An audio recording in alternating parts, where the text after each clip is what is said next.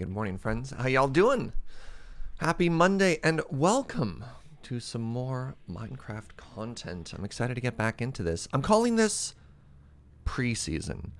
This isn't quite season 2 yet because I haven't quite figured out everything I want to do. And also with all of the various like mine of clocks, and little bits that we've been jumping in and the projects we've been working on there, I think everything might kind of be a mess. So today we're just going to chill. We're going to explore our world. We're going to see where we're at, what we've been up to, and yeah, just sort of let the vanilla experience wash over us a bit here, eh?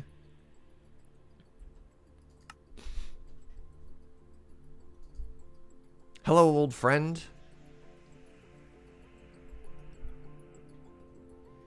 Right? Like, we're starting outside of just a hole.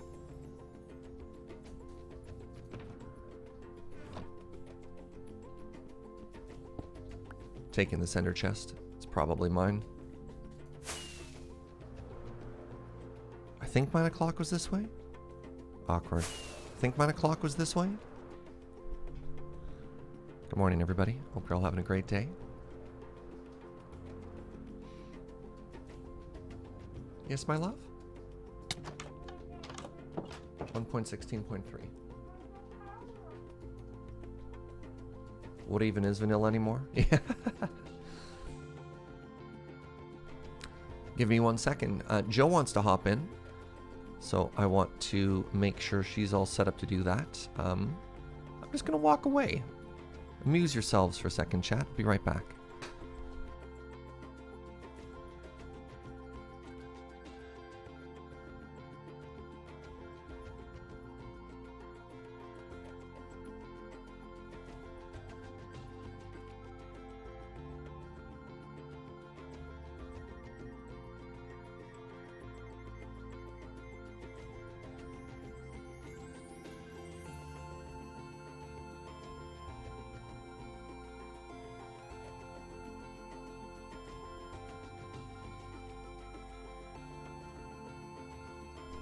I return.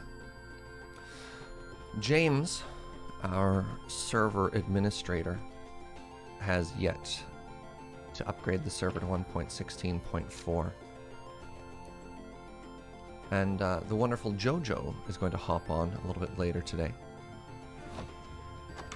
But didn't know how to set up like a custom version installation so she could hop in. So just wanted to take a little second there and help her out. Alright. We're back! Feels good to be back, eh? I don't need that.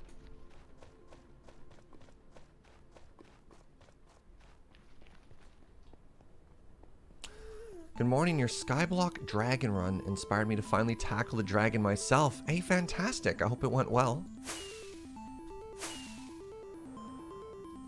Look at this old friend. Hello!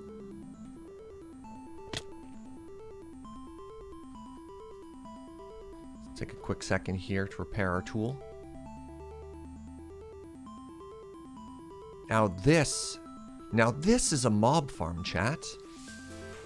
I know it's no bouncy castle, but come on. Do I still judge magic? I mean, yes and no. I still judge for the pre-releases. There's not a lot of in-person magic happening around where I am, you know, on account of global pandemic and all.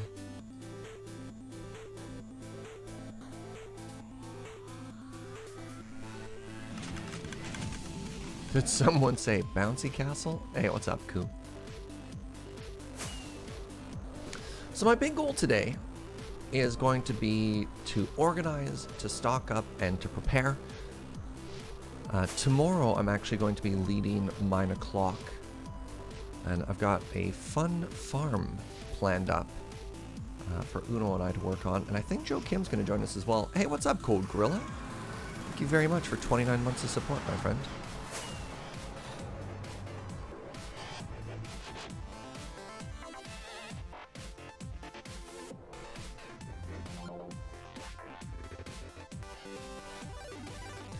All right, so we're back here.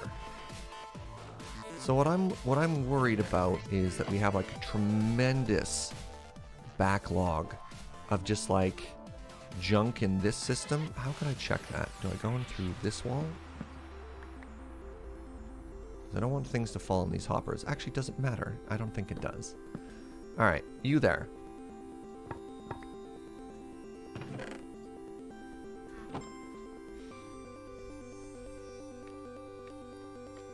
All right, so we have one in the machine.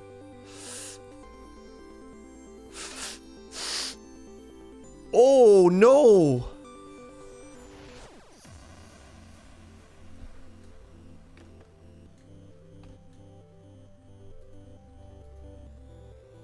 Okay, we've got a little bit of a backlog here, don't we? All right, maybe we manually sort some of these shulker boxes.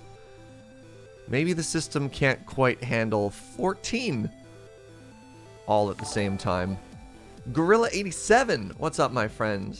Thank you very much for half a year's support. Enjoy that toasty bean. Oh my god, this is so many shulker boxes. See, this is what I was worried about. I was like, I think I've got some. I think we've got a little bit of debt right now. I think. Alrighty.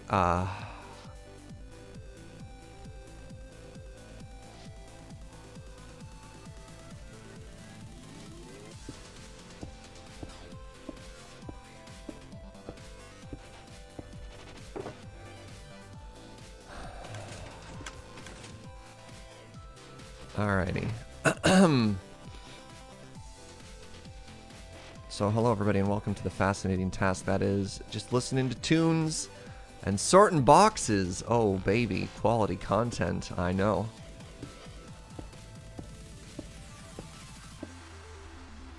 Alright, we're gonna grab some signs and we're probably gonna grab a couple of extra chests as well. Where do I even keep extra chests? See? This is why this isn't episode 1 of season 2. This is why today is let's just chill. Let's learn. Let's get back in the rhythm of it all, you know? Where do I put chests? Why aren't they in the redstone box? Or are they supposed to be in the redstone box and I'm just out? Hey, what's up, Ellie Pants? Thank you for 20 months. Hooray for 20 months. Hooray for awesome chill content and all around awesome, dude. Thank you. This is the preseason. I mean, a trailer is supposed to make things look good. Oh, all right, the chests are there. We only have 9 of them. That's probably enough. Right? All right, and where do I have signs? There. Okay, okay. All right, so here's what we're gonna do. Oof. I'm just gonna start putting sandstone in here.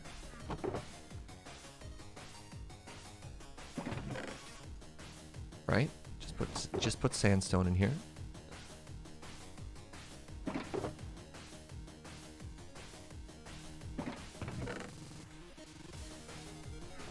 All right.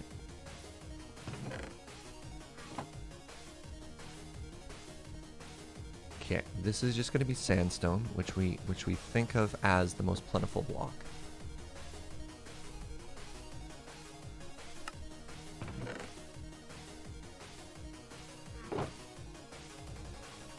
Okay, very good. All right, and let's just do this one at a time. We're going to take all the sandstone. We're going to grab it all. This is the behind the scenes episode. You know what? Sure. Sure. Oh, I should put butts. I'll put these down. You know what? Let's just run on top of them all. Let's just break all the rules. I make the rule. I am the law.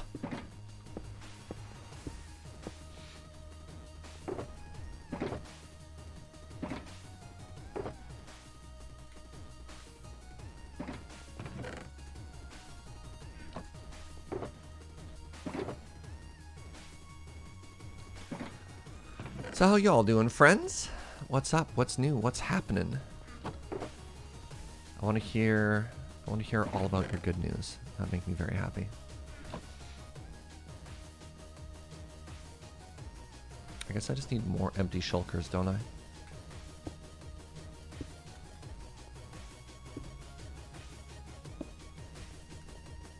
season's greetings. Thank you, Sepsis. Appreciate that.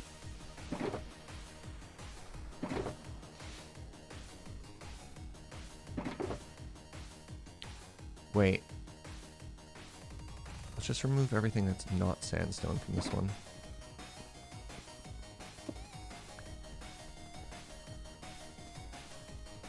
There's the galaxy brain.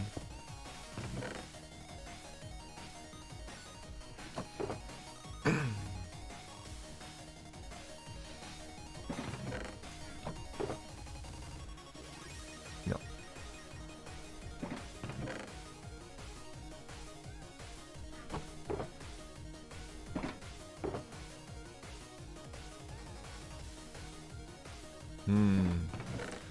See, I knew we had a mess. And I'm glad we're just going to be chilling, rocking it all. Solid Cookies, 1,000 bits, return to Minecraft hype. I loved watching this build take shape, and I'm excited for the return. Yo, thank you. So once we get this debt settled, something that I think is going to be a lot more interesting, is I want to start planning out where builds are going to go. I want to create like a Kanban board area for here as well, with the goal of figuring out what we want to work on and where they're going to go. So for example, a big thing I want to get ready for tomorrow is going to be all the necessary stuff for like a big sugarcane farm, because I know that's sort of a bottleneck we've had for supplies. We're running low on rockets, not because of gunpowder, but something else. Just ordered a new PC. Ooh. That's January for me. I need to wait for the next fiscal year to run over, and then I'm going to splurge, and I'm going to get myself the most powerful machine I have ever owned. And I don't mean well, also literally, but also figuratively. That's not how words work, Serge. As if I like take the power of that computer and I make it relative, like based on the year, to any computer I've ever owned. This is going to be number one. We're going to make it the most powerful gaming machine. It's like teenager Surge always dreaming of those like Alienware computers. Like, oh, wouldn't it be so cool to have like the ultimate gaming machine? That'll be me.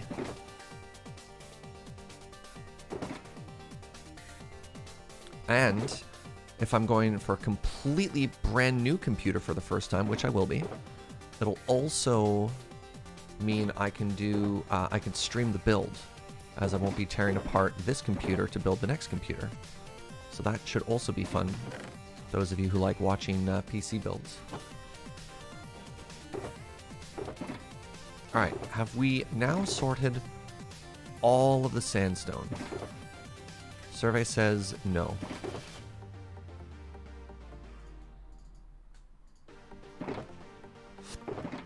Close. We're very close. I think there's some in this box still. Will the new machine be in the shape of a coffee mug? I hadn't considered it, but potentially a fun answer.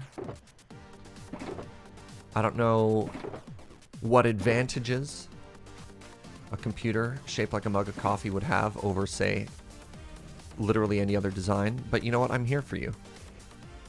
Walk me through your work. Show me your work. It's math class. So for those of you who are curious, this is how many blocks we removed for the ill-fated emerald farm, our raid farm that did a whole lot of muffin. These are all the blocks from that build. Liquid cooling. Alright, alright. Interesting. So I need more shulkers. I need at least 9 more shulkers. That's a problem. That's a problem. That's a problem. Oh my god. Yo, who wants to watch me just chop down trees? Asking for a friend. What?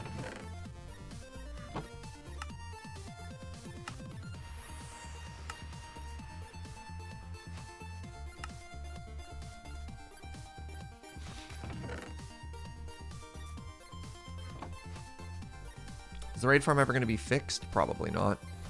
I don't think there's... I mean, there are some fundamental flaws with the design that we had there. And that's fine. It was very entertaining to build. Which, at the end of the day, that's our job. Is to be entertainers. Now, that doesn't mean that I can't come through and on my own time make a better farm. So the problem with Mine O'Clock is it's a collaborative show, and there's only so many things that you can do. There's like a lot of farm designs that just don't work for that formula. So for example, the best in slot, the best possible version of that farm isn't very entertaining for 3 people to work on at once, because it's just like a very fiddly, small, technical redstone build, right? And that doesn't make for great TV.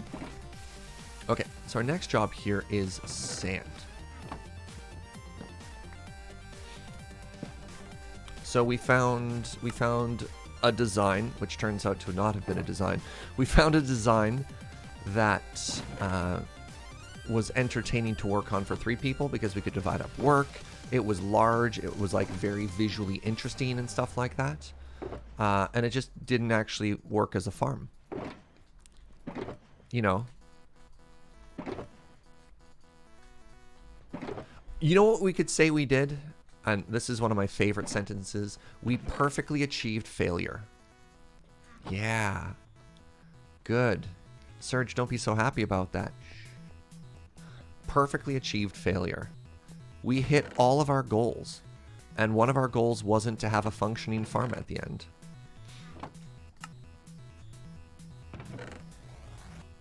I'm just going to make new shulker boxes instead of refilling. Love the first episode of the coffee show. Thank you so much, Grave. I was pretty overwhelmed. Oh, I should put the exclamation coffee in the stream title. I was pretty overwhelmed with all the positive response we got from that. Yeah, we didn't need the farm to create emeralds, chat. We just needed the farm to create content. Oh.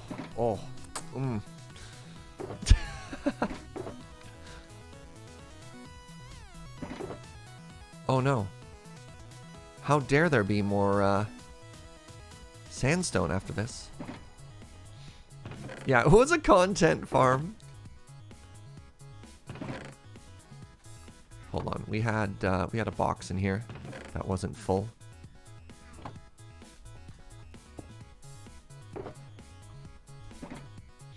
Where are you? Get back here. Oh, wait, you're empty? Great. Perfect.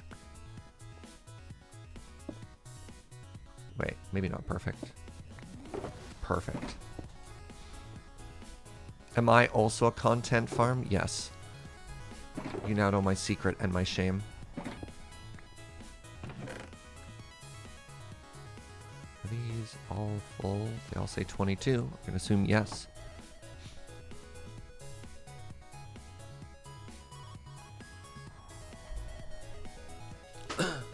Hold on.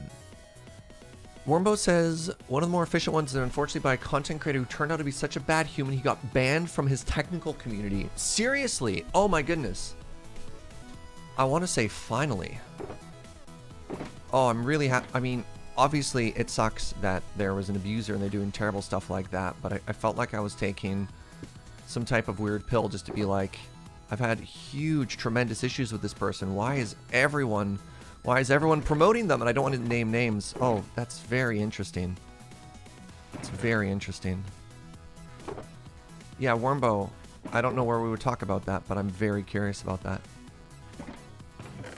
Serge, I'm new to watching your Minecraft streams. Can you explain your setup with a shulker dispenser? Do you have a shulker farm? Right, cool. We made this ages ago, and I absolutely love this. But we're not using it because we overloaded the system. So this is a three-step storage system. The first thing we do is we take boxes of mixed junk and we put them into here. How did I just walk up a wall? So what happens is that loads into this hopper. It goes up this elevator. And it goes to here. And what this is this is a shulker box unloading station. So it takes all of the boxes, all of the things that are in the box, removes them one at a time. And then those go into an item filter. So you'll see this is sorting out stone, cobblestone, all that stuff. So this is a pretty normal redstone filter. So you can put just a bunch of random items through it and it'll pull them out as they go. And then at the bottom, we have a shulker loader. So what happens is all of these stored items, here actually, it's easier to see from this side, all the stored items get filtered and then put into a shulker box. And then when this shulker box is full, it's broken and an empty shulker replaces it. So what it does is it takes, hold on, why is there...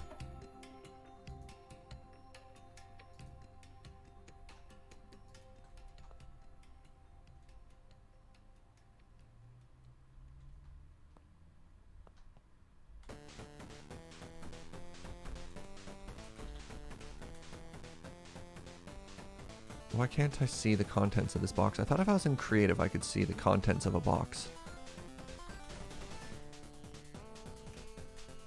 Can somebody tell me why there's a signal coming out of that comparator?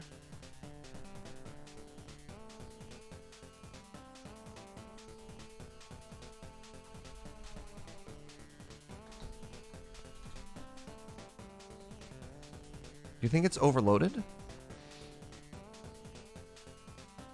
Shouldn't be. There's one here. Try spectator mode. Oh, okay, it's not full. Yeah, spectator mode lets you open a shulker without actually opening it. That's weird. Why is there a comparator signal there? Oh, because it's actively filtering. Right, thank you. Yeah. And then at the end of the day, what this does is this is huge bulk storage. So we aren't storing like a chest worth of stuff. We're storing huge, huge volumes of boxes here, right? Like these are all full. These are all entire single chests full of stuff. So for the most common blocks in the game, all these base ones, this is how we sort and organize stuff. Loading in progress. Yes, thank you, thank you. And I'm really proud of this. Oh, and I'm sorry. And the final step that happens is once the shulker box is emptied, it's broken, and then it's deposited in this chest to sort of complete the loop. So yeah, the problem is we didn't have this base loaded. We were off in the middle of the desert, just kind of doing our own thing, you know, chilling and relaxing and, you know, getting murdered and whatever. And we kept flying here, throwing stuff into the chest and then just leaving. And then our storage system got a little bit sad about that because it was just like, hey, that's not cool. I can't keep up.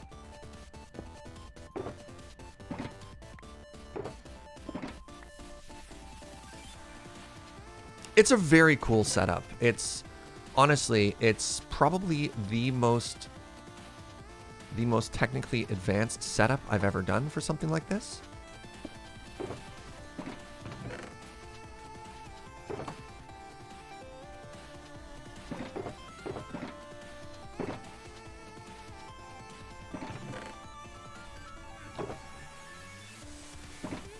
And it works. I mean, the other way I could make this work is I could have just left for, you know, 40 hours, just left the computer running, and it would have sorted itself out. But this is, sometimes it just feels really good, especially when you're trying to get back into the rhythm. You're like, okay, it's been a long time since I've played Minecraft. Where was I? What was I up to? All right, I'm starting to cover things that I don't want to cover. Just need to make sure that the sandbox is still available there. Okay. We have another empty one now. You know what? Let's just start taking these empty boxes and throwing them in here. There we go. I take it the system also needs to be loaded to work. That's how, yeah, that's how vanilla Minecraft works though, is you always need to have a player loading a chunk for things to happen. Modded has different ways that you can work around there. I think there's weird little tricks as well. I don't know if the hopper thing works in vanilla. That was a problem I ran into in Surgecraft, was accidentally loading chunks with hoppers.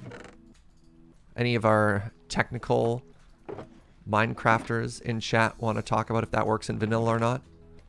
Basically, to make the game as efficient as possible, things in Minecraft only exist if the player is there.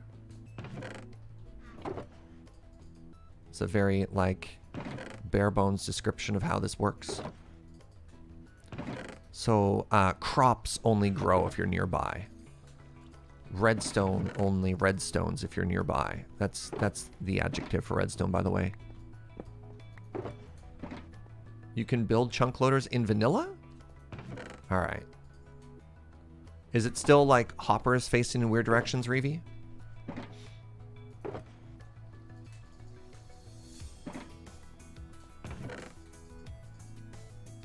Oh, I had a sandstone. That's a sand. I had a sandstone somewhere. There it is.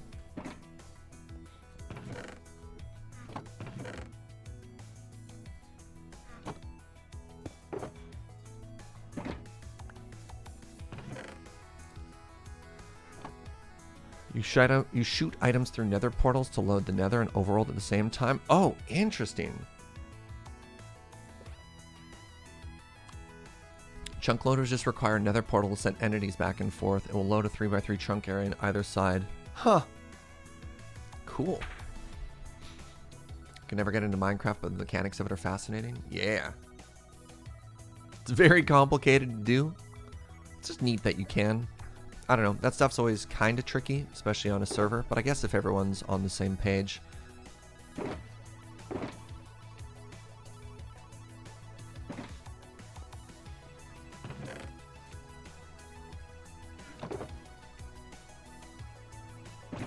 terms of like what they want to see in their server experience.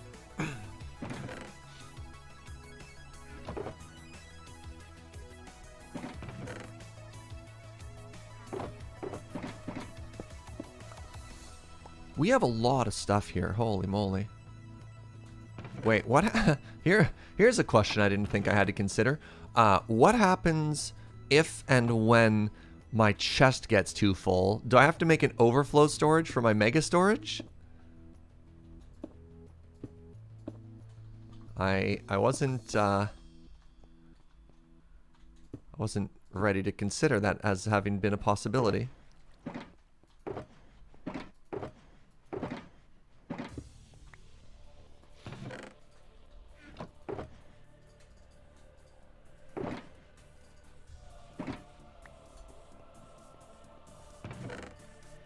Okay, so we're at the point now. Actually, you know what I'm going to do?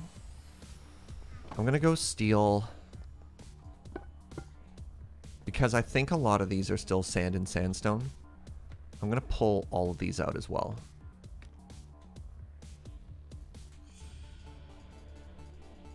And then what we're going to do is we're going to throw in... pardon me, we're going to throw in sort of like a junk mixed one at the very end.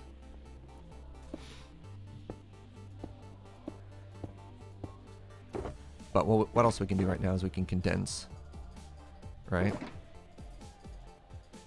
Actually, let's put that here.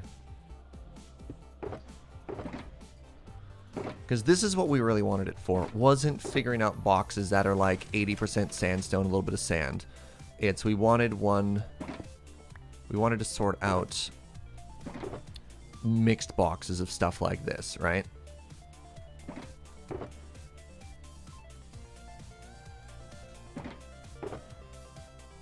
And we'll just manually sort everything else.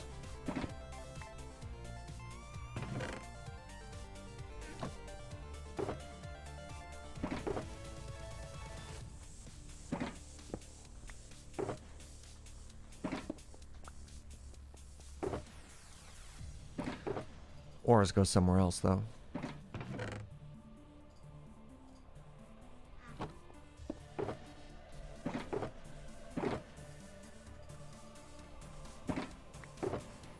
Ooh.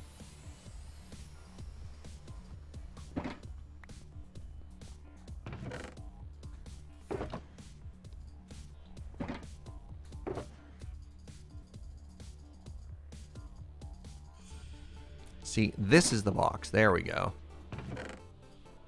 Get on in there.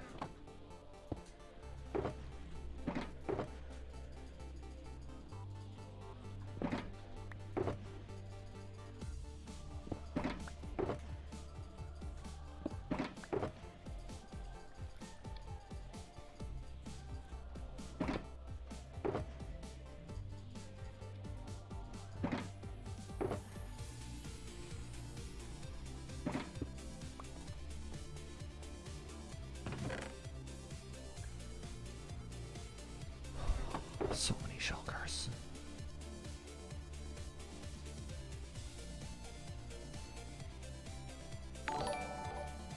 Romanian my escutcheon. What's up, my friend? Thank you very much for 17 months.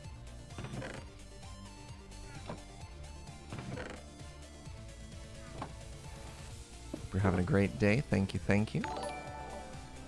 And we got Armored Assault Possum. Use their Prime here, 4 months. Happy to catch another stream with one of my favorite stream boys. Celebrating my 7 years of sobriety. 2 months tobacco free. Keep up the great work, my dude. Congratulations, friend. Congratulations. What a fantastic milestone.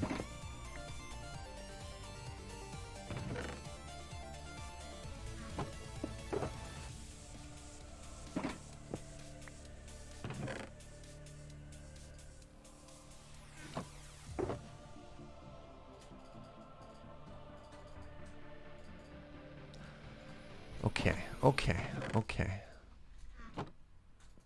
So, here's what we want to do.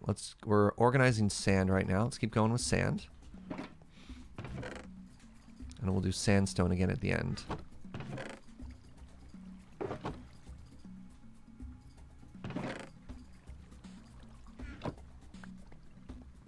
Anybody need, I don't know, to make an entire chunk out of glass? I think we got enough blocks here.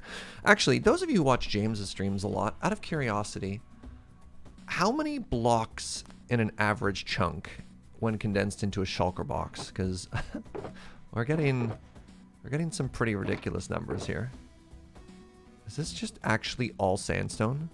No, there's one, oh, there's like 4 things of sand in there. Wow. Because we got to be getting pretty close there, eh? Sand for concrete, perhaps? Oh yeah, I mean, there's things we could do with it. I'm just more trying to come up with some type of parallel for what are we looking at volume-wise, right? Cool box.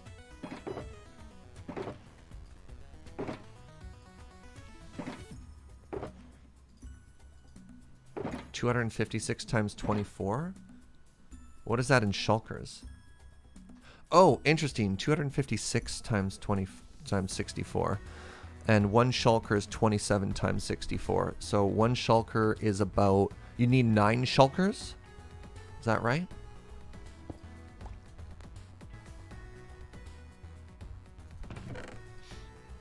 So this is a chunk, and or sorry, this is the equivalent of 1 punched chunk, and this as well. North 100 returning soon. Any December episodes planned? We probably should record in the next week or 2.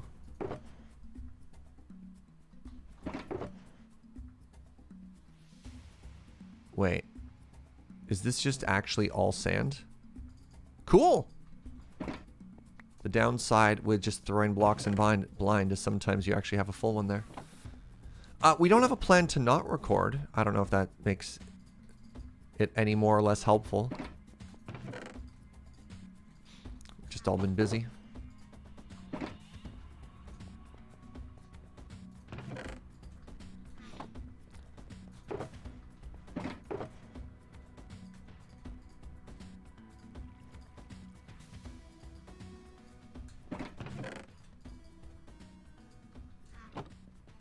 Traditional podcast end of year review. Oh, pitching ideas now?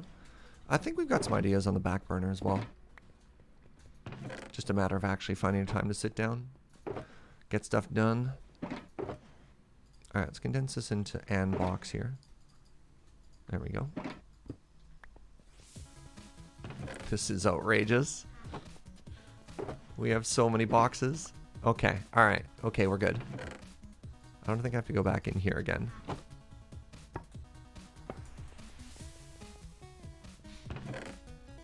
Let's throw the remainder in here.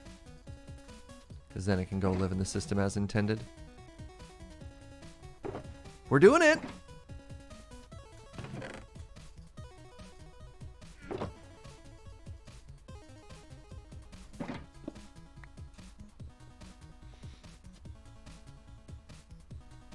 Serge, you can't be unhelpful even if you tried. Oh, I can be very unhelpful sometimes.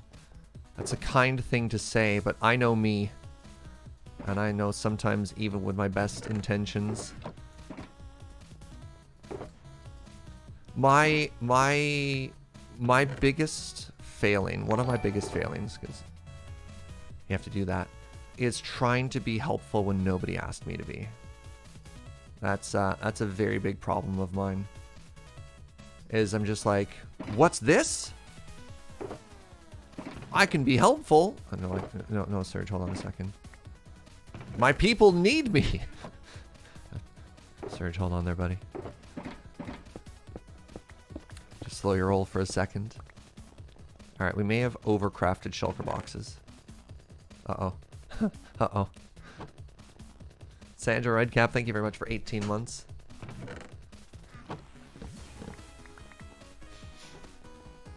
Yeah, it is not my job or responsibility to, like, jump in anytime anything needs clarity, but that's my personality. It's like, I could help here. You're like, Serge, please. The most helpful you could be right now is just taking a step back and chilling. All right, what else do I need to do now? Lightly weathered pressure plates. Why wouldn't that say gold? Whatever. You live there now. Hey, what's up, March Gaming? It's your first time back in a while. It's my first time streaming Minecraft in a while, so you haven't missed much. Loving the base progress. You know what? Let's do a quick update for those of you who may not have seen this, because it's been a while. Hold on a second. Let's just make sure. Oh, geez, we're so low on fireworks. That's it. This is all we have, by the way. And how are we doing for food? Our torch box is empty. See, these are the sorts of things that I wanted to work on. Let's make sure we're stocked up.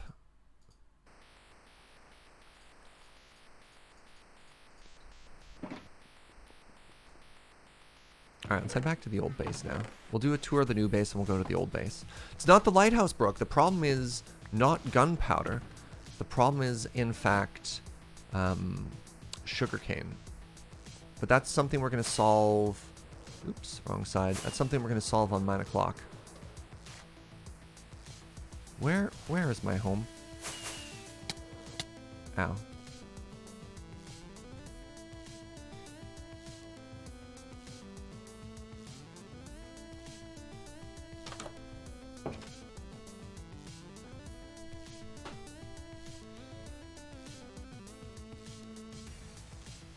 We're gonna make a witch farm? No, we're going to make a sugarcane farm, the likes of which the world has never seen. All right, let's do a base tour, because it's been a very long time since we've done this. Serious Tyru, what's up, my friend? Thank you very much for 4 months.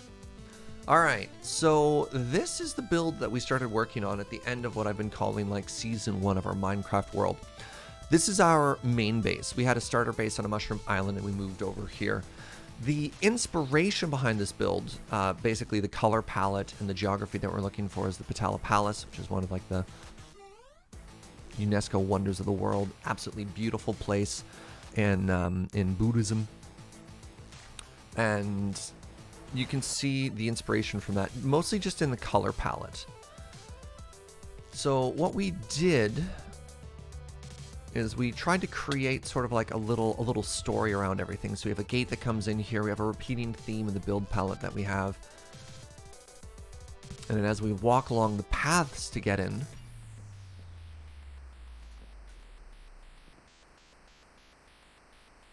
we had like a little campsite over here for visitors to stop and travel as they go. Still really proud of this little area. I thought it was super cute. Something that we could have done as well that I don't really play around with is banners. Banners would have been very nice to sort of like have flaps over the tents. We had a little well on this side as well. See what I did there? Wordplay. Oh! Is our zombie still here? Yes! Yes, you are! What was their name? Also, my friends, as we talk about this, can I get some hearts in chat? Because we have another Butterbean. Pawnburn has been here for an entire year. Thank you very much. Thank you very much. Was it Eggy? Maybe Egbert? I don't know. I think we could have called them Egbert, Chrono. And then another thing that I really want to incorporate in this build is just like bridges and walkways, which I think is pretty cool.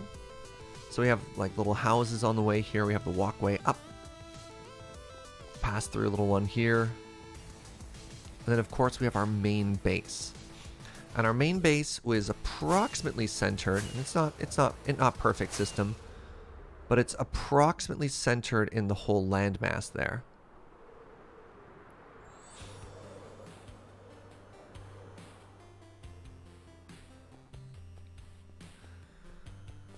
So yeah, nice, large, symmetrical open storage area. I love the detailing we put into the ceiling. We have our quad beacon through the middle, and then we've got little storage quadrants on all the sides there with the shulker loader where we spent the majority of the stream in the corner there. And then, just because we could, we made an entire decorative ziggurat in the center of the room here. This is just the centerpiece. This could be, in another playthrough, this could have been our starter house, right? But we just kind of put it down there as something that looks kind of cute in the middle. We did a charity fundraiser earlier in the year, and we had a bunch of winners and donors in armor stands decorating it. And yes, those are all netherite full sets of armor. That was a lot of mining to get all the netherite to sort of fulfill on the promises for that. We also have our wall of gratitude. This is everybody who donated. So thank you to everybody for that. And then from the exterior, we just worked on making a bunch of little builds just sort of on hilltops. They don't necessarily have paths walking up to them and stuff like that, but we just put enough stuff to make the whole area feel alive, right? Little building on the outside there, watchtower at the top over here.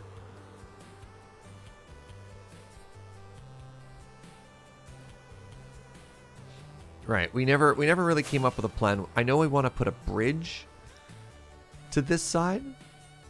We haven't figured out what to do with it yet, so we kind of left it with a work in progress. And of course, I think everyone's favorite feature is the canal. What happened to the Mushroom Island? That was our starter base. It's still there. We just don't use it anymore. That was always intended to be sort of a starter base, right? A starting point. Because things don't necessarily always scale that well in vanilla. Where you don't have the resources in the game, and there's a lot of things that you need. So you make a version for yourself. I didn't want to land in the fire. You make a version for yourself to get you feet off the ground, but rather than take all the time to tear it down and rebuild it. And I think this is a problem I had a lot. I struggled with this early on when I was playing a lot of Minecraft, was getting frustrated with my current base and wanting to move beyond it, but feeling kind of stuck. And knowing at the beginning of this playthrough that was only temporary, and I planned on leaving it behind once we hit the point where we had enough of like a resource infrastructure, a farm infrastructure to just like abandon it, right?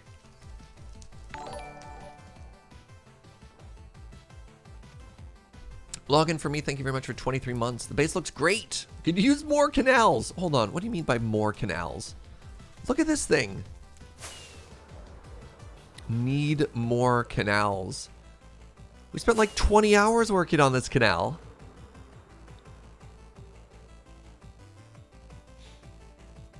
I think this is a very nice canal. Aren't the villagers at the old base? Yep, that is an old villager farm. And one of the things I've been considering is maybe making a new villager farm. All right, fine. Here, let's do it with a boat.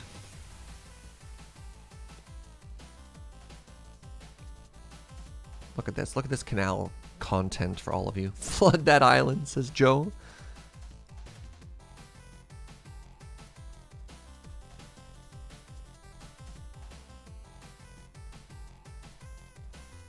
Are you not entertained?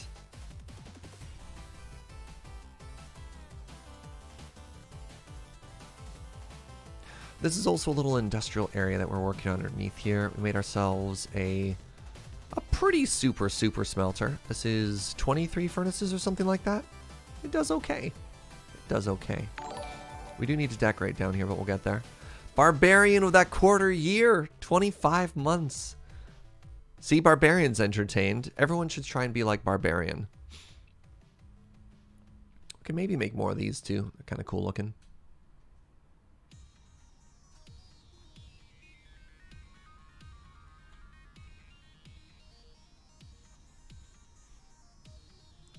So that's about it for the base tour. That's about it for the base tour right now. We hit some pretty good milestones in terms of things we want to get done here, but there's definitely a lot more we can do. And one of the big things that I want to do is try and challenge myself as a builder to do something really cool and really interesting with the top of this. But the issue is, most of my really good builds are interiors, in that I could like carve out a cliff and then come up with like a very pretty symmetrical pattern on the inside. But I'm not very good at making like big exterior builds. And I want to find something to sit on top of this, right? I want to think of something that could look really cool. This is, in some ways, a lot of space, and in other ways, not a lot of space. So, for example, there's not enough room up top here for a city. But there might be enough room up here for, like, one really cool large building, right? Crocodile, alligator. All these ideas are terrible, chat. A lava aqueduct? Come on. Also, Joe already made the lava canal.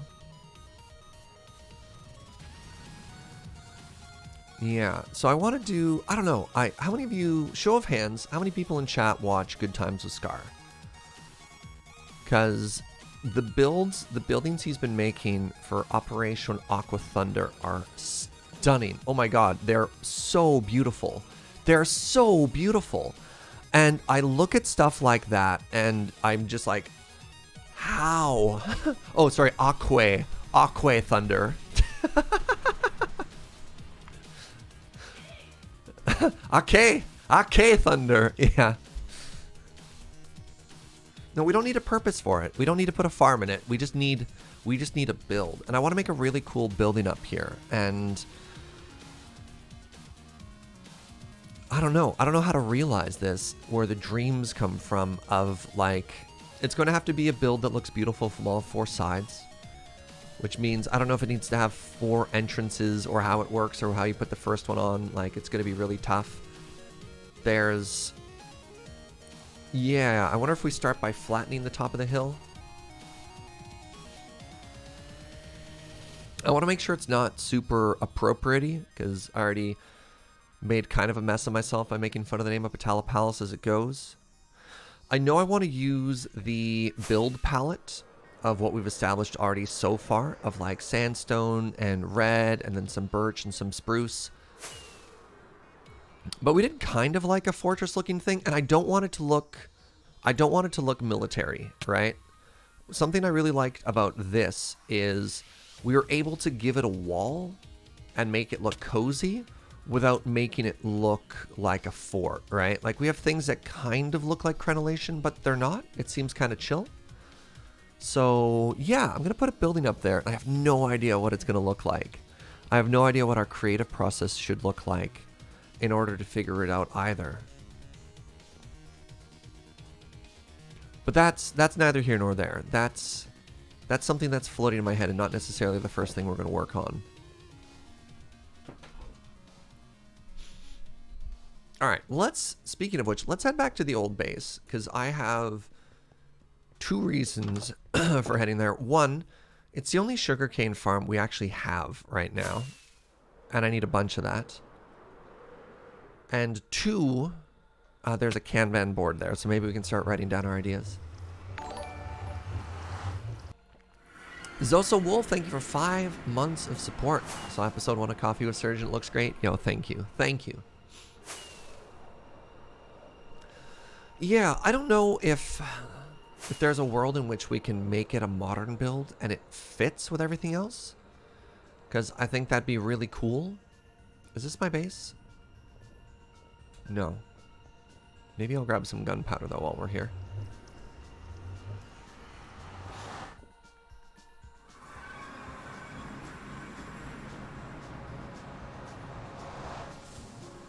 Let me out.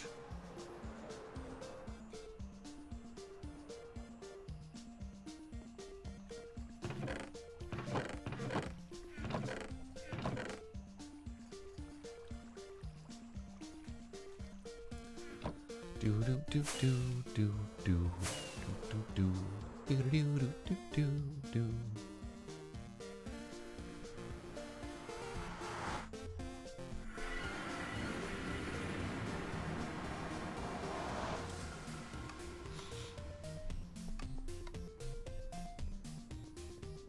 Observatory University could be cool.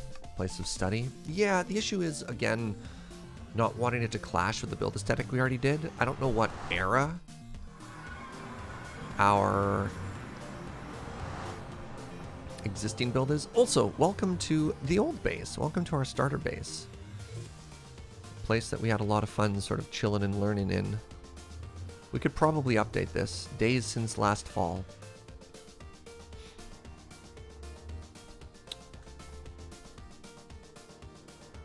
Oh, yeah, so even before it was cool, I guess we did a mycelium versus grass thing. That's hilarious, actually.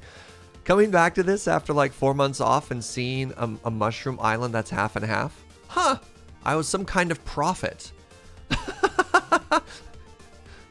This is Joe's special cat island.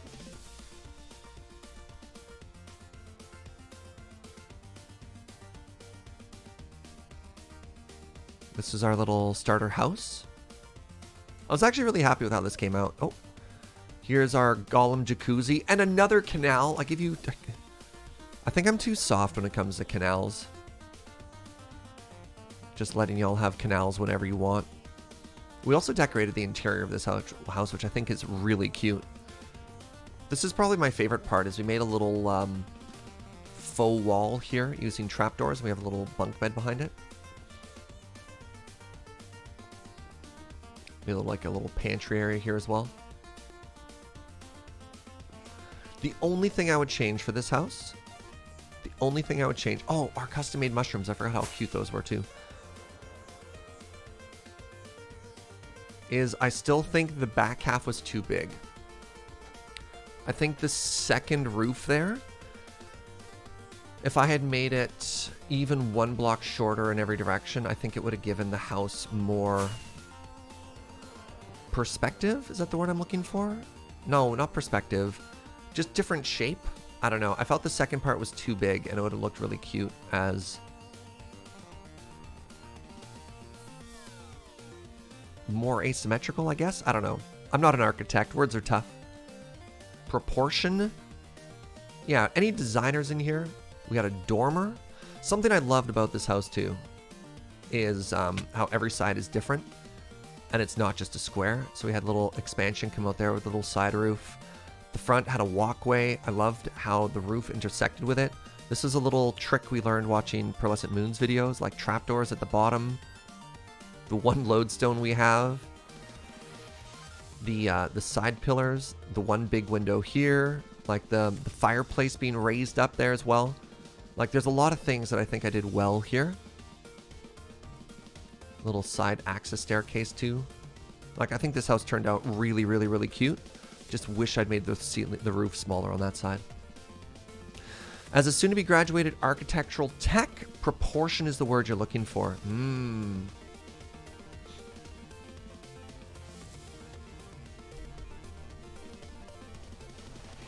Yeah, I'm really proud of myself. I felt like I leveled up with this particular house. But it's also good to be able to look at something like that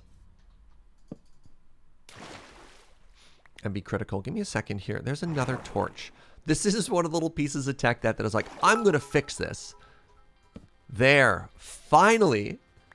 No more torches in our access chute. And Hi, Joe. Hey, what's up, Inkslayer? Thank you so much for 250 bits. I just signed a contract for a new apartment. Celebratory gift subs incoming. Wait, but you cheered. All right, Joe's hanging out here. She's already loading her sugarcane farm. And I forgot Chicken Lord James. That's what you meant. Oh my goodness. Inkslayer. Friend, holy moly. 20? That is tremendously generous. Thank you, thank you, thank you. All right, let's take a second here and welcome some friends. Sorry, just to show what 20 looks like. All right, let me read all the subs. Wait, sorry. Like, oh my god. 20 is so many. Welcome to Onerous Amber Lamplight Uno. You hit Uno in that amazing lol chem alpha. Chocolate Croissant. Meandering Myra, Mistborn. We hit Faded Oasis, Winter Nightingale, Roger Ivany, Magic Attack Gecko, Rocket John, Athneus, Donis 13, Greya, Tarask 37, Uber P. We hit Mr. Morpheus, Cyber Cypher, and G God Opaste. Congratulations, Inkslayer, and thank you very much, friend. That was very, very, very generous. Thank you for all the hearts in chat as well there. All right, so how are we doing for sugar? Oh, God. We're not doing good for sugarcane. All right, good talk. Oh, apparently I've already been stocking this up with gunpowder. Oh, I've really been stocking this up with gunpowder. All right, I made a mistake.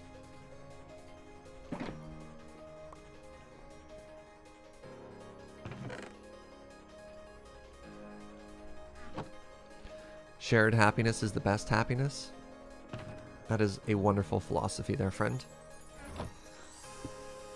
So the other thing we want to do while we're here is we want to start preparing for making flying machines for the first time. I've never done this before. So I know I need observers, I need slime box, I need sticky pistons. Get some extra pistons just in case. You need observers. Probably need some obsidian. Wait, I just have 23 diamond blocks sitting. What am I doing? Look at the wealth that we've left here. I'm sorry, what? Hold on a second. I just left this behind at the old base. 23 diamond blocks? All right, we're taking all of this with us to the new base. This is absurd. Was this just me being like, this will be a treat. This will be a treat to future me. I'll come back and I'll be excited.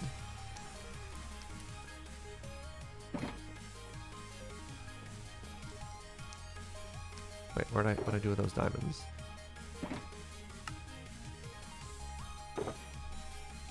We're rich. We're mega rich. Oh my god.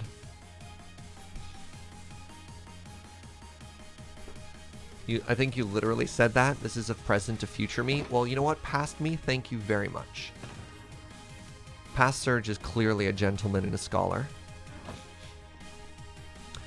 So I need a lot of sugarcane because we're going to be making a sugarcane farm. And so we need sugarcane to put into it.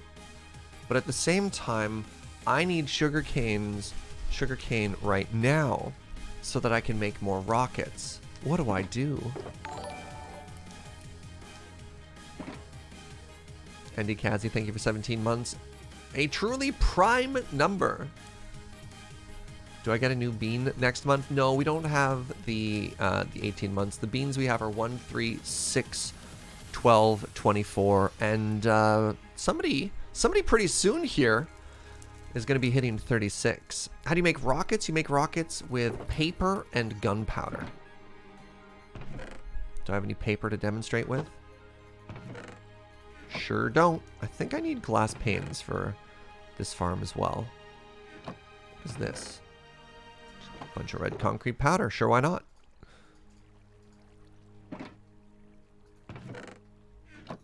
Yeah, I literally don't have a single paper here, do I?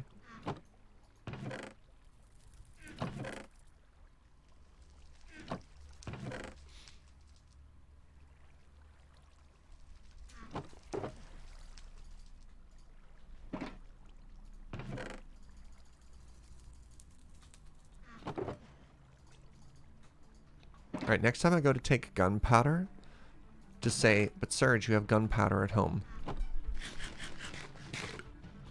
Okay, so we're at kind of the unfortunate thing here where we just need to sort of kill time and let this farm do its thing, which is not all that thrilling. But this is the sort of prep work that we just need to do for tomorrow. So let's do a little bit of villager trading right now, because I could use some more golden carrots.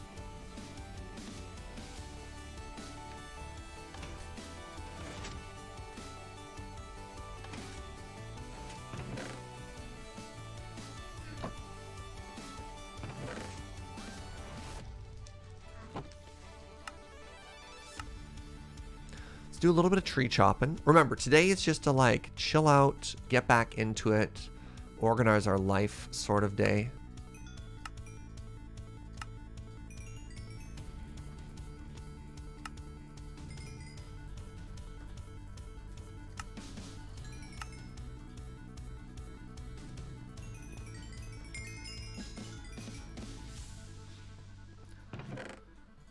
What are all these shulker boxes for? Hey, what's up, Gap Filler? How you doing, friend?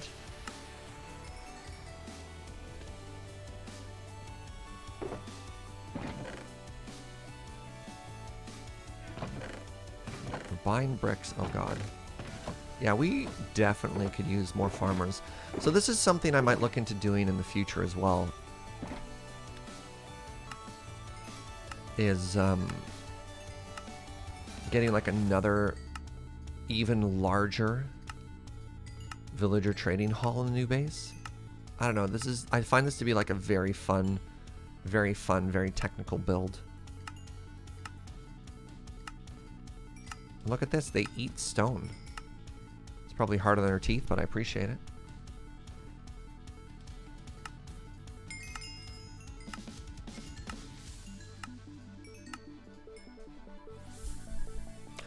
Yeah, Joe's here to help out with sugarcane as well. But I mean, my plans for the day centered around having it, so it's a little bit tough. You know what I mean? It's not like because I'm going to be running around and doing a bunch of other little chores, but I need to keep my mind on where that's at. Trust me, I appreciate what Joe's doing, chat. Nope. There. It's just a very slow, very bad farm.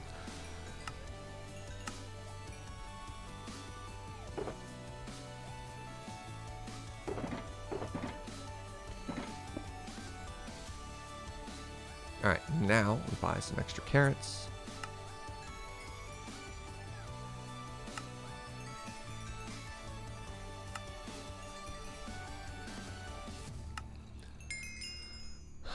Yeah, something I never thought of is how much more I actually want to be selling pumpkin over melon. Just if you look at like the stockpile we have, both farms are producing about evenly. I could make a giant like pumpkin and melon farm as well, just to sort of scale that up too. I'm choking. You ever just inhale water, you know, just for fun? Don't recommend it.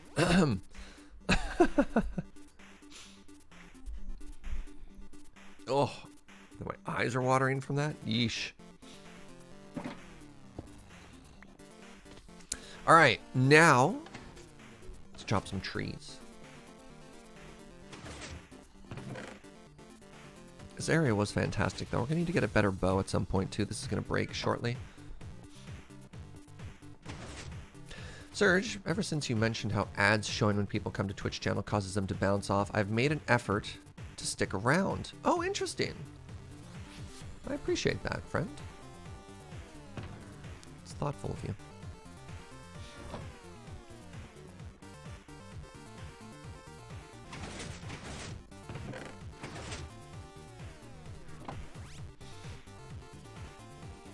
All right, so my goal now, and this is where having Joe around is going to be tremendously helpful, is I want to chop a bunch of trees, I want to load up on logs, and then I also want to like finish off this torch box. So that means we're going to use coal? Coal? We should mine. Oh no, we have a bunch of coal that we could go smash at the old base. Okay. New base. We're at the old base.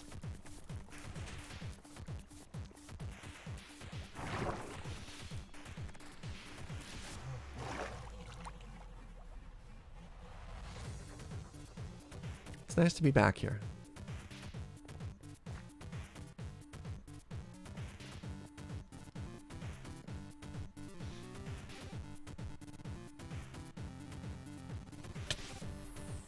What did the I guess those trapdoors, eh?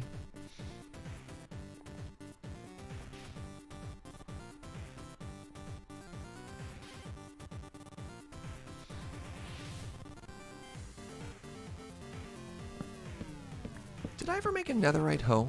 Or just a diamond one? I feel like I might not really be living up to the full potential that is 1.16 without it.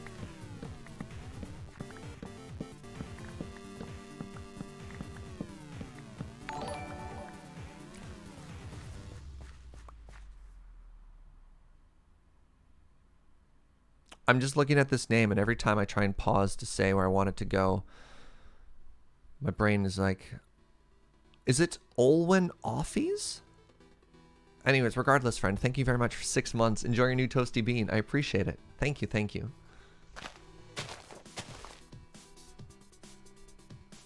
Olwen Offies. Sure!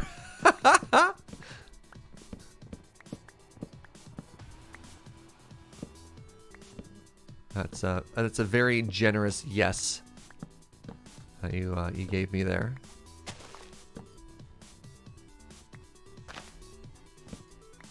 All right. Any sneaky logs hiding anywhere? I think we're good.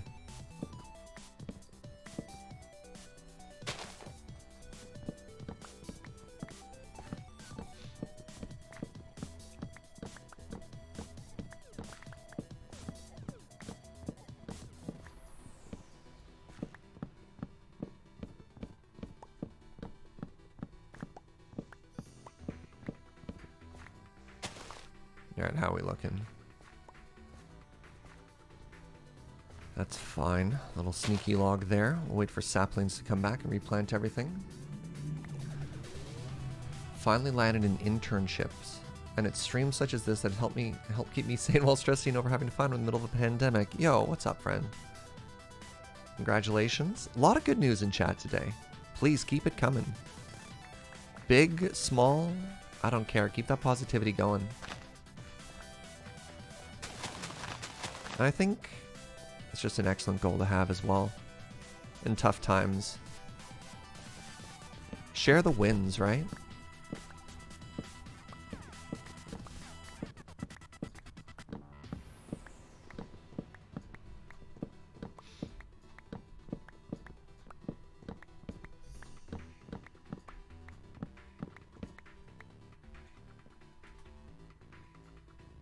My news is coming in on Friday. Ooh.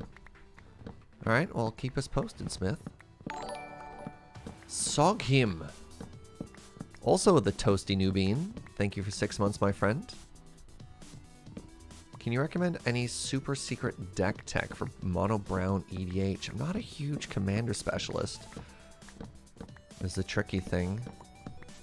My favorite thing to do in like big artifact strategies though is to play the old Karn Father, the 5-mana artifact that lets you animate an artifact into a creature equal to its CMC. Because the secret tech for that is if anybody wraths you, you animate their artifacts. And you're like, boom, got him. That's as much as I got. Why is there a boat here? Probably doesn't matter.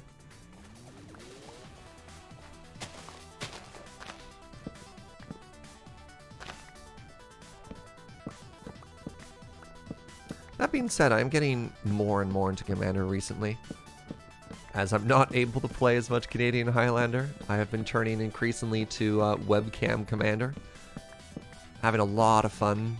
I might reach out to Olivia. I don't know. I'm pretty busy this week. But I really liked the mono blue deck that I put together for the Friday Night Paper Fight we did last Friday.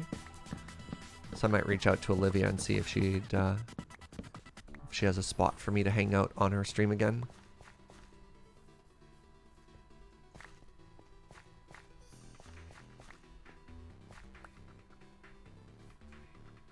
Have I played any format? Yeah, exactly. Right, Gunnar? I am slowly but surely learning more and more about Commander due to this year. Of all the things of 2020 this year, the one thing I didn't think was going to happen was I was going to get into Commander. Did not see that coming. All right, you know what? Let's go ahead. Let's be really frivolous right now. Let's do it.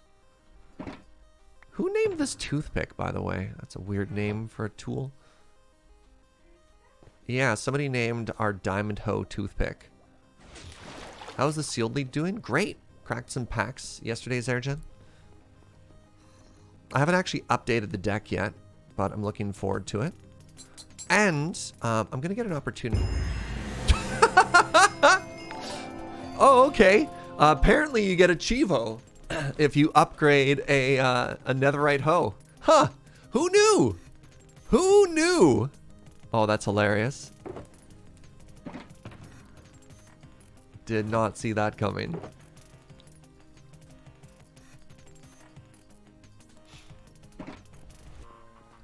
The Great Wordling, thank you for the resub. Also, Surge, what's your thoughts on instant coffee? All right, hold on. One thought at a time. We're talking about Commander. Let me circle back to that. Don't let me forget that, the Great Wordling.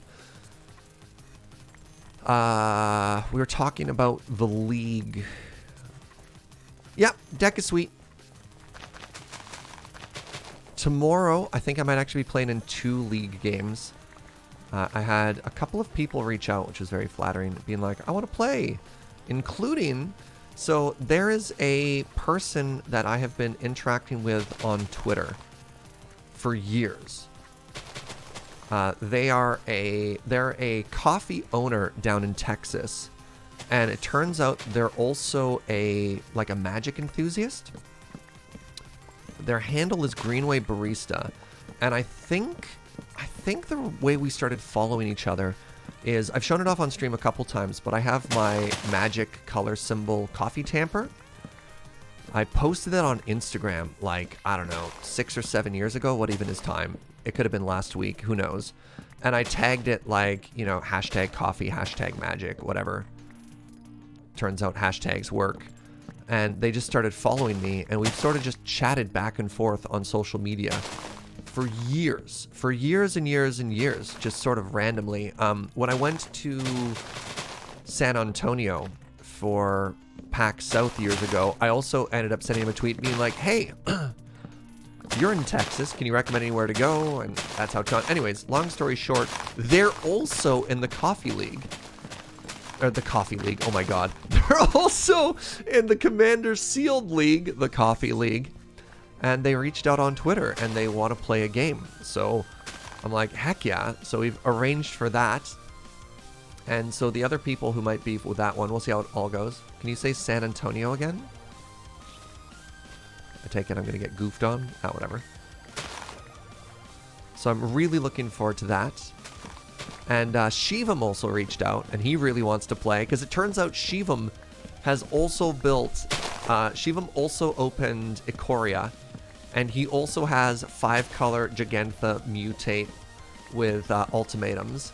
And apparently BDM also has a Gigantha deck, so we're going to try and arrange like a Giganthathon. So tomorrow might be a long day for me as I play multiple Commander games in the league. Looking forward to it.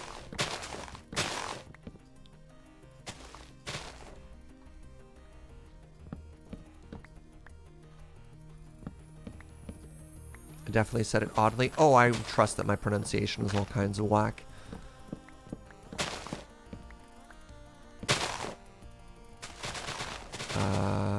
anything here? I think we're good. All right.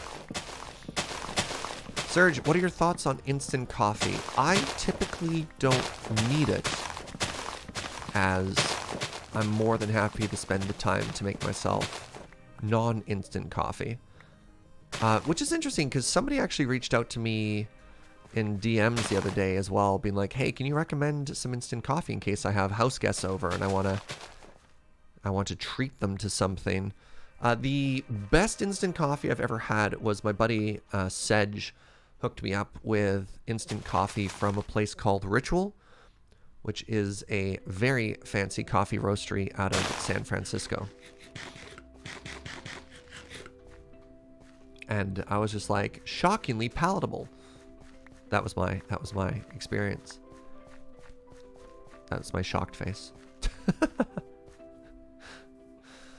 All right, so we've completed one circuit in all of this. Ooh, maybe I should grab carrots. Those are potatoes. For more, anything else I need to do here?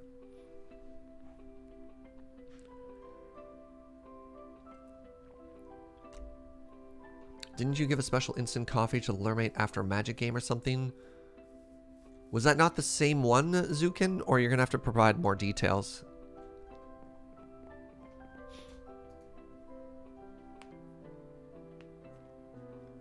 Sealed Commander stuff sounds fun. I don't think it would work timing-wise. Yeah, it being on Tuesdays is tough.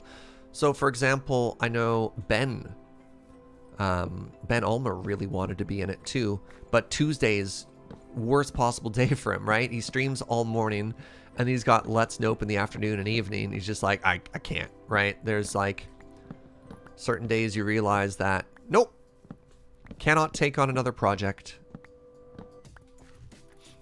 That would be irresponsible.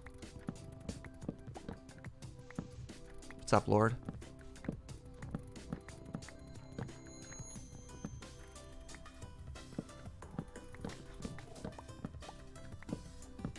Yeah, chill tunes, tree chopping, and chat. The 3 C's of Twitch.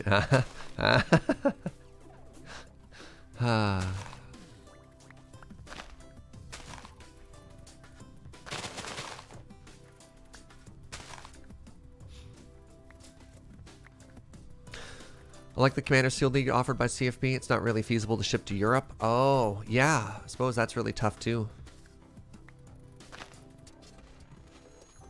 Did they say NA only? I don't know if any Europeans here tried to sign up and got no'd. Gunner, 50 biddies. Then I guess you've really seized the day.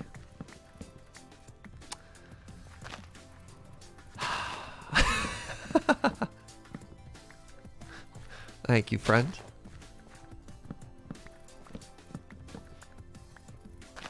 Feel free to boo Gunner whenever you want, chat, by the way.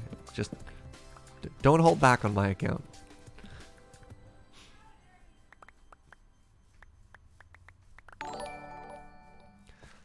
Sangsterman, resub. Welcome back, friend. Thank you. What a nice chill stream to watch before heading out to finish moving. Oh, that's so stressful.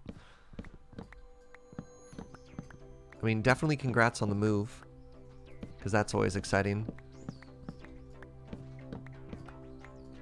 I think our quote bot is in a weird state right now. So for those of you who didn't know, our quote bot got overloaded. It only had a maximum database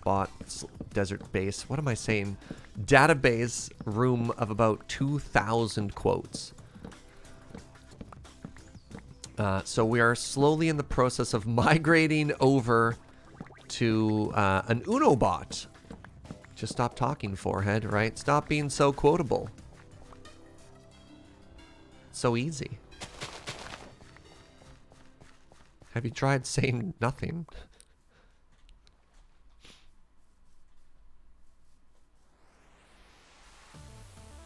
Don't know if they're allowed to ship sealed product from within the past few years outside the United States. Oh, right. That could be the trickiness as well. I forgot about that. Whoop. All right, let's continue the rotation here. Let's see how Joe's hard work is paying off.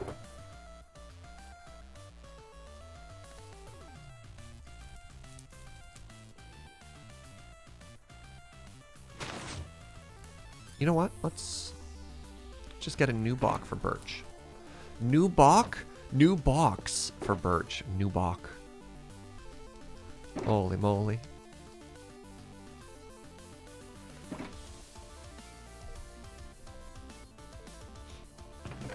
Sticks? Where did sticks go in this old base? I guess here. Huh.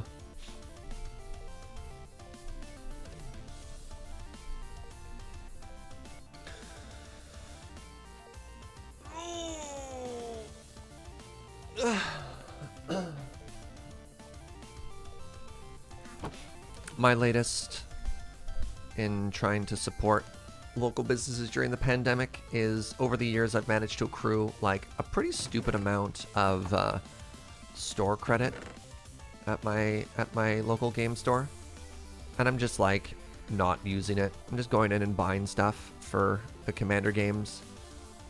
Just being like, no, I'll pay out of pocket. Look, if you make it through the pandemic, which I really hope you do, there'll be plenty of times for me to go through my store credit then. But I'm in an okay financial position to sort of help you out. We'll settle accounts later.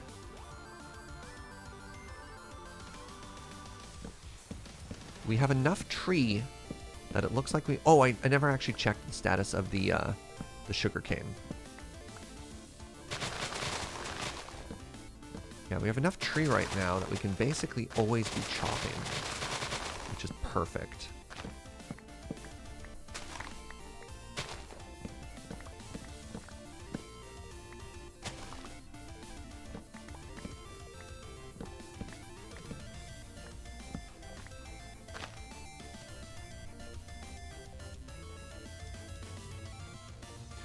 It's incredibly weird to see a place to buy magic that used to be a place for different magic stuff. Is there some context to that sentence I'm missing? Don't quite follow.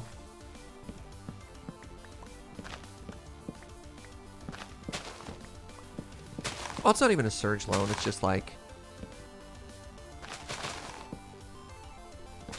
Do other people's local game stores do store credit? So for example, if you have like a bunch of singles you bring in and they're like, oh yeah, we can give you X cash, or we can give you like X plus 15% store credit. So you can just use it to buy other singles. Sort of like a trade up sort of thing. Because then I use it to like buy in for drafts or Highlander games, or if there's a single I want or something like that. Got her with another 50 biddies. Careful not to go overboard with all this wood chopping. You can have a little for now, Surge, as a treat. Uh-huh. Appreciate that. 50% SCG price and store credit, or 33% cash. Alright. So where all your cards go, right? Alright. Just wanted to make sure this wasn't like an unusual concept. People are like, what? Store credit? But why wouldn't I just get the money in hand? Yours did before it went out of business? Yeah, that's tough. Was that a COVID thing, Kazi? Your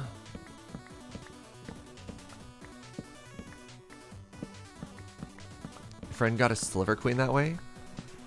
Nice. That's too bad.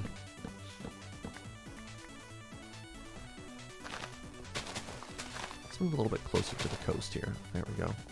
Wait, why did I plant jungle saplings there?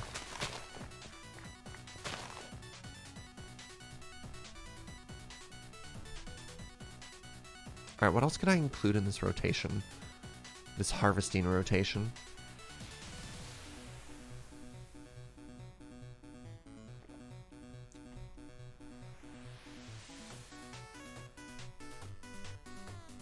Store credit but limited purchase budget. One of the things I liked about Yellow Jacket is they never really seem to restrict what you used your store credit for.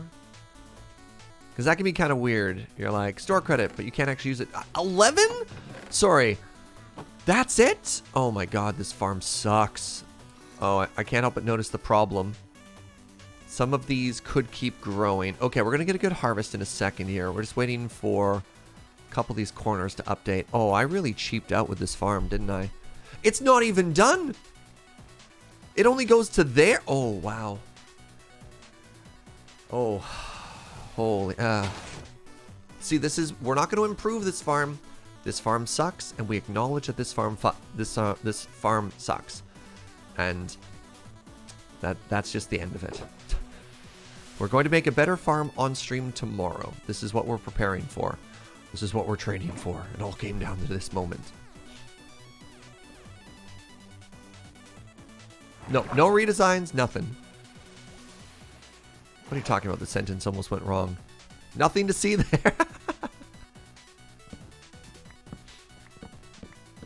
Can you explain the credit thing? Yeah, some stores would say, oh, you traded in standard cards, so we won't let you turn your $100 in standard cards into $100 in legacy cards, because legacy cards hold more value in the long run.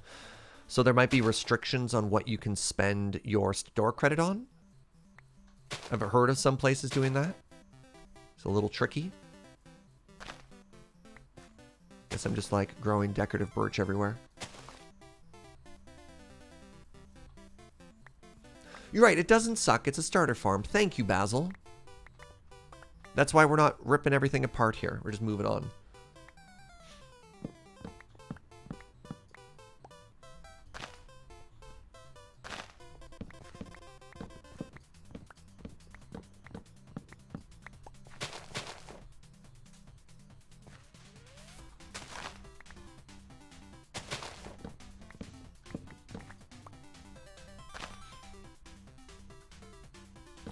My store excludes events and food and drink stuff from store credit, but all magic products are the same. Interesting.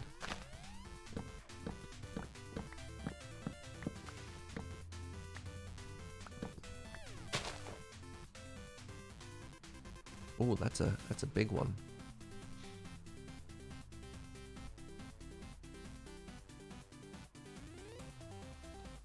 Depends on local sales tax laws. Really? BC tax doesn't apply to barter. Wow, this all just went right over my head. Interesting.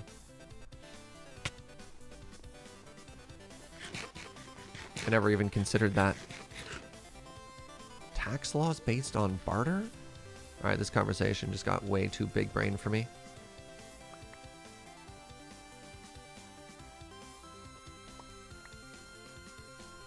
The method that Yellow Jacket uses is essentially a barter system. Yeah, I just never would have occurred to me that there is a different tax system for like barter versus not. But I guess, no, it totally makes sense, right? It's got to be super weird, like how your taxes work for expenses and stuff like that on a third market game where you're like, all right, well, we bought this at X, assuming that would get the following return on it. And then the deck got banned, so now it's all a loss. Like, I can't even imagine. But then again, I used to watch a lot of Pawn Stars, or whatever that show was called. Storage Wars. That has to be like an equally weird, when I used to have cable, that used to be like that has to be an equally weird market for like, how does your business work? Well, it's a lot of speculation. I don't know, maybe at the end of it you just... Here are my costs, here's my profit. Magic hand waving.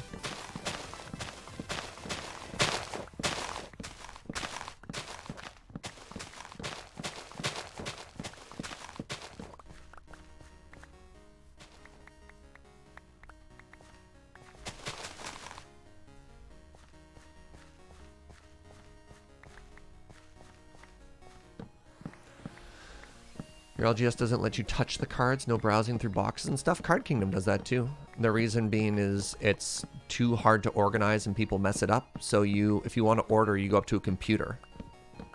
And then from there, someone will just come and bring you all your cards.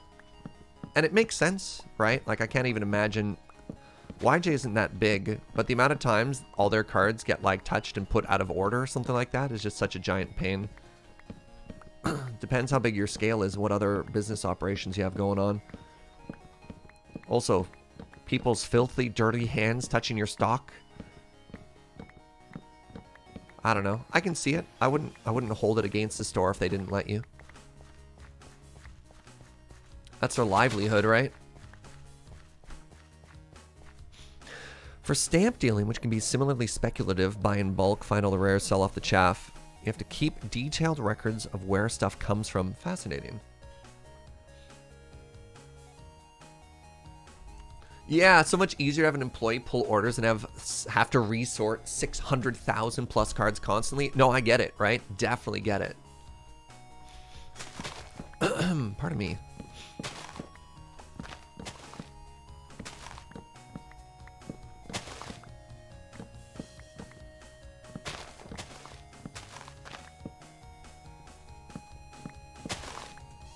Hey, what's up, Shatton?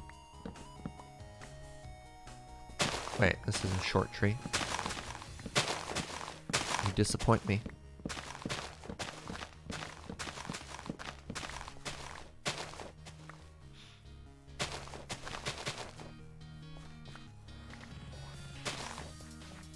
You know what? Let's kick our production up a little bit here.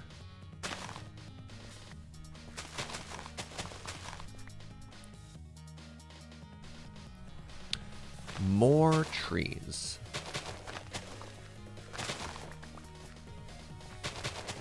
I believe as long as they're all 2 blocks away from each other, they'll grow. Because I know they're selfish. Jungles need to be spaced out a little bit further apart. I don't actually know the for real numbers here.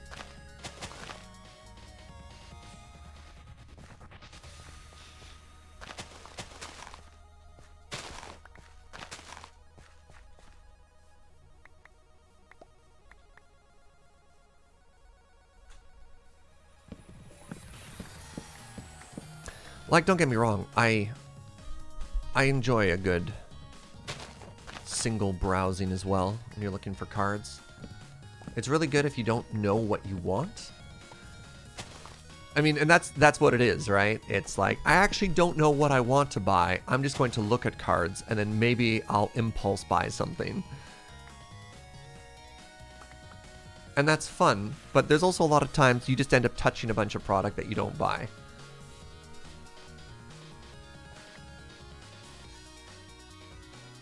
Alright. Ooh, I have dark oak as well? And achacha? Mmm.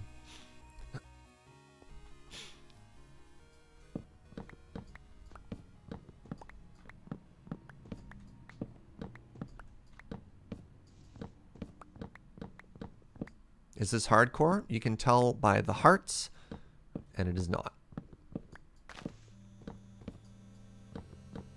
This is the multiplayer server.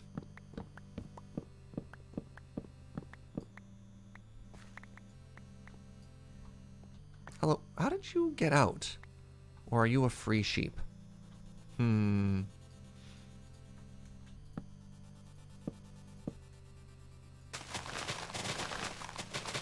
you have fortune? You do.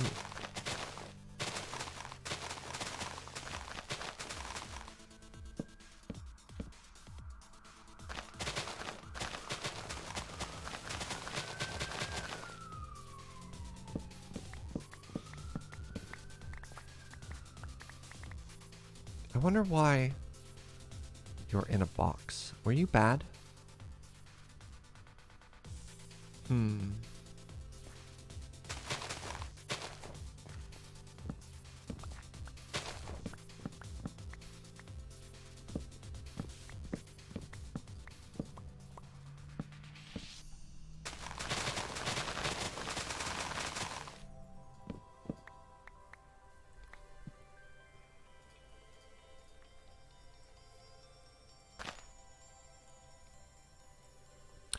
This might have been when this side of the island was still mycelium, because trees won't grow on top of it, so I probably surrounded it to keep it safe. Yeah, from back in the day. Just some tech debt there. Me? Leave tech debt behind? I know, I'm shocked too. I wouldn't believe it either. Lies and slander.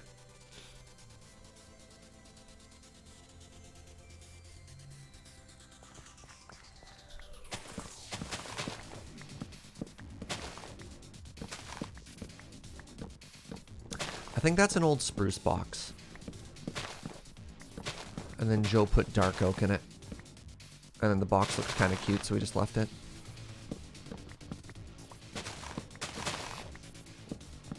Where's the documentation? Shh. Don't ask. Don't ask questions you don't want the answer to. Right? Like, get blame. Get blame always just comes back with my name, so we don't use that command.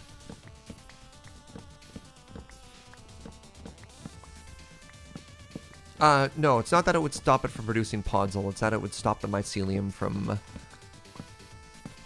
killing the saplings. Yeah, the other way around, Wormbo. Unless I said the other way around, in which case I was wrong and you're correct.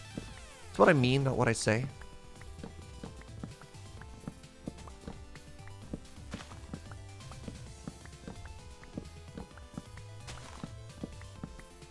Yeah, it was to protect the spruce from mycelium, not to protect the island from podzol. Can jungle saplings grow on podzol, by the way?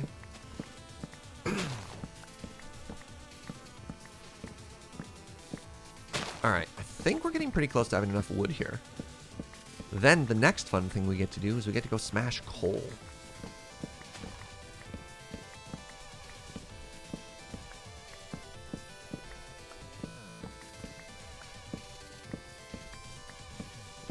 Everything can grow on podzol? Great. Hey, what's up, Arclight? 31 months? Swore I just did this. What even is time? Right? Right? You're actually... 1 second, friends. I need some water.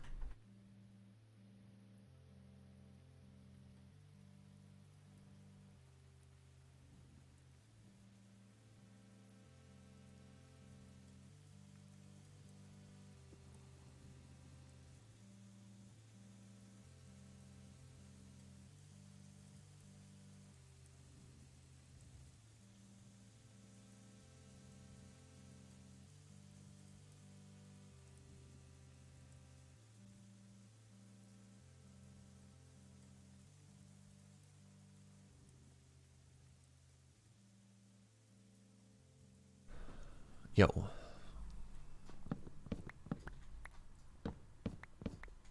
How you doing, Arclight? Hope you're having a good one. Class is done earlier today.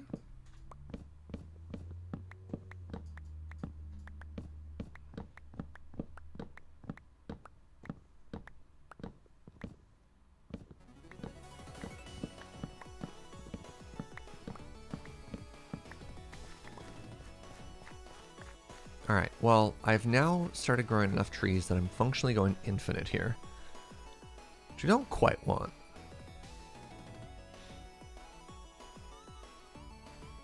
Let's check the status of the shulker boxes. Then it might be time to switch from wood to pick stuff.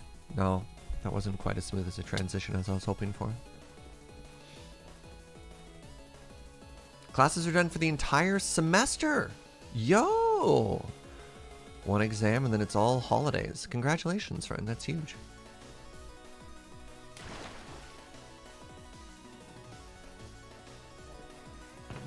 Oh god, it hurts. It's so slow. Chicken Lord James, work faster. What are we even paying you for?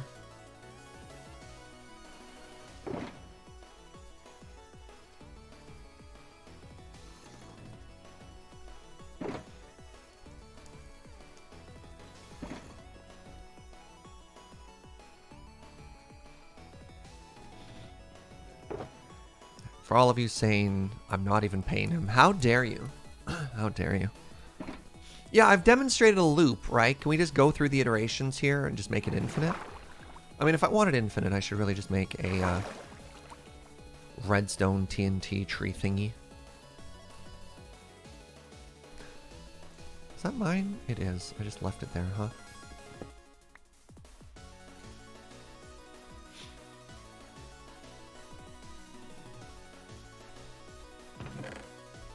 It's Joe's fishing box. There we go. Sure, we don't need these leaves. Right, at some point we called this Murder Lagoon. A little bit of lore back here.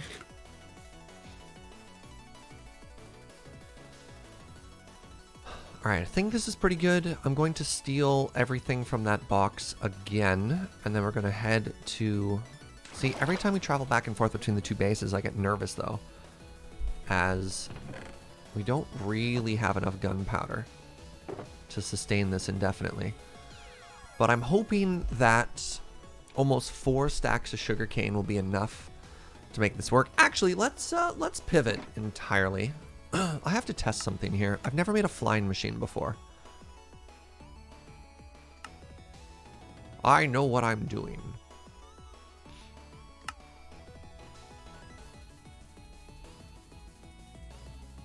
Oh, God. Where are we? Right. Of course. Welcome to our creative test world for all the things that we've done here so far. Holy moly. Okay, so now what I need to do... Clear this inventory out. I'm just going to try and see if I can pull this off from scratch. So sticky block, and then we want a slime block, and then we want an observer. Oops. Oh my goodness. We want obsidian. So it's like...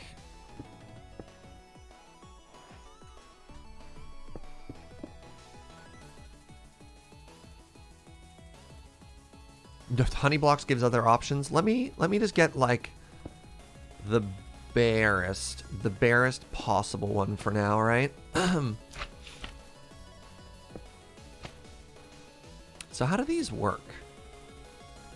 Literally never tried to make one of these before.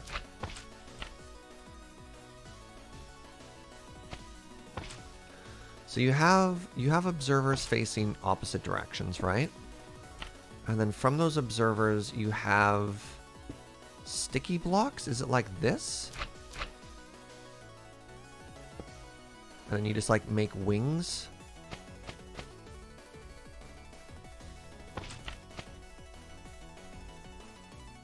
I have no idea. Okay, well that didn't update it. That didn't do anything.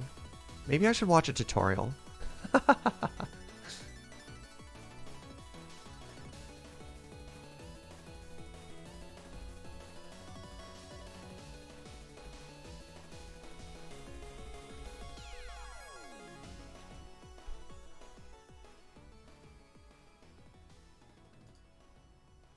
Hey guys.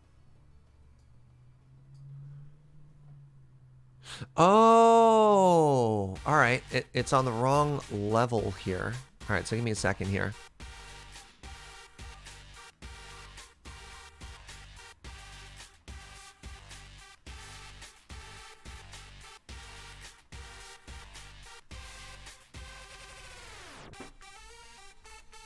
All right, so I want...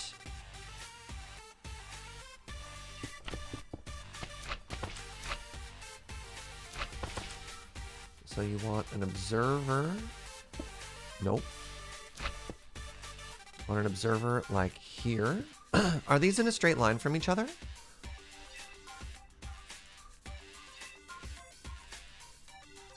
Maybe I should watch the whole thing.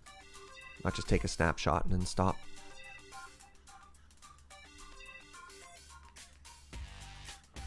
Alright, so what do we have here? Okay, we have an observer.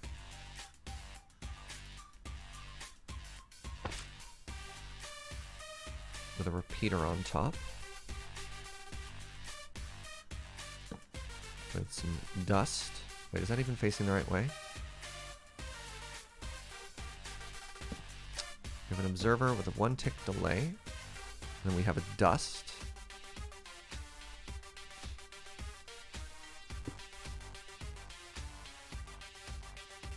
And then on top of that, we have an iron trapdoor.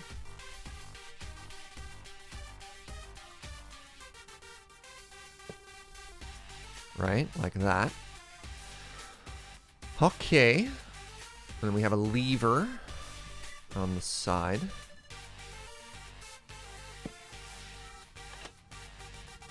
And it's powered. Okay. So now what I want, maybe we build that last. So I want an observer that's facing up here.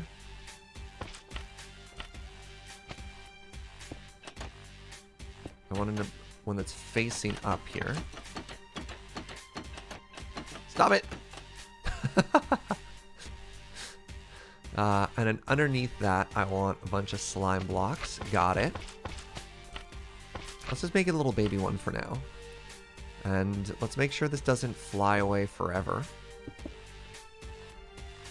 Right? Yeah, trapdoor. That trapdoor was freaking out, man. So here's a question I need really quickly. Are they in line with each other or are they slightly offset? Like, do I want it? Oh, goodness, am I...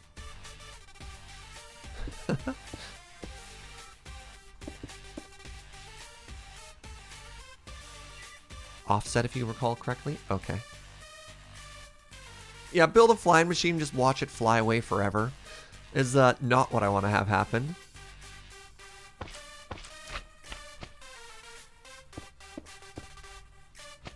They always look so disappointed. You know what? Me too, friend. Big mood. Okay, 4. 1, 2, 3, 4. Okay, so now that we're here... What was that noise? Thank you very much to the person who used my humble affiliate code. I appreciate you. Yes, it does look like they're there. Okay, so let's do the same thing, but offset by 1. So in order to do that, I need an observer that faces this way. Oops. An observer that faces this way. Hello. You have a thingy.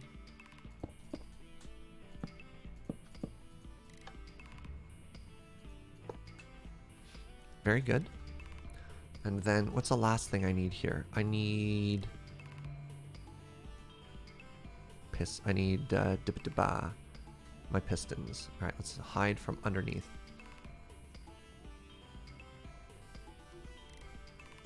Oh, thank you, Jaws.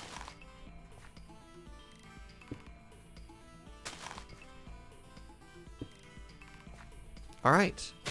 Let's see if I'm a genius who watched a tutorial, who didn't even watch a tutorial. Alright, fly! Oh my god, it works!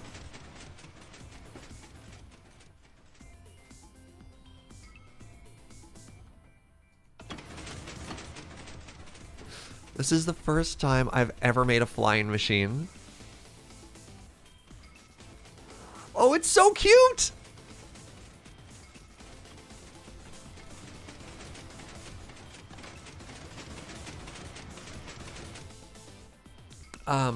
Now what's the maximum wingspan of a flying machine? A sticky piston can move 8 or 9 blocks. Wings can be 9 at most. Okay, so 1, 2, 3, 4, 5, 7, 8, and then we put a glass at the end. Glass pane.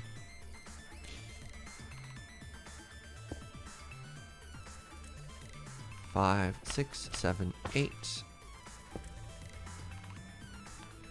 Will you work? Oh god, what have I done?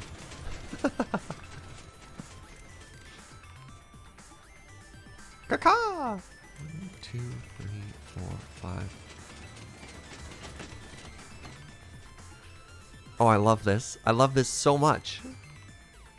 So this is going to be the basis of our sugarcane farm that we're going to make. Is we're going to make this giant field of sugarcane that just goes forever. And then it's going to harvest, and we're going to send this flying machine out to gather everything, and we're going to do, oh, minecart rails beneath it. We're going to have to a whole bunch of those.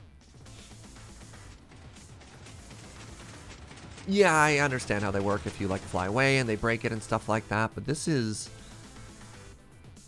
big. I've never made a flying machine before. And now I have. Did I just level up as a Minecrafter, chat? I think I did. Yeah. Okay, so that also means for this box, I'm going to need... We have the observers. We have way more materials than we need. Big level up for sure? Heck yeah. What is my child's name? We didn't name that flying machine. It's fine. Next level is making one from memory. We'll try. I had an idea of like kind of how they worked. The observers looking up was odd to me. But, you know, so it goes. Ugh. Okay, so we're going to need a couple of iron trapdoors. So let's make 4. Then we're going to need 4 observers, 4 redstone dusts, and 4 levers.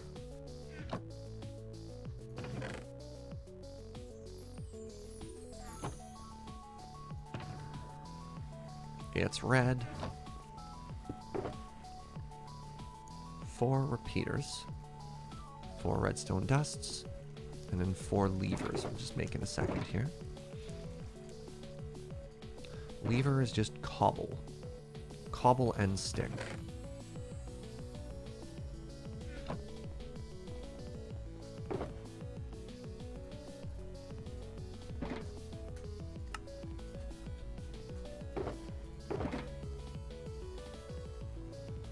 How are we feeling about that? I think we're feeling pretty good. Probably need more stick, if I'm honest. If we want to fill this with torches. Alright, so everything... Am I missing anything for this? Oh, the rail stuff! Right, buckets. So I'm going to need way more sticks, which means I'm going to need more wood. And there we thought we were done chopping. So we're going to need a bunch of powered rail. Powered rail is... gold stick, redstone. Okay, let's chop down one more cycle of trees. And use honey blocks instead of slime. Didn't really get it. You can... I don't know the exact differences. I know you can do cool stuff alternating with them, but I don't know if it's a one-for-one replacement or if it requires a bit of a redesign.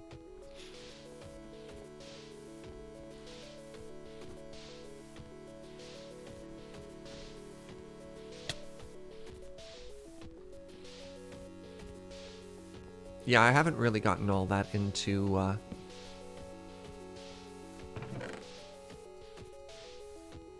Don't need dark oak. Yeah, I haven't really gotten all that into honey block stuff either. We made a jump tunnel. I felt pretty proud of ourselves. We made a bee farm. They were adorable. If not all that clever. I mean, we had to tether them to the island so they wouldn't just, like, go out into the sea and drown. Our precious idiot children.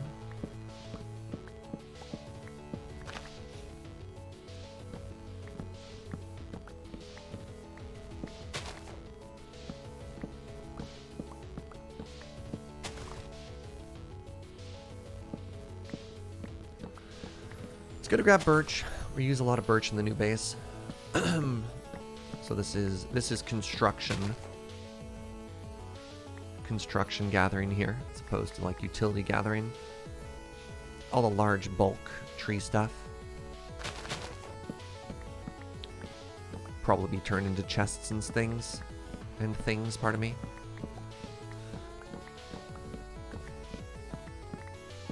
All I can say is huge thank you to Joe Kim for making an iron farm early on in the server.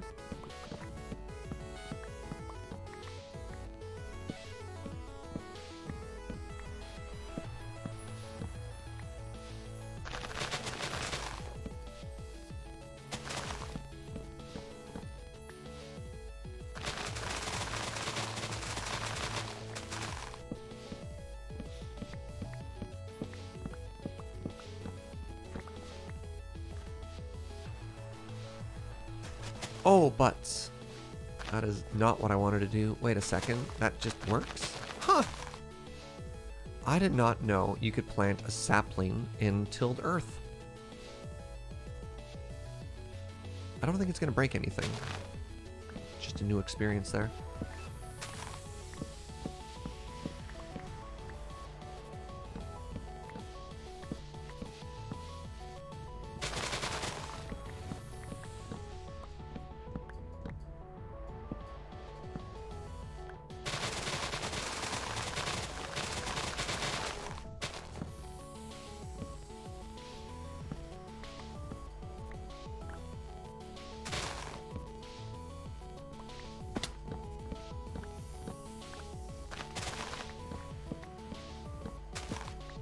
Ah, whatever. We'll grab everything afterwards.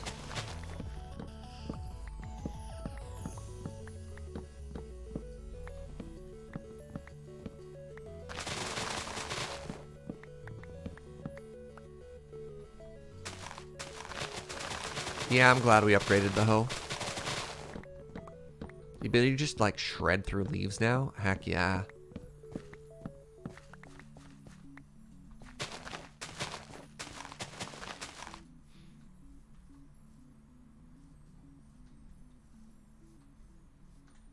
Call that a success. Whoop.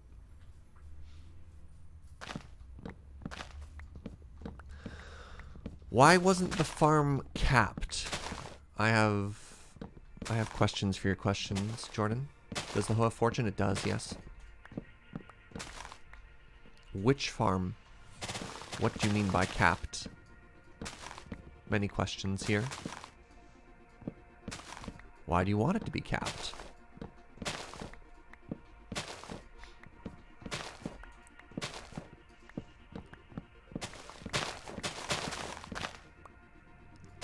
Never interesting questions from chat that just lead to more questions.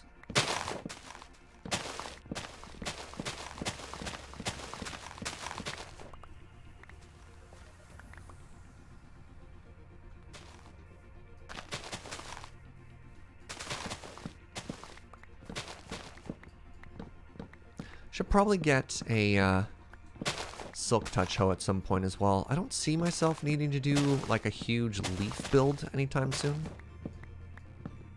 So I probably don't have to worry about it too much, but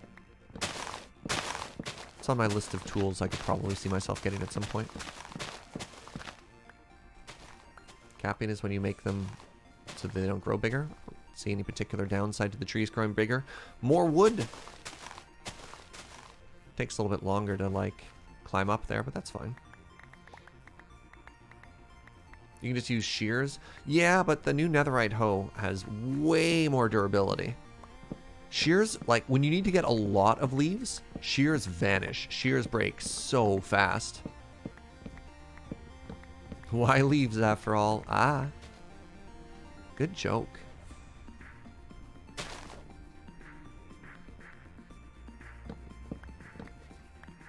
How much wood do we actually need? Wood?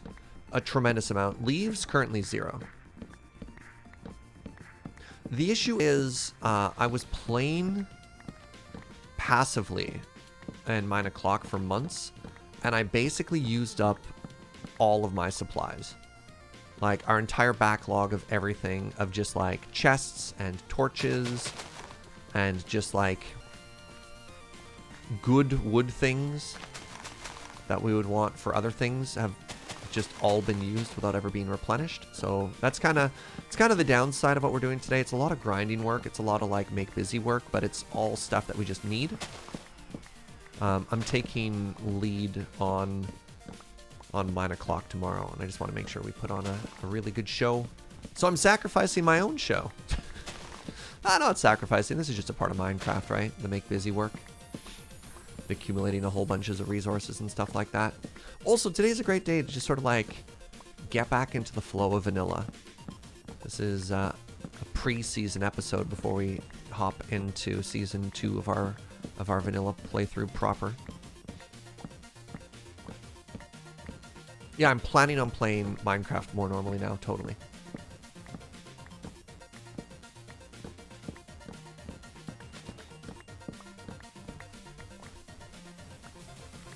Went through 10 pairs gathering leaves for the Ender. But after that, you never needed leaves again, so it might be a waste of resources. Sometimes it's nice just to have a proper tool for the job and not have to worry about it anymore. That looks amazing, by the way. I really like how where the tree used to be is just missing from those leaves. That's actually really cool looking.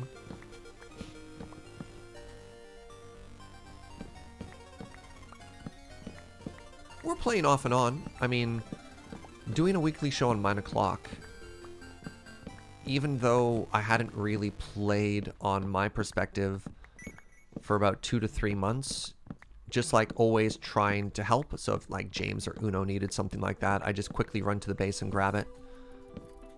It adds up. You know, James runs out of rockets, Uno runs out of rockets. Here, take my rockets. And never really AFKing because I'm not playing enough to really bother about it. Meant that we've exhausted a lot of our stuff, despite the fact that we have farms and functionally could go infinite. Just drained everything. Tiberius! Thank you very much for 20 months. Excited to see my favorite Civ 6 streamer playing a new game.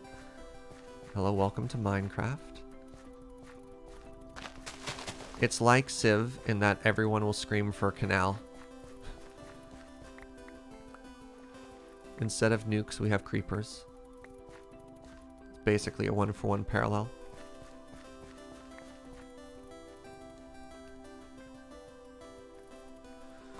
That's my opinion on TNT dupers. I think they're really cool looking.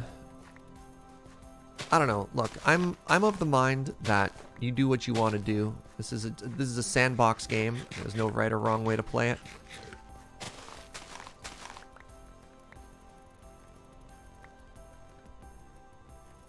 Like any multiplayer experience, as long as you and all of your friends are on the same page as to what you want to get out of your play experience, you do you. I'm not going to pass any judgment.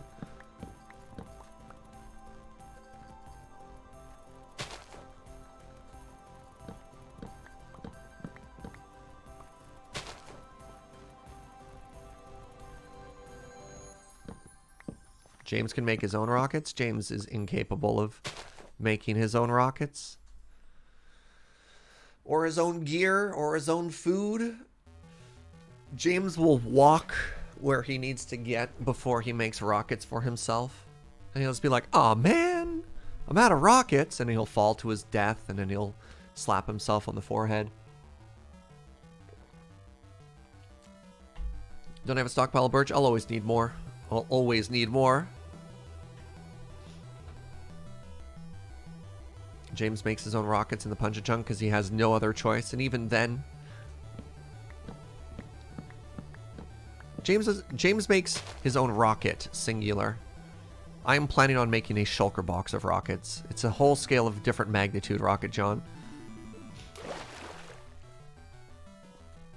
Right, I need to put these saplings away.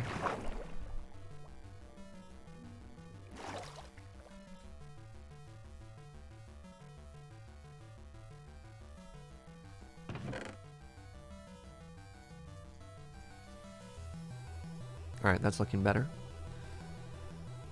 Boo. Apples. How else does he get those sweet 9 o'clock highlights? I mean, you're not wrong.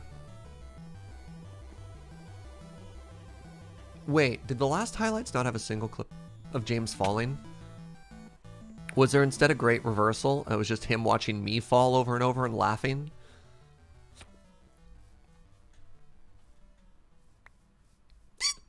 Pardon me.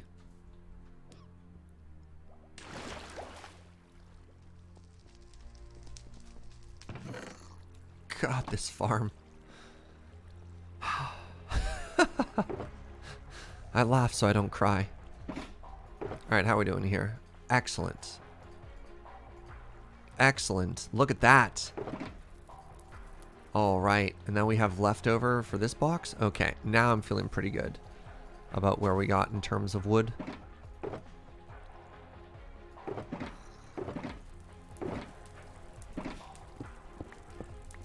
Alright, next thing we're going to do is we're going to go smash a bunch of ore. How do I end up getting enough? I guess we'll come back after this. Oh, there's also waste. Oh my goodness. Oh my goodness.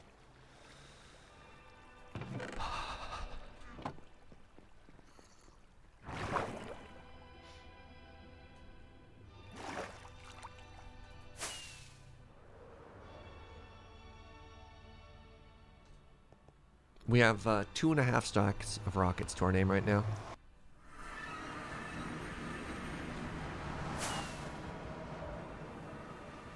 Alright, so we're going to fly once. That's just a starter farm. The fact that it's not good is in its own design.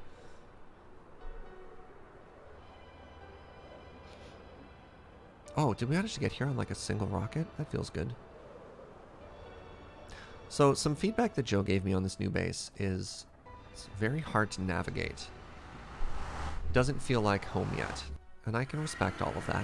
And I think one of the things we might need to do is put in a second portal as well. Maybe around here. Maybe we'll do that before we leave.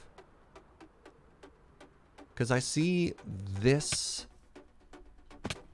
as sort of being the house.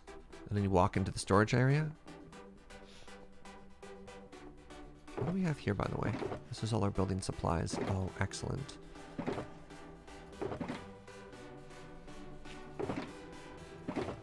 It's good stuff.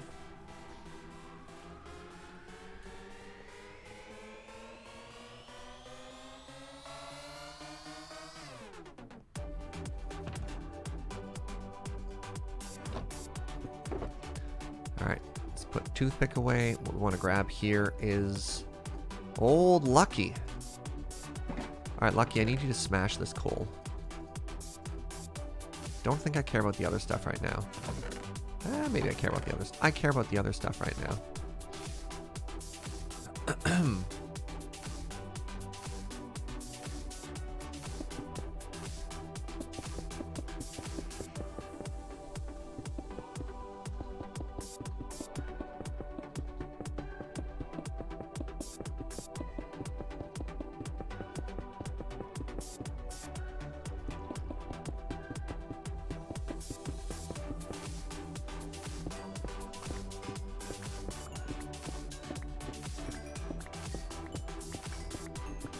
Oh, yeah.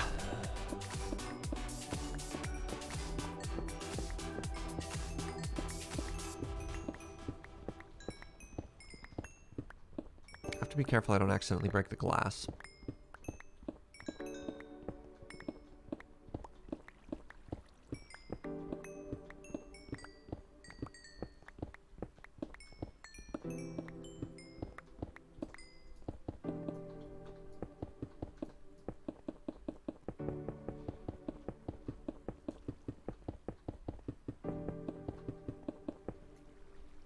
Oh my god. We I was like, and we're done. And then like, no, wait, no, there's like 5 more stacks to get through here. Maybe we don't smash all of this right now.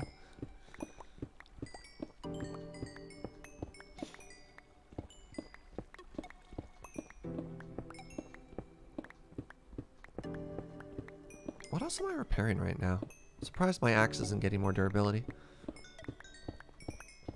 I guess between the axe and the pickaxe, they're both stealing it.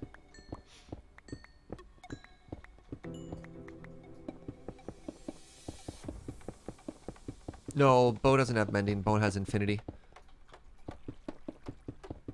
They are mutually exclusive.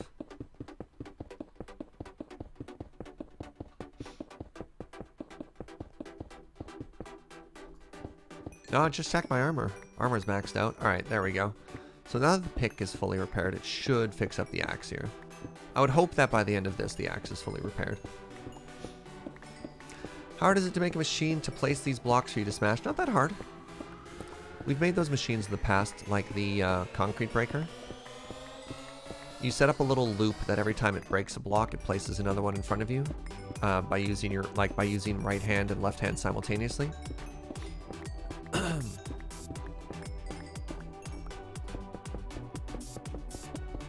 Yeah, sorry, the machine doesn't place the block. The machine feeds it into your inventory. You create a loop where you place with your right hand and then you smash with your left hand at the same time, you create sort of like a little loop like this, which I guess I could have just been doing this entire time. And then the machine, every time you break a block, if you have another one in a hopper, it like feeds it back into you. It's kind of a cool machine.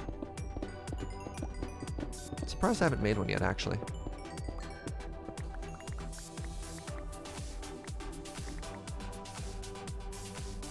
There we go. That's good enough for now.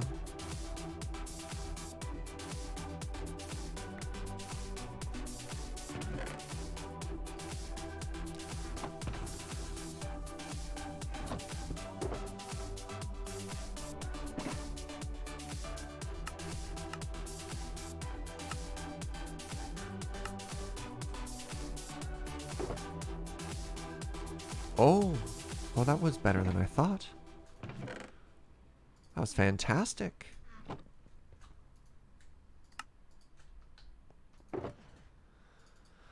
Oh, that feels good. Okay. Oh, don't use lucky.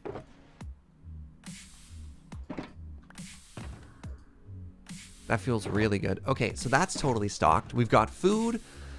Now to get rockets. So how do I get rockets without making the sugarcane farm that we're literally making tomorrow? No, maybe we don't need to worry about it. Yeah, no, it's fine. It's fine. Where do I put coal, by the way? Oh, coal goes downstairs in our super smelter.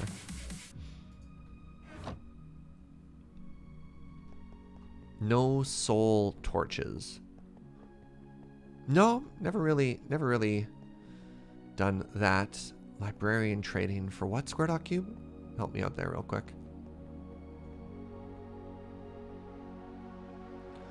Librarians buy paper. They don't sell paper. Where's the entrance here? Trying to get in there without using a torch. Or, wow, I went completely the wrong way.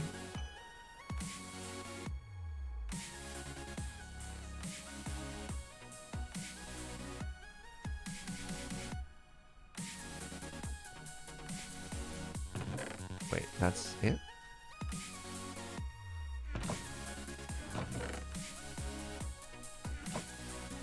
Okay, it turns out I might actually be kind of coal rich here. That feels good.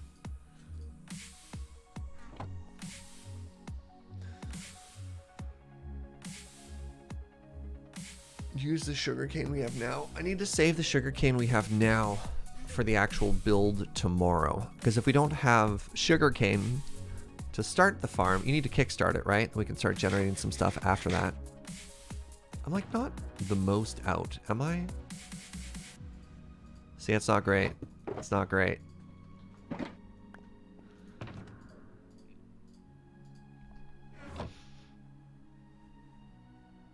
Hey, what's up, Shivam?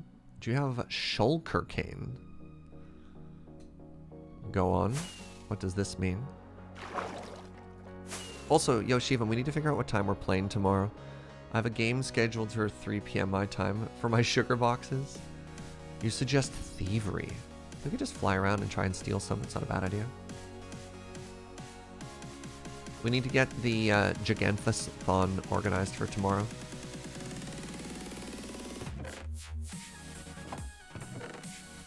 Maybe I just have a bunch hidden somewhere. Maybe I was secretly a genius in my past. What do you think? What do you think the chances are that I'm actually... Evening slot? Afternoon evening slot? Love it. Yeah, whatever time you want after that, my friend. We'll jam some magic.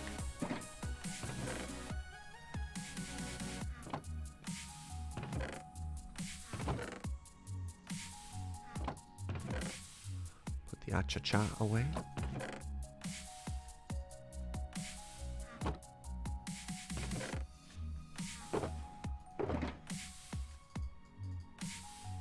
Yeah, does anyone else believe Past Surge was a genius? I hope Past Surge was a genius.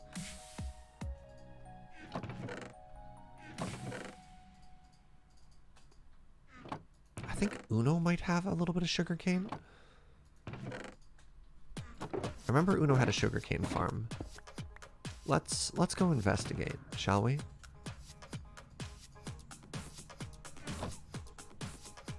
Because Turns out Past Surge may not have been a genius.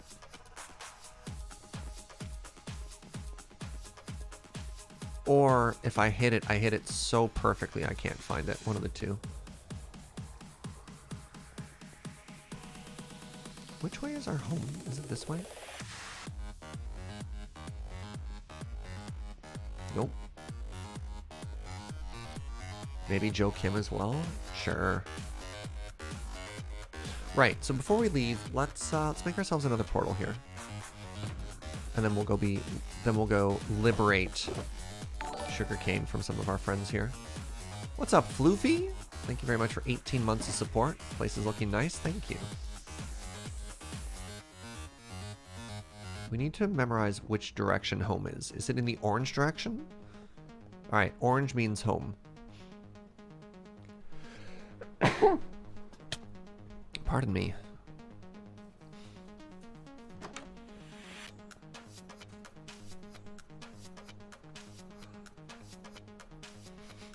Oh, you know what would be a really clever place for an ender portal? Oh, I decorated already. Shoot, I was going to say right here.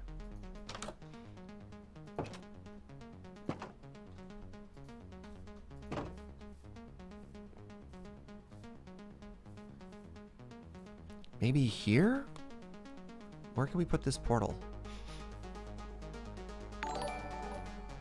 Monkus be funky. What's up, my friend? Thank you for 29 months. In the tower? With the cow? No. I forgot that this is your home. Okay, can't put it in here. It's already spoken for. People have just been claiming all these locations.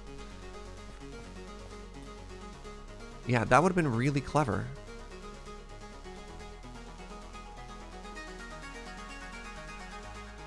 Mine this out. Put it there. Who's got suggestions as to where this portal should go? Because I want it to be near here, right?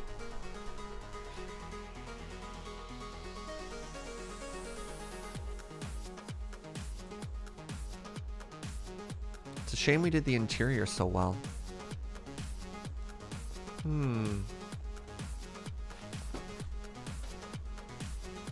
Make the gate into the portal. This, so you have to walk through it? I don't think it quite works for the aesthetic though. I'd like it to be tucked away somewhere. Yeah, the issue with putting it on the roof as well is then the obsidian would come through the floor. So if I put it just up here, I could make it its own gate, similar to that side. Or... this tree's kind of weird looking. Let's get rid of this tree, for starters. You like the idea of embedding it in the hillside next to the house? Tuck it away a bit? Yeah. Well, I want it to be convenient. I mean, maybe I don't tuck it away. Maybe I put it right here.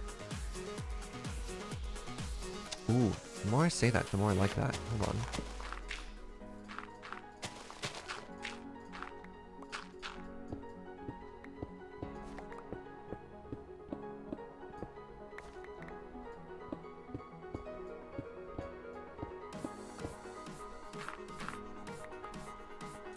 Like, what if it was just there? Oh, can I talk about a quality of life change that they've announced for 1.17 that sounds absolutely incredible? They're making it such that you can right-click on any dirt block, and then it'll be a path block, so you don't have to wait for it to be grass. I think this is kind of cool, right? Turn the beat down a little bit.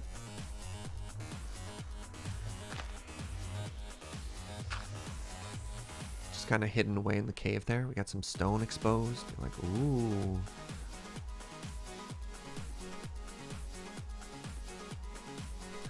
Two things you can do with a portal so it doesn't stand out. You either hide it or you make it huge. Yeah, exactly. Either needs to be tucked away or doing whatever.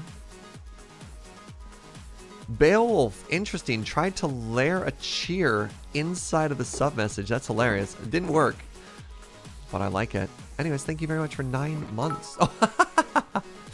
9 months and 1,000-bit cheer. Yo, thank you very much, my friend. That's very generous. Bits and resub in honor of the Coffee with Surge launch. Thank you. Thank you again, everyone. for a lot of people have been just so supportive for the launch of that show there. I'm absolutely blown away. So thank you, friends. Do I have another grass block on me? I do. I don't want to literally have to sit here waiting for grass to grow.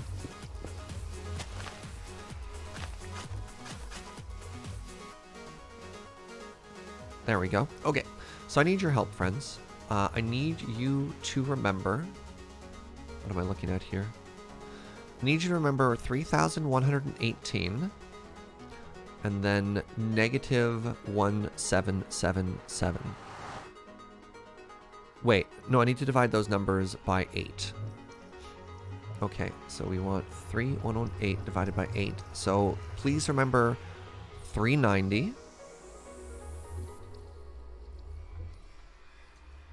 And please remember negative 173. So what were those? Shoot, 390 and negative 173, is that correct?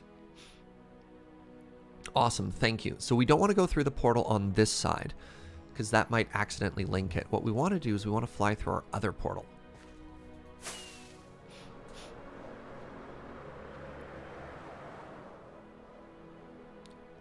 Shoot, I need to have signs on me.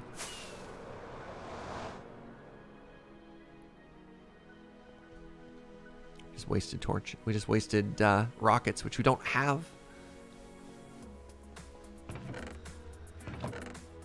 Need exactly 2 signs.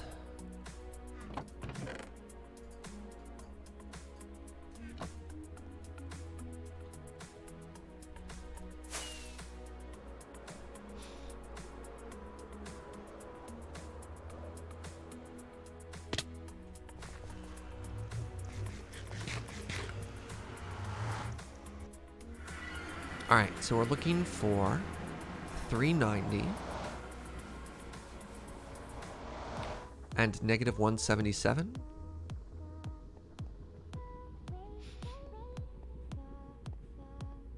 Minus 173. These are actually pretty far from each other. He says I could throw like a snowball that way. All right.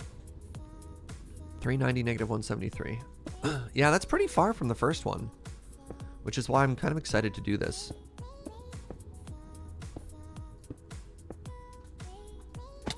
Oh, buckets. I need slabs.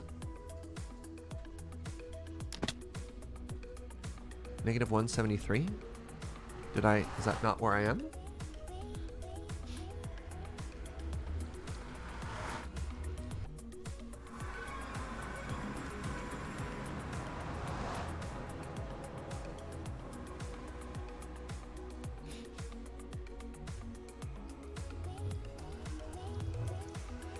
Pardon?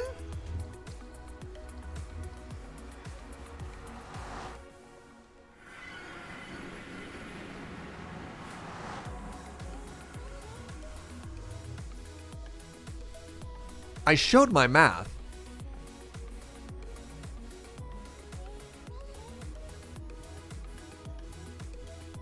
Whose math? Who got the math wrong here? Hold on, 1,777 divided by 8 is only 222. How was my math bad? We all did it together. All right, fine. Somebody show me the proper math here. Tell me where I'm supposed to make this. Yeah, this is a good song, eh, Shivam? Banger. Maybe not a banger. Maybe more of a bop. Okay, so 390 was correct.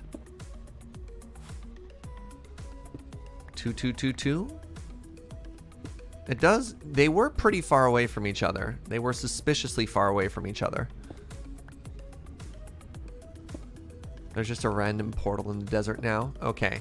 So 390 and negative 2222. So you mean literally in the opposite direction? Wait, hold on. Are they? All right. These are way closer to each other now.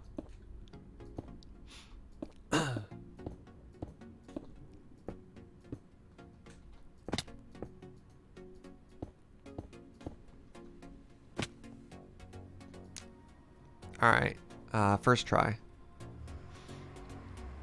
think you went 3,118 minus 117. Yeah, that makes sense, honestly. I didn't clear the calculator first.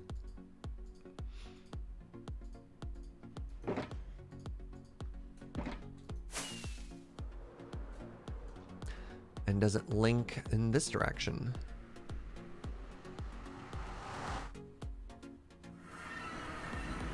Heck yeah.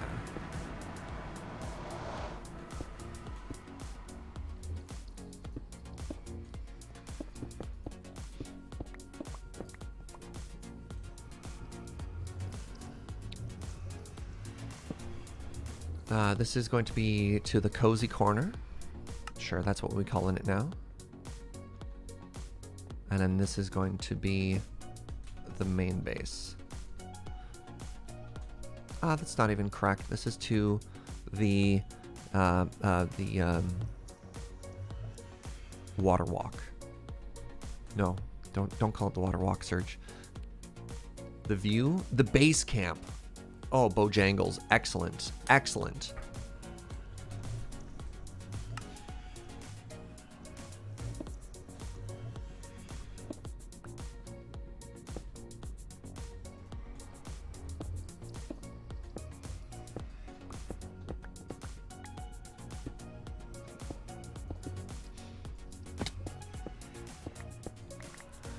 All right, and now to engage in a little bit of thievery.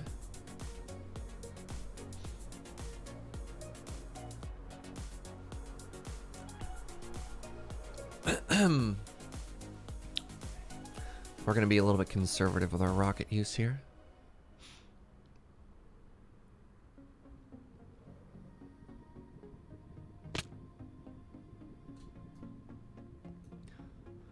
So Joe is this way. We're just gonna pinch just a little bit. We're gonna pinch a percentage based on what's there that won't be noticeable. It's like you won't even know. I went the wrong way. Joe's base is this way, he said with authority. Oh, we have a tremendous amount of gunpowder, Chrono. Yeah, we have gunpowder for days. What we don't have is sugarcane. Do I have my nether booties on? Sure don't. What's up, Snack Pack? Alright, walking is boring.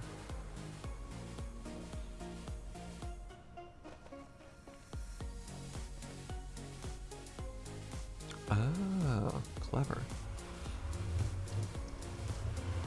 God, I wish Joe would have like 20 chests of sugarcane. Hello, Iro. What the? Does Iro just murder any piglins that walk through? I'm really confused. Watch your back. Alright, that's terrifying. Some things have been going down here, apparently.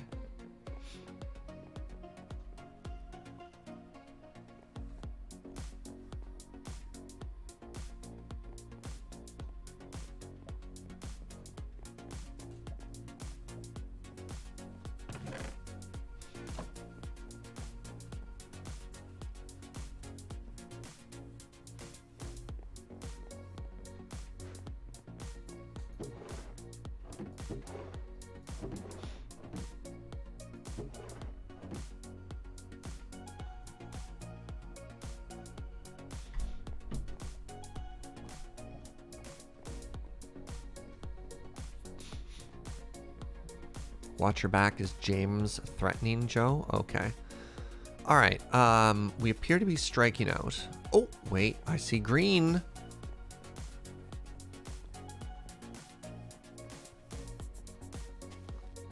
Aha! Oh, yes. Yes. You won't ever know.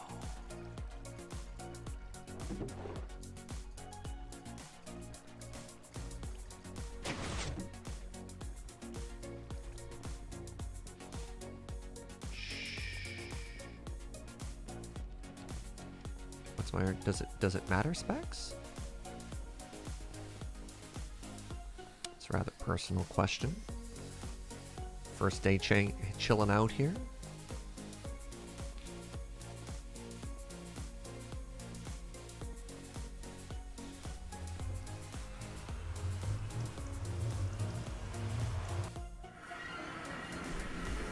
Alright, so now we want to head back to our old base.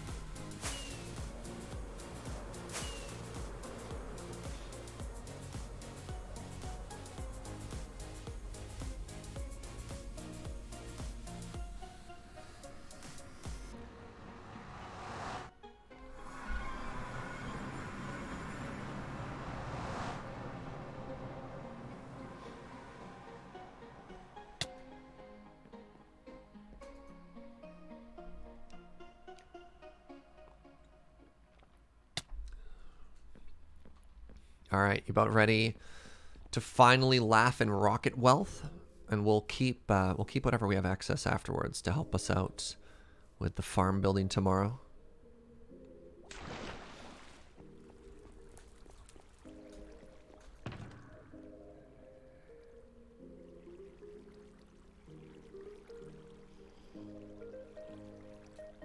That's a bit of a problem.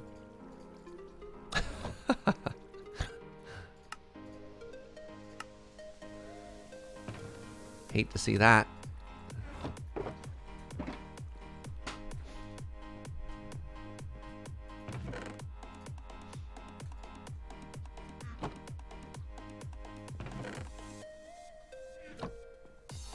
Surge is approximately 45% coffee, 20% Kanban boards, and 35% efficiency. Sound like you're describing my Instagram description. It's like 25% Joe, 25% adventures, 50% coffee. Right. The long is very important there.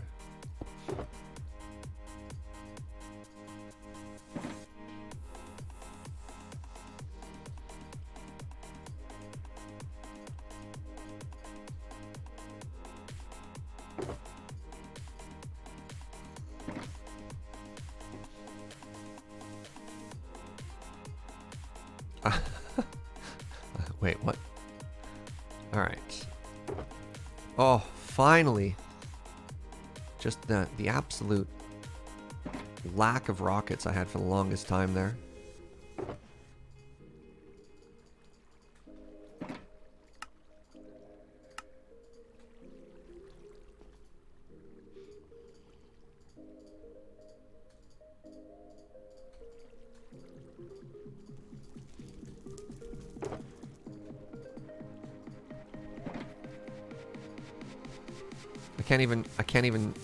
I don't have words for how overdue this is. Alright, one last stack.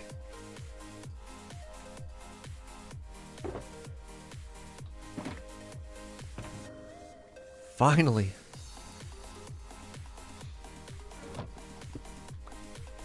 So we're going to keep a little bit of spare paper here for emergencies. It's going to go in this box. And everything else that we have for excess is going to go into the farm box.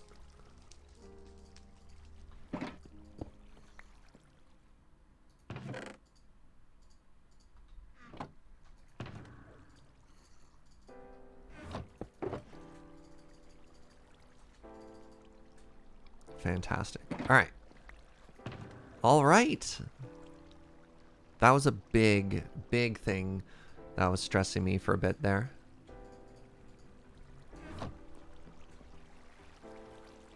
Good job, Joe. So while we have a second here, while she's loading everything, heck yeah. Let's do a little bit more. Now we can breathe. Oh, shoot. My box with all the carrots is at the other base, but this is still fine. Buy ourselves a couple stacks here.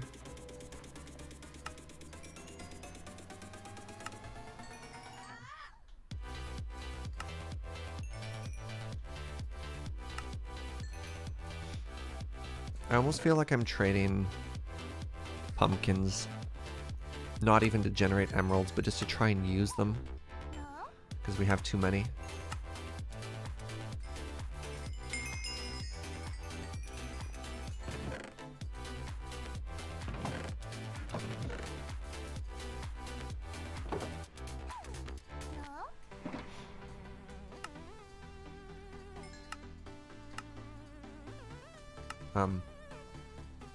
sir. That was weird. No idea why that wasn't working. You miss playing Minecraft? So we have some community servers if you're in the Discord. Got some great folks there, and I know interest. Minecraft is this weird thing. It's like the sort of thing that you're super motivated at a certain point, right? You're like, you have all these ideas, you have all these builds, and you kind of hit a wall.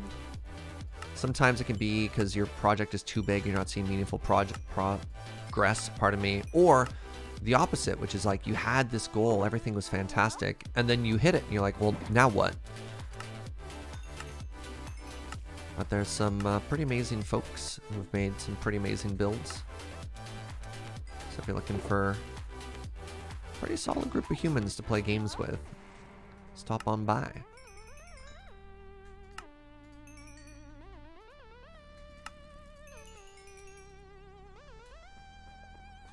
Is there another empty one here? No. You know what? Let's do some string trades as well. Why not?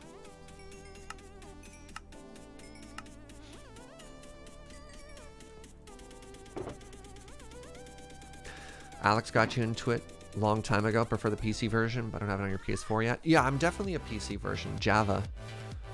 Very interesting to me. Is there a most efficient thing to trade for emeralds? I find crops to be the most efficient, like pumpkins and melons. Depends where you are in the game, what kind of access you have to certain resources. Crocodile. Like early game, probably sticks to a Fletcher. Late game, like we're making good emeralds selling smooth stone over there, right? But like, I don't know. I think universally it's often farmer crops to generate emeralds. Good community on a server keeps you going in Minecraft. Yeah, fair enough. Right?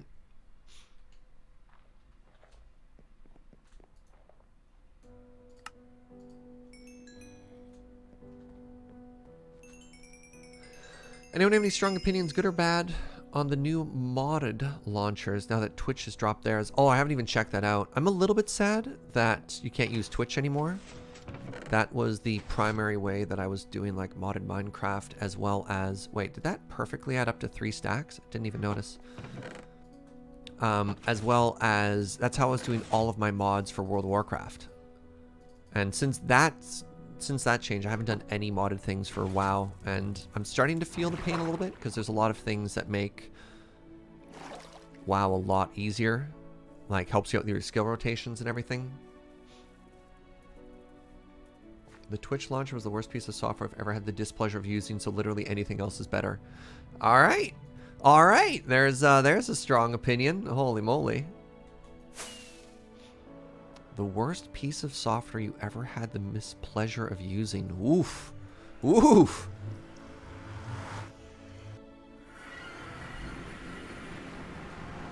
Yeah, I really need to get into it. Like, a lot of people have told me that, Basil. WowUp.io is the way to go. The issue is I only have so many hours to play WoW, and I figure it's probably going to take me about an hour just to get that all set up.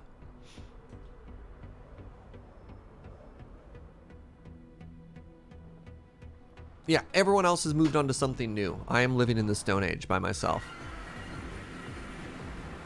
Alright, where did I put that blue shulker box? Ah, I missed Minecraft. My favorite minigame. Where's my shulker? Right? Probably in this room. Oh, okay, good. It's right there.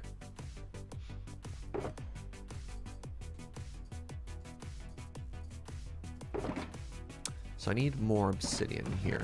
Oh, that's a problem. Really? I don't just have obsidian here. Well, everybody ready for my second favorite game?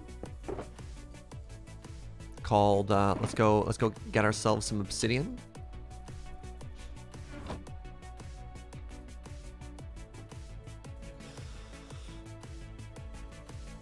The Curse launcher has the advantage of remembering what you had on the Twitch launcher, so minimum setup time. Oh, everything I used to have is hilariously out of date, so it's not even like I want to preserve anything. It's just the, I'm doing a grabby hand motion. That doesn't make any sense. Resistance to change. Old man yells at software, but I don't want to use anything new. What if I didn't? You're fine, thanks, Star Wars. Oh my god, I looked at my parse numbers. Oh, I'm really glad we talked about the fact that you and I were doing the mechanics so that I could be a little bit easier on myself for my parse numbers. I know, but I still looked. Whoo! Oh, wow. So for those of you who aren't familiar, there's something in WoW called parse numbers. And what that means is it takes your damage and your like skill rotation, everything like that, and it puts you on a bell curve, and it compares you to everyone else in the world doing that content and shows you how you're doing in comparison. And I was very humbled at just how bad I was doing in the raid on Thursday when we went in. I was like, yeah, I was not great. So I did a bunch of studying, and I was like, I'm going to get better at this. And then after I get better at this, I'll go into the next raid, and I'll see all this improvement because I studied, and my numbers got worse. But Star Wars THX 1138 was doing the content with me, and they were just like, don't, Serge, you weren't focused solely on damage. You and I did a lot of the mechanics because as like a ranged hunter, you run around and you do other things other than just straight damage. But like, yeah, those are not the numbers I was looking for. Let's put it that way.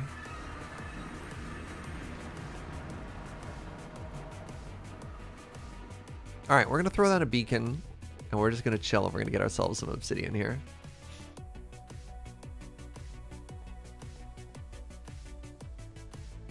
There's one we're knocking down. Great. Compare fight to fight next week? Yeah, it's a much better idea. I don't know. I am getting pretty close to thinking I should install. Apparently, there's a mod that just like shows you the skill rotation. Where did you come from? Hold on. Where did a zombified piglin? How? There's no end portal here. Oh, they walked through. I understand. Wow. A semiotic ghost. Thank you very much for 6 months. Enjoy your new toasty bean. So this baby zombie piglin walked through the nether portal on the other side, walked up, fell through, and climbed up the stairs. You'll DM me what I use? Please, Chris. Or why'd I call you Chris? Please, Star Wars.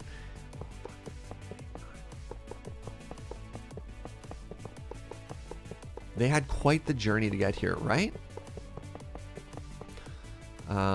1, 2, 3, 4, 5, 6, 7, 8, 9.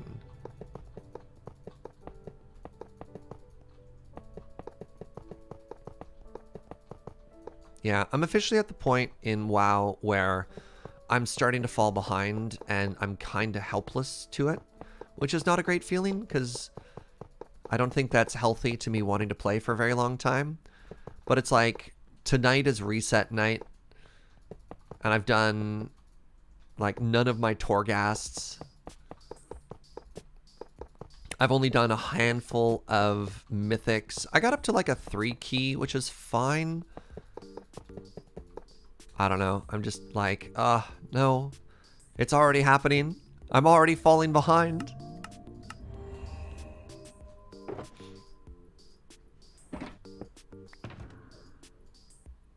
Let's leave this out so I remember to put it away. And I know, and I tell this to other people too, I know it's not a race, I know there's no reason to try and get all the content done, and I know there's people I shouldn't compare myself to, but I can't help it. I can't help it.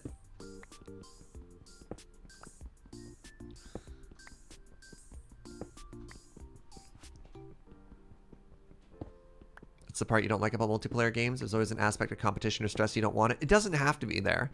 And I play with a bunch of people who don't feel that at all. That is just my brain.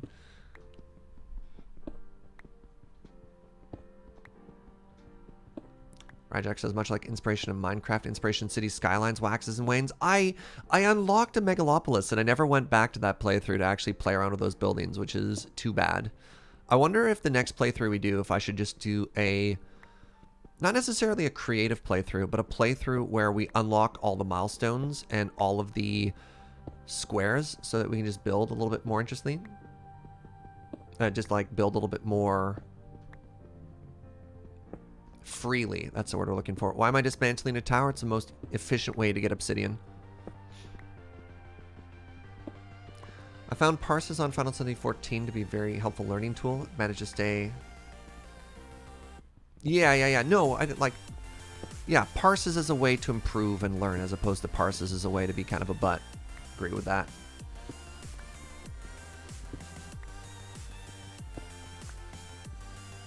What's the obsidian for? I like to have obsidian on me so that I can make nether portals. And we ran out of that. Obsidian's also just helpful for some redstone contraptions. We're going to get about a stack, which is what we have. Let's do 2, because while we're here. You use obsidian for quite a few builds in this game. It's just always handy to have some extra. And we took the time to set up a beacon, so we may as well grab a little bit of stuff in our make busy work stream day.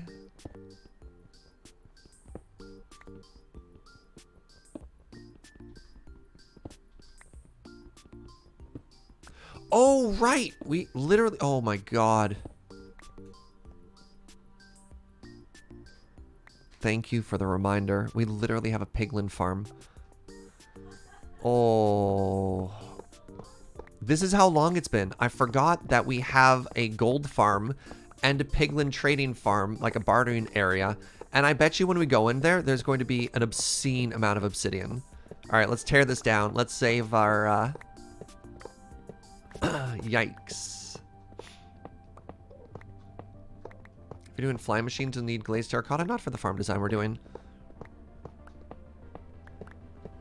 We're going to do an open air sugarcane farm.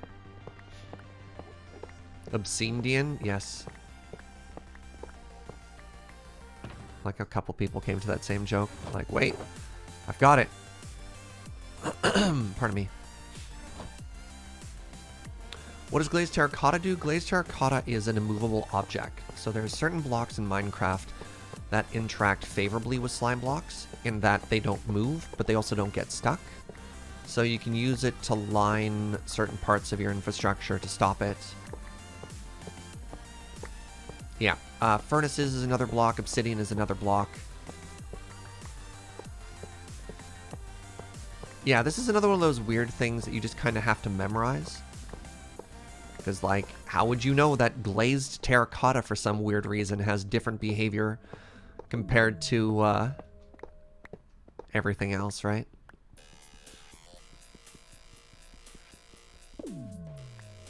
Very excited about this season. Starting a new server is often remaking the same farms a new season on an existing... Yeah, like, actually getting to leverage everything we've already done. Yeah, I'm excited for that as well.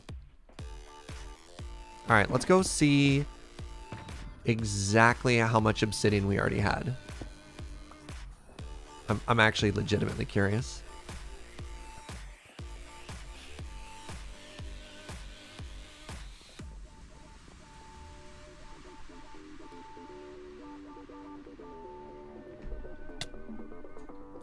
Do I have any plans? I do. I want to make a big build at the top. Oh, right. Hold on. We're at our Kanban board. Let's write it down.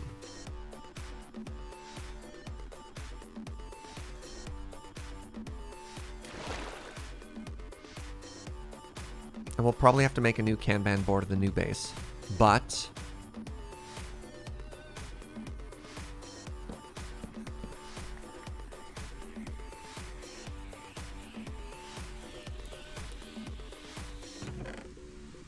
wood?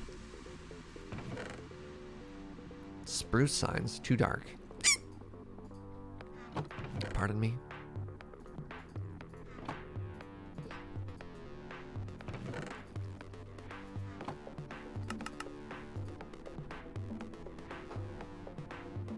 Okay, I have actual legitimate hiccups right now. One sec.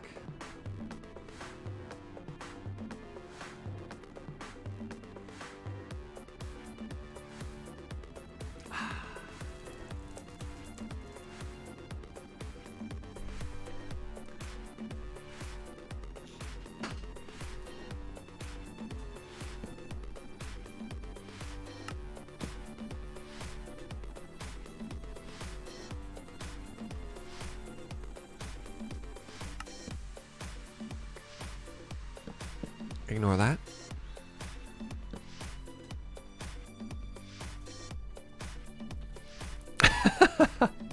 All right, first step is we make a Kanban board in the new base.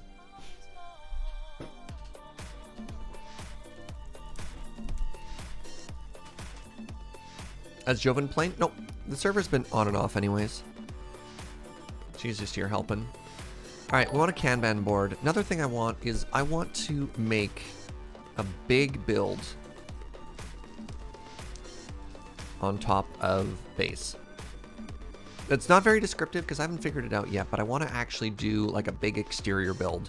JQL Girl, thank you for that Prime and resub. Cubes are life. Welcome back. I've been really inspired by watching this season of Hermitcraft, in particular the recent builds that Good Times with Scar has been doing for Operation Ake Thunder. I want to challenge myself as an exterior builder. I'm really happy with what I make inside. I'm really happy with some of the smaller builds I've been making. So let me show you the house again, just as a refresher. So, like, I feel like I've really been leveling up as a builder. I love how this came together. I love the little builds we did at the new base, but I don't feel like I do a good job on big builds. And so I think that'll be a very interesting challenge for myself. I tried ClickUp. It's a collaborative task manager that makes Trello look like a toy. I don't work professionally as a project manager anymore, so I'm not really all that up and up when it comes to project management tools. So this is one of the big goals I want is Flying Machine Sugarcane Farm. But we're also working on this on 9 o'clock tomorrow, spoilers. And I imagine between Uno, if Joe Kim helps, and I don't know if Joe's going to be there for sure or not. But I imagine between the three of us, that'll get done pretty fast. So it's just a goal that I have there to match everything and maybe make an industrial district out of it. I'd like to make a new villager trading hall. This was great and this was really cool, but this is also limited. And the main way that this current one is limited is in its emerald production. We hit about equilibrium in that we have, I guess we're getting ahead. We have almost 2 full stacks of emerald blocks. Maybe I'm protesting too much. But like, I feel the emeralds in and emeralds out don't quite work out. You built the flying machine, Cane farm full tutorial, and it took you about an hour and a half alone. Yeah, but we're going big, Arclight. We're going big. And then when you talk about laying down the item collection for like rail tracks and all that stuff as well, yeah. Yeah, I don't even know where the trading hall is going to go. And a big part of figuring out where these are going to, is like where these farms are going to go as well. There's the underground smelter room. Make good look. Wait, what if I said make look good? There we go. Right? Like that's a large goal I have. I think that'd be pretty cool. And then there are some nether farms. And I don't know if this is going to be a 9 o'clock project or not, but there are some very large like wither skeletons. Once we get better with flying machines, I saw a beautiful design for wither skeleton farm that involves using flying machines to push them all off the edge. Like, how cool would that be? Right? Make good look. Any programmer, right? Elevator to the smelter. Yeah, those are little quality of life improvements that'd be really cool. How do we do vertical movement in that base? And then here's a question for all of you. Is there anything else you'd like to see me build? Any goals for making games? I don't think there's enough activity on the server, unfortunately, Chrono. If we played with like a dozen to maybe 20 really dedicated people who are on this server all the time, it's a lot easier to want to do like a games district and stuff like that. The server doesn't quite have the population to really want to sink in that time, which is too bad. Yeah, Joe Kim just kind of wanted to make a racetrack previously while it happened, and that was a lot of fun, but yeah, he also made, I can't remember if it was the same server or not, he made like an Elytra flying course. Like to see something built inside the mountain other than the storage room, or we're gonna have the giant build on top.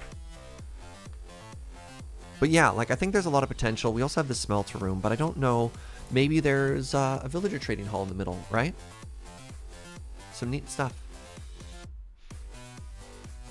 Can take bees to the nether and they work better without a day-night cycle. So we have as much honey as we're probably going to need for the rest of the playthrough. Unless I do something absurd, in which case we make like a giant industrial one. So one of the fascinating things watching a lot of Hermitcraft is how quickly they move away from Minecraft for the sake of Minecraft, and it's Minecraft for the sake of like storytelling and improv games and stuff like that, and how that motivates them to make these absurd builds. Like, don't get me wrong, like their builds are incredible, but the builds are also like a way to facilitate the storytelling and the narrative they do as well, which is really cool. Like really, really cool. So it's tough because my goal here is to find builds that are entertaining in and of themselves because they don't have like a greater purpose to that, which is why a lot of them just end up being farms. You know, it's a build to solve a problem, but we are also having fun builds too, stuff like these two. So this is my short list right now. You second a bouncy castle, saying that you've reminded me of Shadow of Israfel from years ago. Not familiar.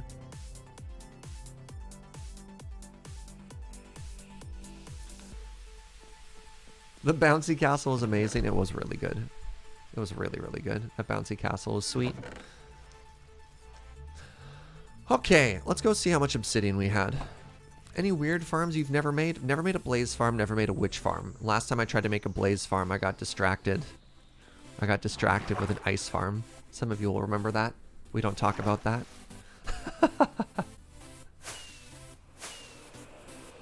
Oh wait, I want to go on the lower level here.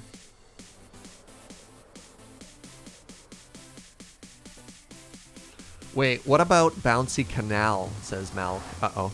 Oh no. We have enough slime for it. How do you get sugar without a witch farm? I've never been able to figure that out. I've just never had sugar.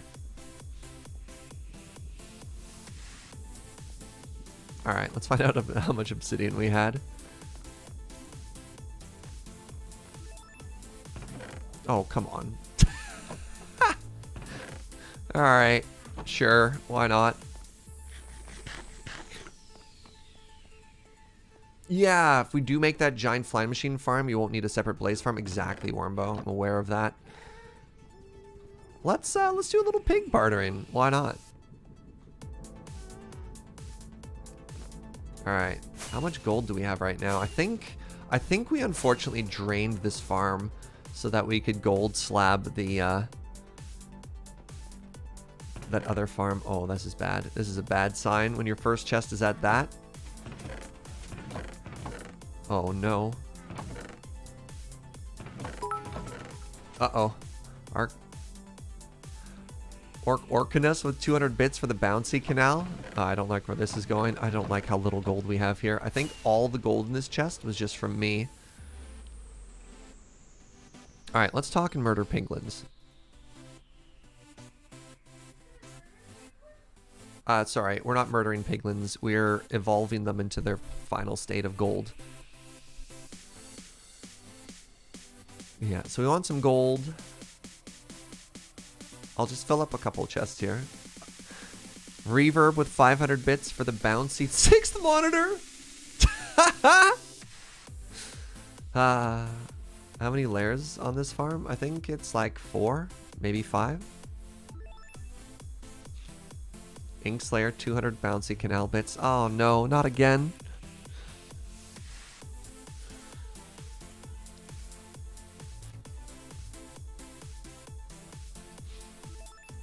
What a bouncy canal even look like?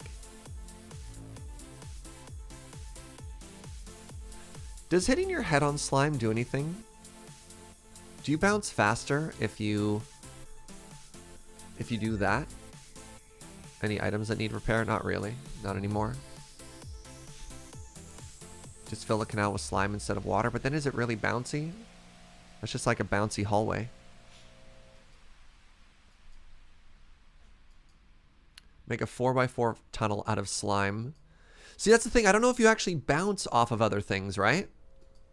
Yeah, slime only bounces on top. What if I... Oh, God. We're actually legitimately considering this now. What if we also had pistons that occasionally hit you from side to side, too?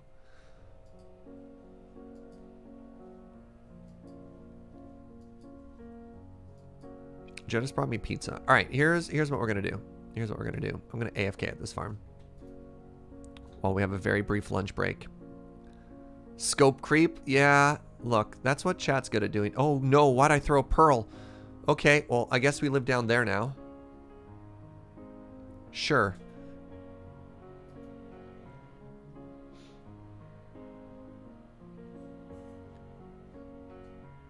Chat's all like, why don't you ever build X? Wait, did I turn that off? I think I need to make sure there are no pigs in the system. Okay, there are no pigs in the system. Good.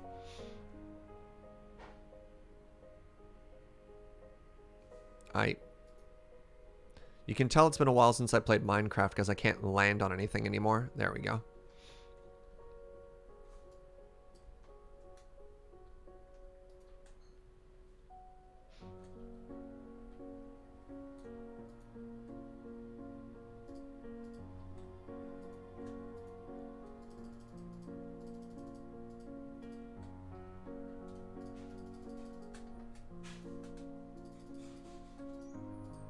All right. Lunch.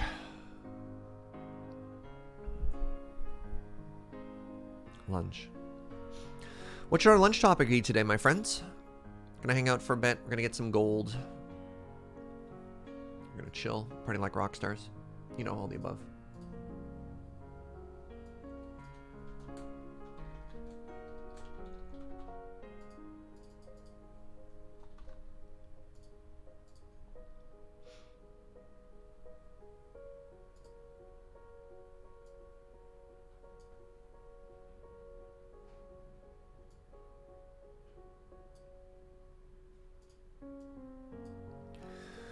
Community demands versus streamer wishes. It's a good back and forth. Honestly, if I didn't enjoy some of the projects, I wouldn't bow to them, right?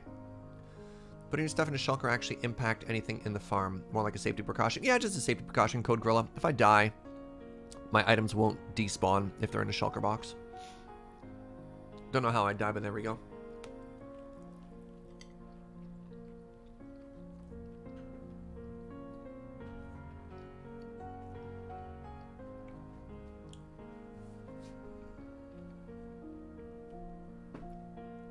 Shulkers don't despawn? Not when you place them like a chest, Reverb.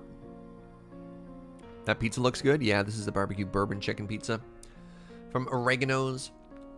Oh, there's a lunch topic I can get behind. Chris suggests, what is your favorite comfort food? Mine, mac and cheese.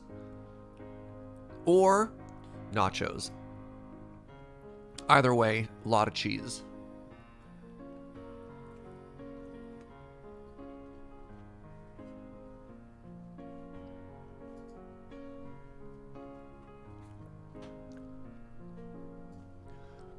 Very nice, Gunner. What should we do for dinner? The same thing we do every night, Joe. Pizza.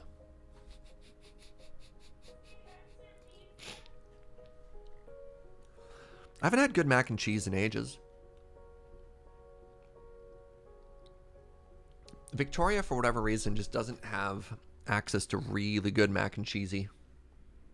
Or if it does, I don't know. If you're in Victoria, or you've been to Victoria, and you have identified like the premier place to get mac and cheese, please let me know. I really like the Parsonage's mac and cheese, but their COVID-19 reduced menu, they've taken it off, so I don't get that, which is too bad.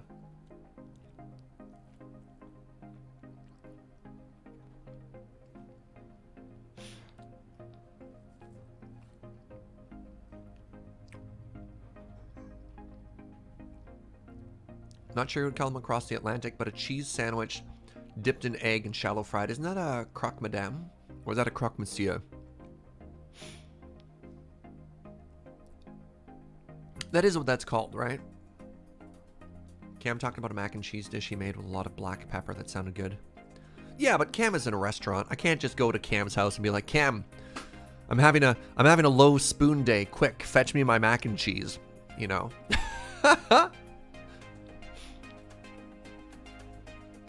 Mac and cheese pizza. I'm disappointed. I was really hoping like 6 people from Victoria would be like, oh, yo, Serge, try it from X. Oh, well.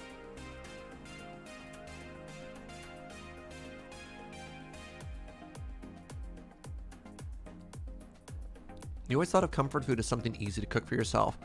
I think of comfort food as I want to wear PJs. I want to have zero work either setting it up or leaving, and I want to eat it and feel better. Not necessarily stomach feel better, but heart. I want my heart to feel better afterwards, right?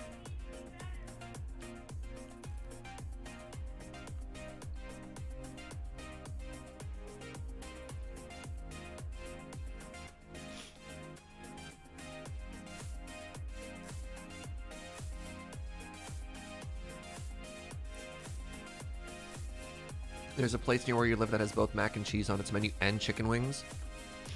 You only ever seem to have one of the two actually available to order. All right. The most unhealthy comfort food. God, this is so indulgent.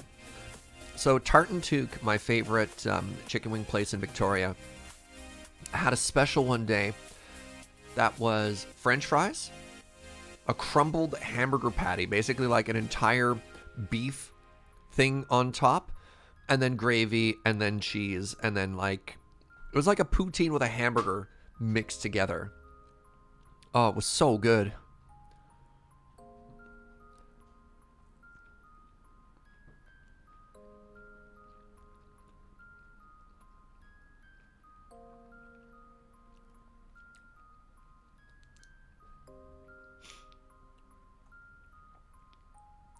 If I go down to Seattle, Seattle has amazing mac and cheese everywhere. You really like the shawarma poutine? Oh, now I want shawarma poutine. Crap. But it's still not mac and cheese, right? God, we're spoiled for poutine in the city, but no good mac and cheese anywhere. We've got plenty of delicious mac and cheese here, but not like American comfort style. You're sorry? It's fine. Joe says we have fine mac and cheese here. It's just not as good as the Americans.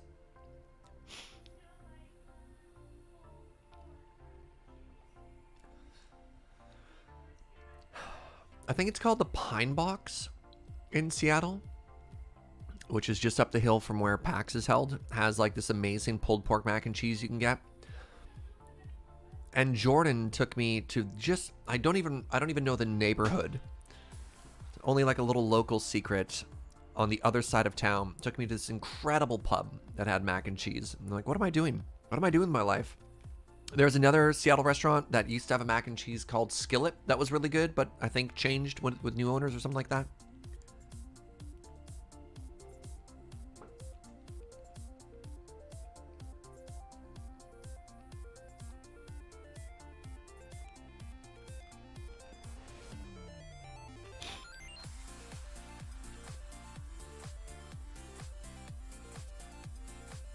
Binging with Babish had some mac and cheese recipes that look both easy and delicious.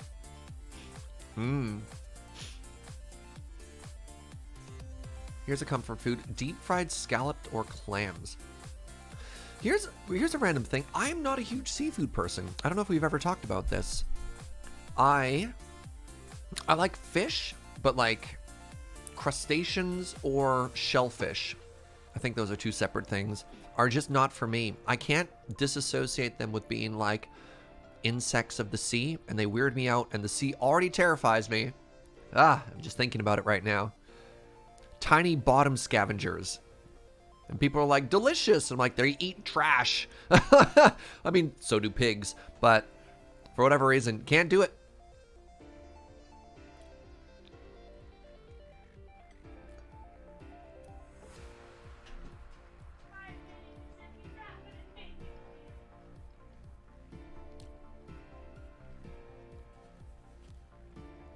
Joe from the next room, she'll eat anything wrapped in bacon. Which, you know, fair enough.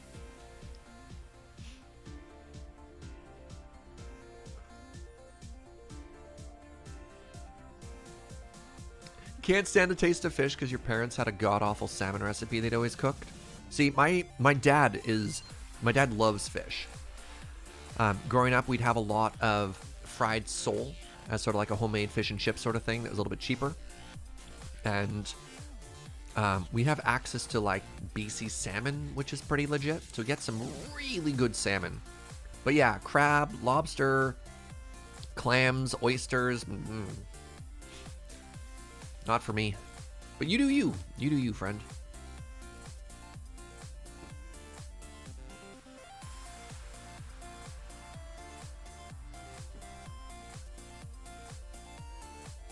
I love this from Mac. I refused to eat curry until I was about 25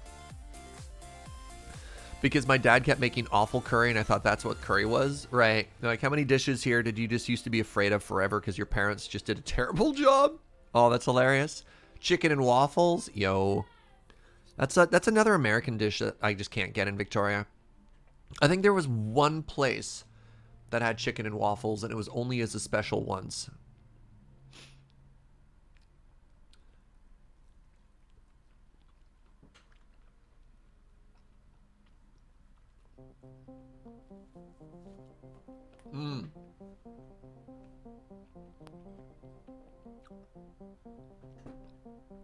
I'll stay up in Alaska for the salmon run. Hell yeah, right, friend?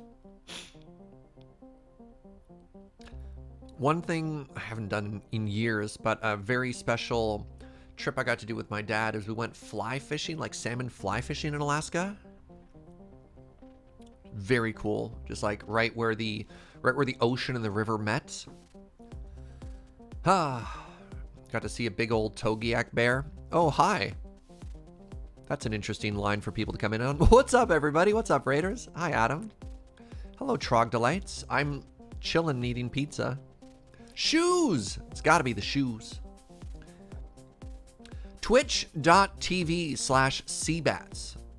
Wonderful human. Very lucky to call my friend. I joke about actively gaming. Adam is just really good at games. So if you're looking for somebody to just watch do unbelievable things, twitch.tv/cbats. Anyways, welcome, friends. Hello, Jet Pixie. Thank you very much for 16 months. I'm Serge. We're playing Minecraft today. Right now I'm eating pizza. I'll be done in about like however many bites this is, and we'll play more video games after that. So welcome. Monkey Rama actively subbing 23 months. Thank you, friend.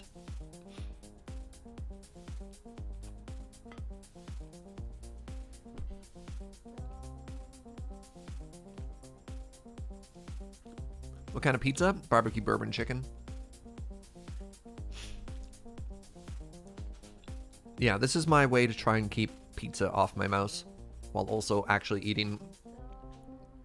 It can be really tough to eat on stream. Kind of have to turn off that voice in the back of my head and be like, no, Serge, eat, chill. Is a Prime sub passively subbing then? Nah, you still have to click a button. Hey, what's up, Shay? How you doing? You're also on the lunch break? Cheers, friend. Bohm pizza, thank you.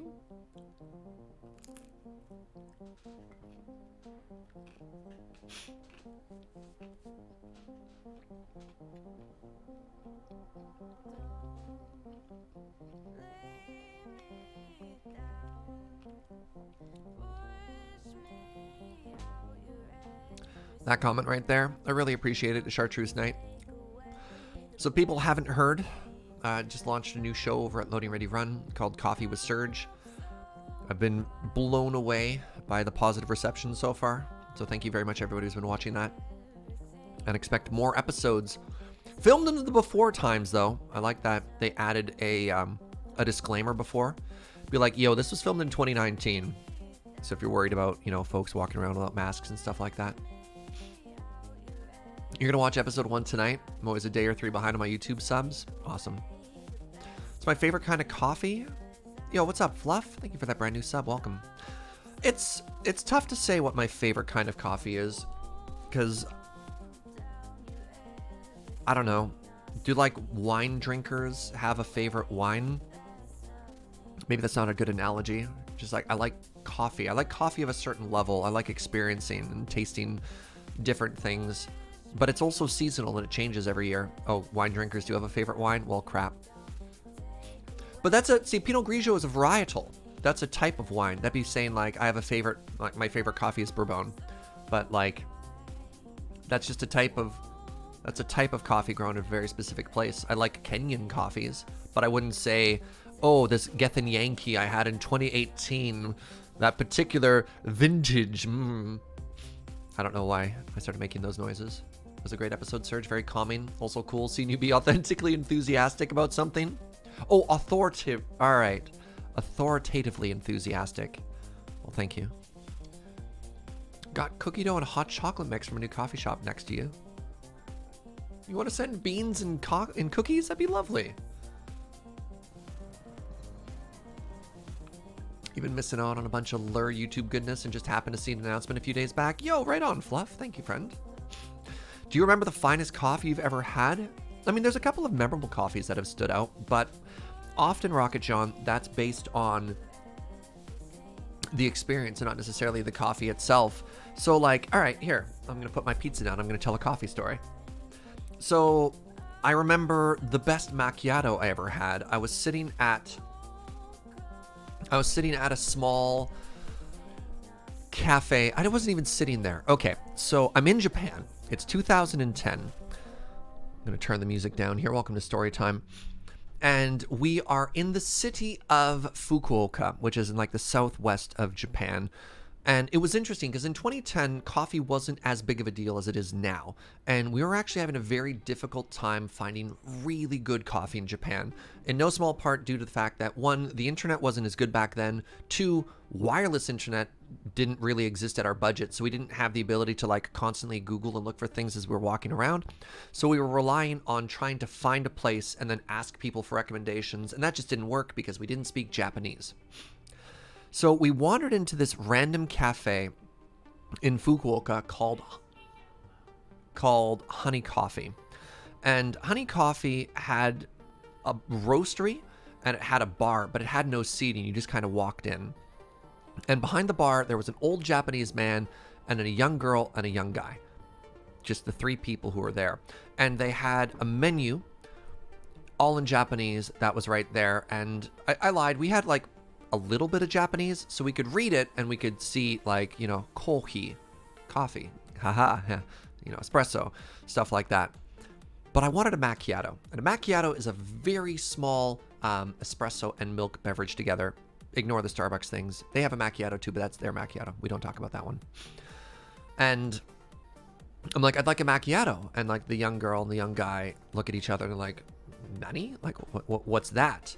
And I'm like, oh, I'd like to order this. And like, it's not on the menu. And then I tried to play like the ignorant foreigner. I was like, really? I can't read that.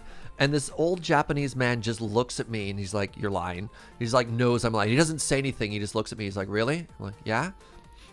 And then he just kind of, I was like, all right, everybody, move over. Let me show you what the macchiato is. And I was like, ooh. It was this really weird moment where he's just like, let me teach you about this drink that I've never trained you on before. And they moved out of the way and he started making it. And yeah, just in this random little Japanese bar. We'd been in Japan for 2 or 3 weeks. And he makes me a macchiato and it's amazing. But like quality-wise, I wouldn't say that that's the greatest one I'd ever had. But just the story behind it of going probably about 2 weeks in Japan without ever really finding great coffee. Of telling this weird white lie, getting called on it, the weird power move of like, move over, let me teach you about this drink. All of that together combined into being like, yes, this is the most memorable macchiato I've ever had in my entire life. It was 10 years ago, right? Yeah. So yeah. Hope you enjoyed my coffee story. Just logged on to say, as a non-coffee drinker, you enjoyed Coffee with Serge episode 1 way more than I thought. Yo, thank you. I saw your conversation in Discord, Heron, being like, I'll give it a try. I don't know if I'll stick around for this old coffee thing, but I'll give it a shot. So thank you for that, friend. Yalk, thank you for 33 months, my friend. Yay, coffee stories.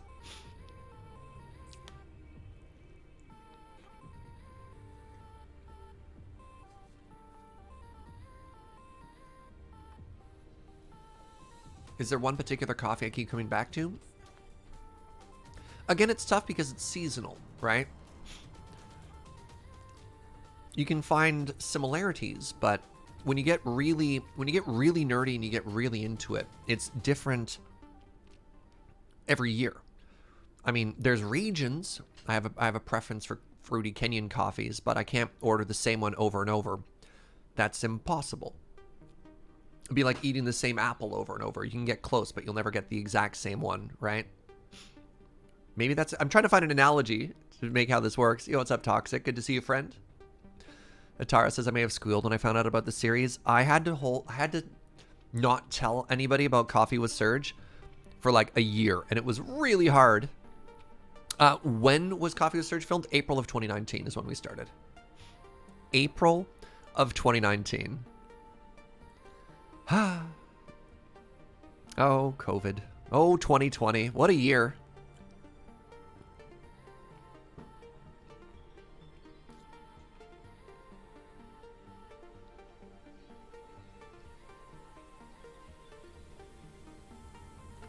Go Stalker. I don't myself liking cold brew. I think there might be a word there. Do you like cold brew or do you not like cold brew? I like cold brew. You don't... Your correction didn't add. Thank you for that. That was really funny watching the correction. Cold brew's great. I like it a lot. I like it a lot. I like it in the summertime on a hot day. Yeah, great.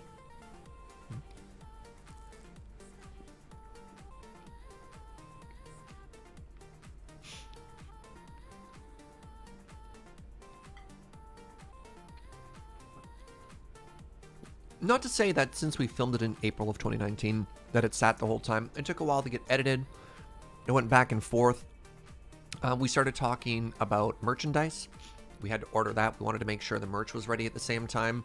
That took a very, very long time to organize, especially with just international shipping lines and designs back and forth. Yeah, I wouldn't say there's like any one particular thing. Obviously, 2020 being the way it is, there is a weird sense of maybe holding off the release of the show. Oh yeah, oh there's merch, Rocket John. There's themed coffee cups. I'm covered in pizza. I'll show you in a second. Here, let me eat this, wash my hands, and I'll show you the merch.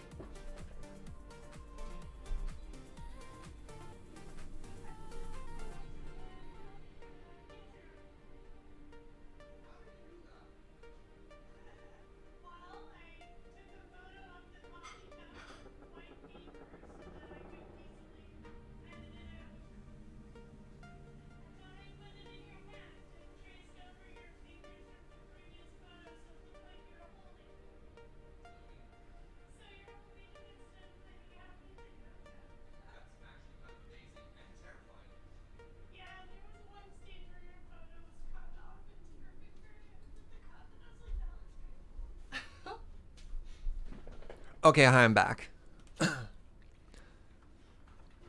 So, if you haven't seen it yet, this is the Coffee with Surge mug. It's a keep cup, which is amazing, which I love. And let me try and get closer. Enhance. Ah, which way's the camera? It's reversed. It's got a little Coffee with Surge logo on it with the grinder and everything there. So the amazing part about this is how much it actually means to me to have my name on a keep cup, which is really cool. Keep cups are actually absolutely fantastic, like professional tier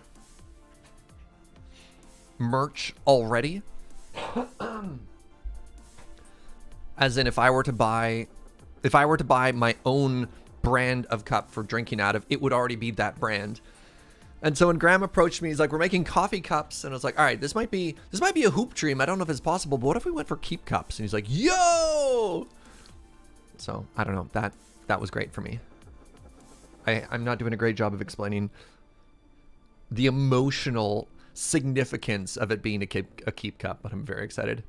If it's closed and I turn it upside down, we'll keep the liquid in. It'll do a pretty good job of that. So let's talk about the seal. This isn't like a hiking lid, but it has a little drinky hole that you cover. Boop. So you rotate, it'll seal it. And it forms a pretty decent seal, but these aren't made to be indestructible, like, you know, Beej's water bottle, if you want that sort of thing. This isn't the Swiss Army knife of things, right? It's made of glass and cork with plastic at the top. I like it a lot. It should keep the liquids in. I could test it. You already have Beej's water bottle? Yeah. It's a different aesthetic though, right? There's like the way you approach a problem of what's your water bottle? Is it like a Nalgene? Is it the sort of thing that you want to beat up? Probably not, because it's also fragile. It's also, you know, kind of a glass material. Is Beej's water bottle the Road Quest one? Yes, that's correct. It's basically to stop you from getting paper cups. Yeah. How has the pandemic affected your local coffee joints? It's been interesting. There's some really big articles to read on not necessarily just the impact on your local cafe in terms of stuff, but how it's affected the whole production chain all the way down. So how has this impacted roasters when it comes to their ability to order beans in bulk, right? Because if a cafe isn't selling as many cups of coffee, they're not buying as many beans. If beans aren't moving as much, how are roasteries doing with the amount of green beans and volume they have? If the green beans aren't moving as fast, how does that affect farmers who are counting on a certain price for their crop based on demand and stuff like that? So like, yeah, 2020 has been hard on a lot of people the whole way down through the coffee production chain, right? This is something I can take to the coffee and ask them to put your latte in there. Yes, actually, one of the cool things about that, just Shay, is especially that size, they're often short enough that they can fit right underneath the portafilter. That's the move I make when I put the drink down there, brew right into it, which I like. Anyways, let's play some video games. Actually, before I do that, because I rushed, I'm going to very quickly take a pee break. I'll be right back.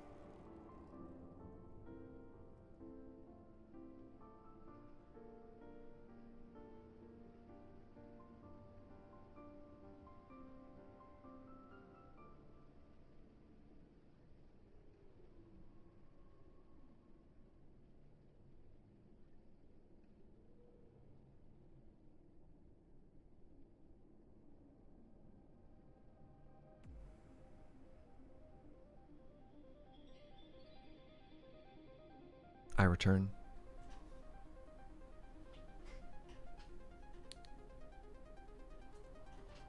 Please hold.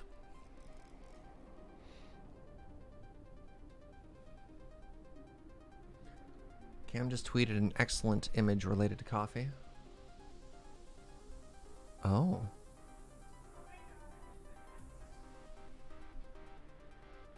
Is this thing we sent him, Joe? For the professional coffee brewer, for the coffee enthusiast. My last two brain cells. Oh, Cam. We may have passed that card on to him. That might be my fault. That's really funny.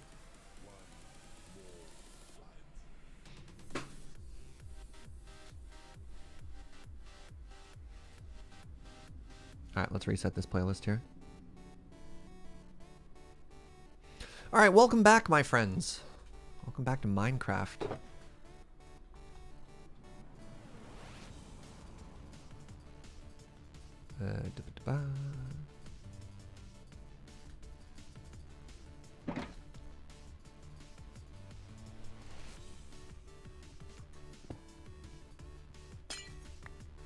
Alright, let's see how much gold we got out of that. So remember, before our lunch break, we basically had nothing. We didn't have a single double chest that was full. For a second, I was like, uh-oh, did I not put on my elytra before walking off the edge? And now we have, well, still not a full one. Go! What? Oh, I love this farm. You know, just a casual, entirely full chest, as one do.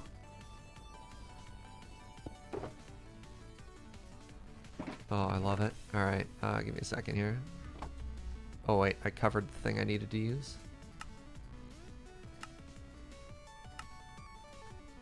What did I do that for? Wait, do I seriously only have the one crafting table? Oh, that's on me then.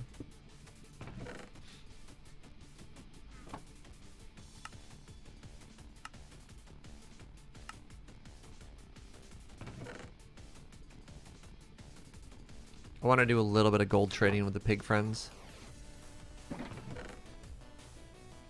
Just to say hi to them.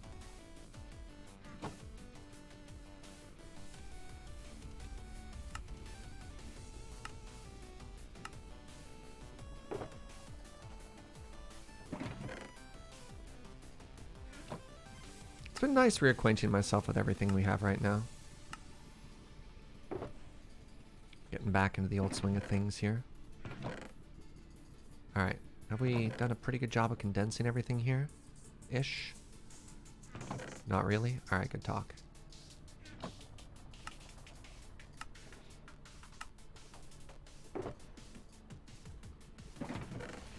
Ooh, wait. We have way more than I thought we did. Cool.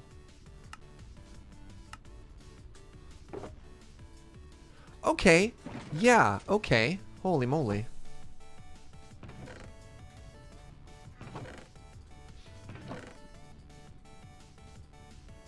One of my favorite LARP personalities. Enjoyed coffee time, but I'm not a Minecraft guy. Yo, that's fair. That's fair.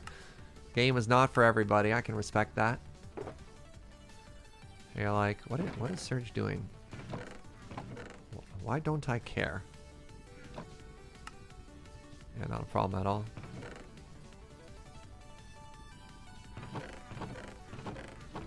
Alright, we're probably gonna have to do a pretty serious AFK here.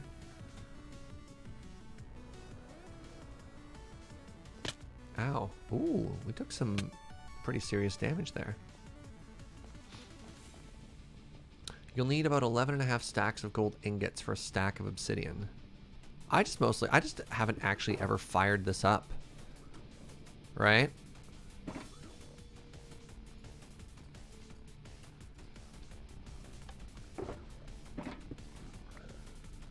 What is this? Oh. Alright, go. Enjoy your gold. Wait. Push button. Begin bacon.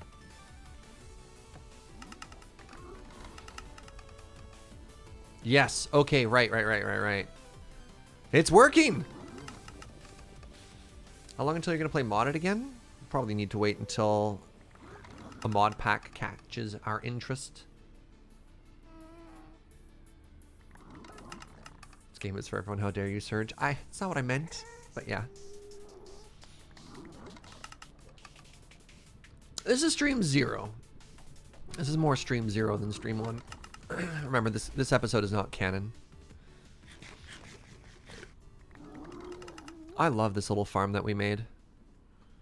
This is a very fun 9 o'clock project that we worked on together. Is there an ender chest in here anywhere? Maybe over here? Yes, excellent.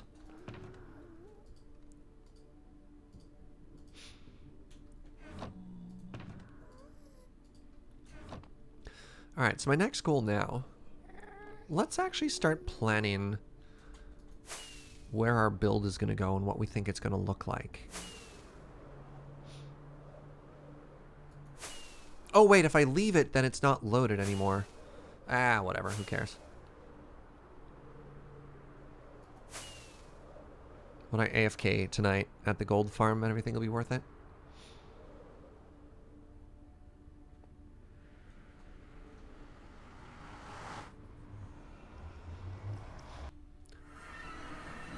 So I want to grab an extra bed.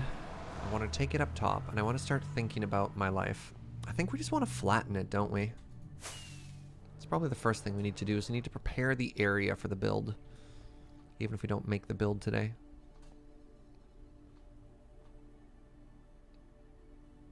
I think I remember there being just an entire thing full of bed somewhere here. Did I make that up? No. Maybe it was over here? We have so many unused chests currently.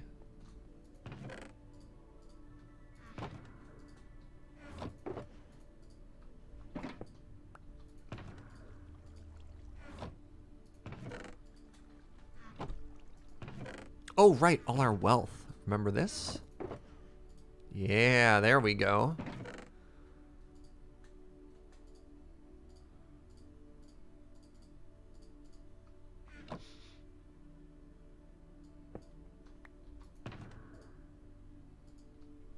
Did you bed mine the nether? Did you use them all? Maybe that is where it went. Is there one in my ender chest? I mean, there is one there, but I thought I had more. But I guess you're right. I probably blew them all up, didn't I?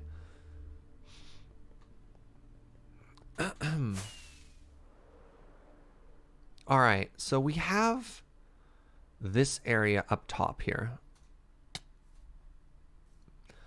And yeah, to be honest, I think we just make it completely flat. And then afterwards, we can go ahead and try and make the landscape a little bit more dynamic, or do we keep it? No, it's going to be way too hard. I think you need to clean up your workstation first, right? Clean it up, give yourself room to actually see what you're working with.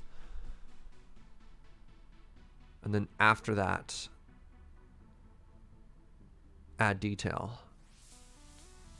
You like it how it is, but that's just you. It's going to be very hard to make one very large building up here, though, right? Because then what do? Do we make the building at about a mid-height and you have details that go down? The hard thing is, it's hard to see. The hard thing is, good sentence, Serge. It's very difficult to see how much room we actually have to work with when the ground is this dynamic, though, right?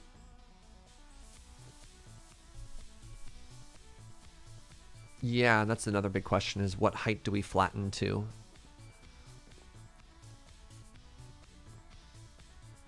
Lowest common denominator is very low here.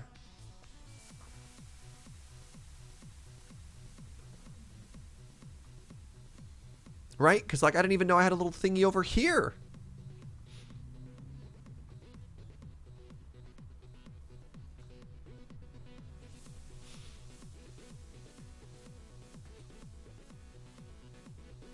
No, we need to flatten it, because if we don't, then we don't even know how much room we have to go off into the sides. Let's take it down to this level for now, and then we'll reevaluate after that.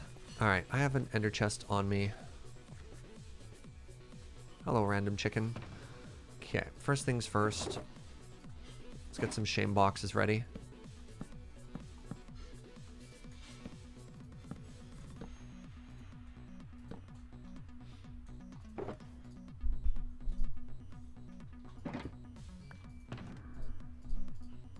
Let's get some torches ready.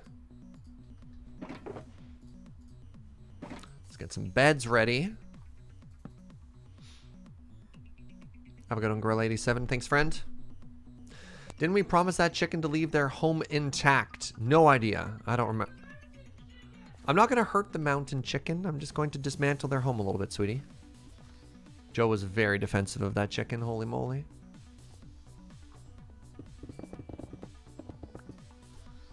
Ooh, we're really starting this, eh? This is big. Yeah, we have to. We have to if we want to put a build up here. So let's just...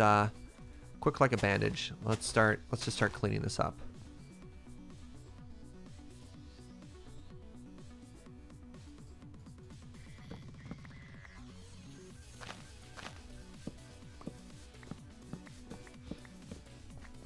Because otherwise we weren't using it. We always knew we wanted to put something cool up here.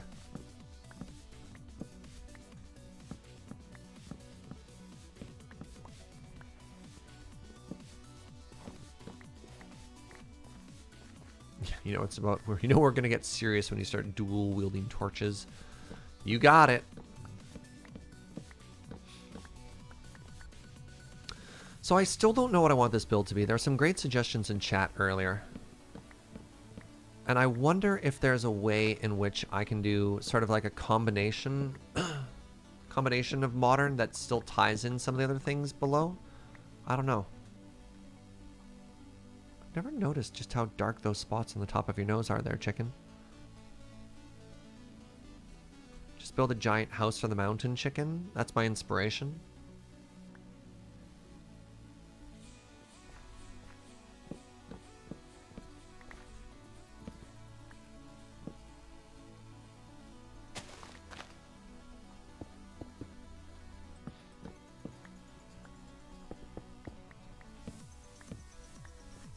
Those are tears. Oh no. Oh no!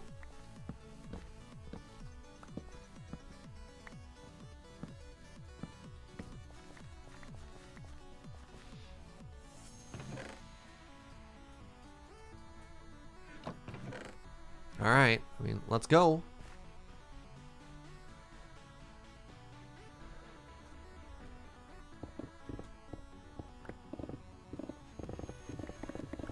Oh, I've missed instant mining.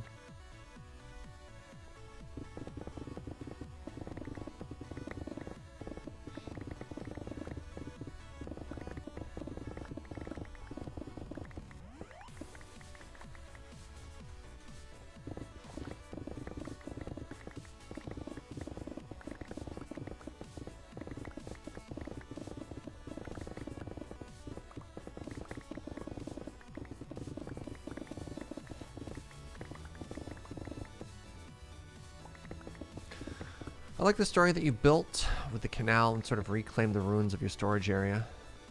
How those stories connect to the top of the build. Yeah, exactly.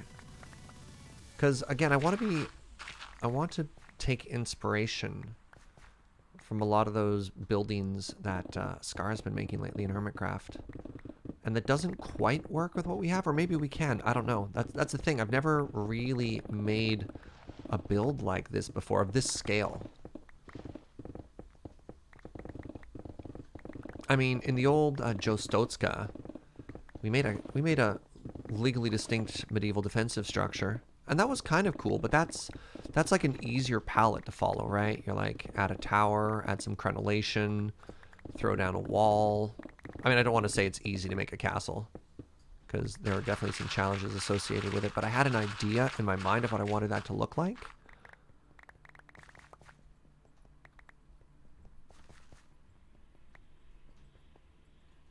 Oh yeah, for those of you who don't know, let me bring up a screenshot. That's a great idea, Arclight.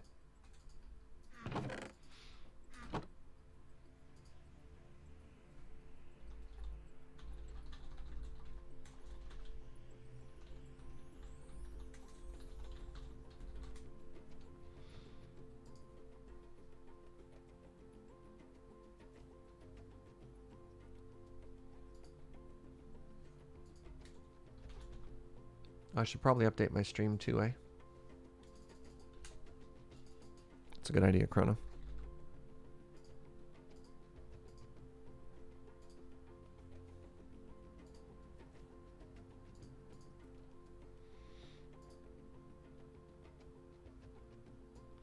So like, nope. So this is one of the builds he just did there, which is absolutely stunning, which is this like, I wonder if there's a moment where he stops in front of it.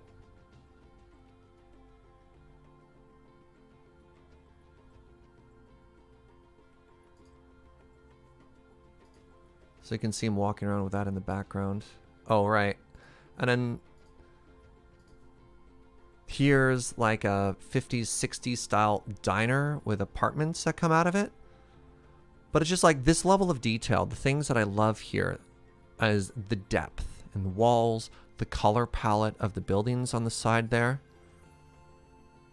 And that's what I'm talking about when I really want to challenge myself as a builder. Even the mayor building in the background, right? So how can I incorporate stuff like different color palettes? there's a level here and another building out of the top of it, right? Like, and if you look at there we go, the 3 builds. It feels like there's several different shapes. There's the whole front of this building that comes out. There's the lower level, and they all seem distinct here as well. There's the diner, there's this building, there's a lower level, there's the buildings on top. The mayor area has all those layers as well.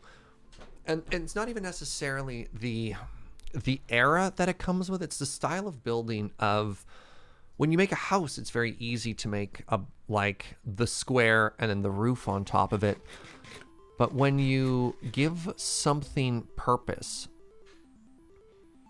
of like, here's the foyer, here's the first level, here's a walkway that goes around it and builds up. Like, how do you incrementally give your build more and more purpose like that? That's where my brain isn't at, and that's how I want to try and challenge myself. And I don't know the steps how to get there because I'm worried I'm going to make a giant block. So in those of you who watch Mine O'Clock as well, we did a Path of Magic playthrough where I made a really cool house. That was our build, and it had the coolest roof I'd ever done. But then it fell apart because it was just a giant square on the inside. And so while we had a mezzanine, it had all this unused space. It had a fireplace as well. It just never felt complete. It never felt good, as it was really lacking a purpose there. Whereas if I had been able to make the exterior more interesting shapes, maybe, then the interior would have different purposes as well. Right, like the roof was great, the tree was great, but I still feel it failed on some larger purpose there, right? Save the outside for last, but the problem is I don't have an inside plan either. Builders design and test their stuff in creative first. Sure, Scar. Oh yeah. Might be neat to try that out. Let's maybe we'll have to do that. Maybe we'll just play around in creative for a little bit as we get ready and try and test some ideas.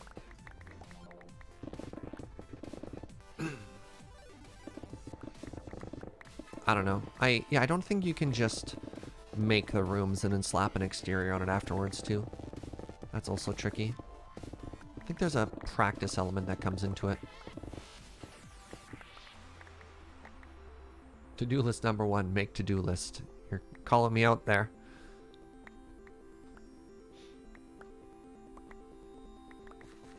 Alright, so now let's knock down a little bit here.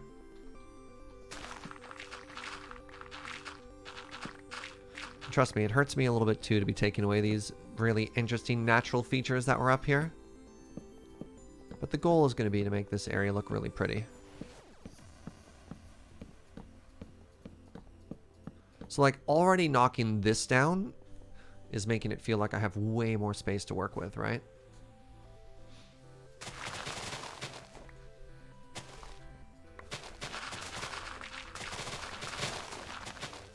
So it's a level bigger than that Felon Entane, because it's not just like how do I decorate the interior, because you can make rooms look pretty. It's more how do I separate a room from the overall build. I think it's like an architecture problem. I don't know. Maybe I need to go to architecture school. Maybe that'll give me the insight I need to these problems. Alright. Yeah, you know what? Now that I'm actually knocking it down, it was definitely the correct move to flatten this, and I want to bring it lower still. I was really nervous at first. No. We still want to flatten the ground. 10 million% we still want to flatten the ground here. Because we need to have an idea of how much room we have to build. I heard architecture and perked up. Wondering if I need to go to school to be an architect. To level up my builds in Minecraft. Let's go ahead and turn that shovel sound down a little bit there.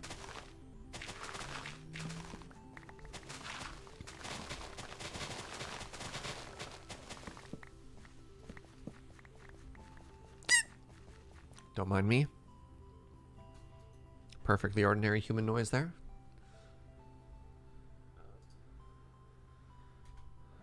Getting a degree in architecture to up the game of my Minecraft builds. Yeah, exactly.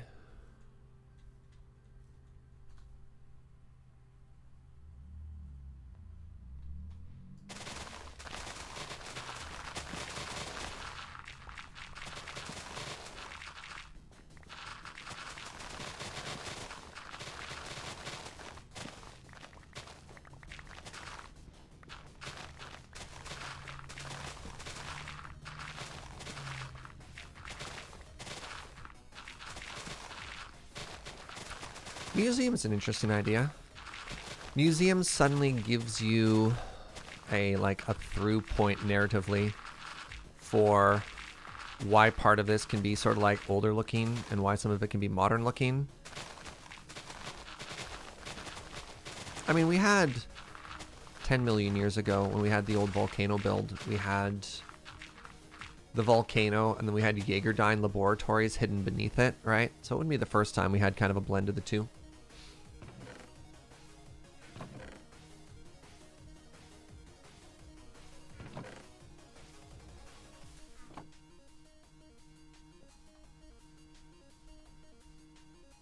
Go ahead and get rid of a couple things here. We'll keep the dandelions. Might need flowers at some point, who knows?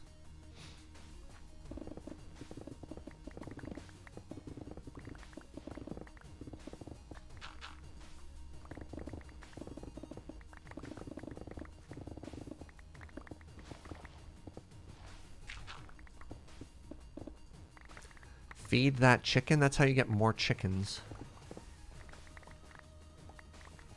We don't particularly want more chickens right now, do we? It's already pretty crowded up here, eh? More chickens.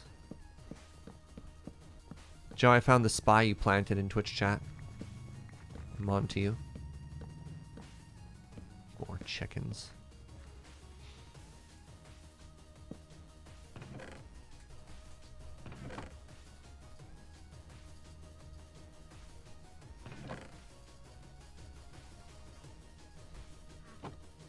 Sorry, Joe, I tried. See? I knew it. Alright, now that we're looking around again, yeah, definitely want to bring this down to at least this height.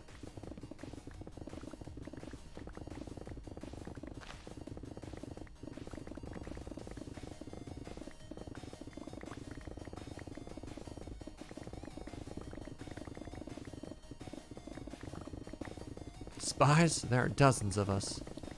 Yeah, alright, alright.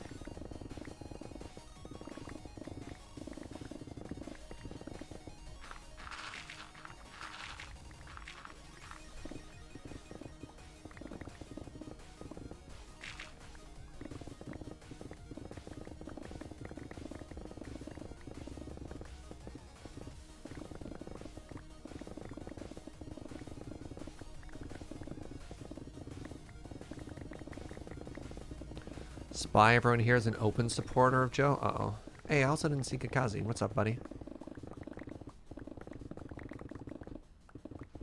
A lot of people coming on the idea of an observatory. Observatory is very modern, though. Really locks us into that. Gotta make that big dome. That pokey bit outside of it. I also don't think we could make... You can't make a small observatory. It'd have to be pretty large. So I don't think a section of this would be an observatory. I think if we wanted an observatory, the entire top of this would end up being it. I don't quite know if that's the aesthetic we're looking for yet. That's like very science-y.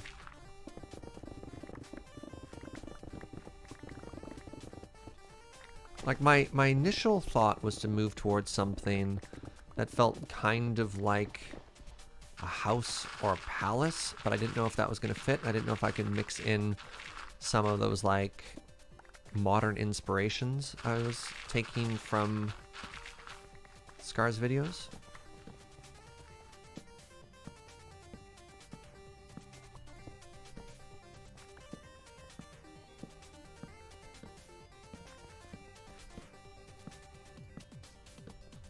This should be enough torches, right? Sure.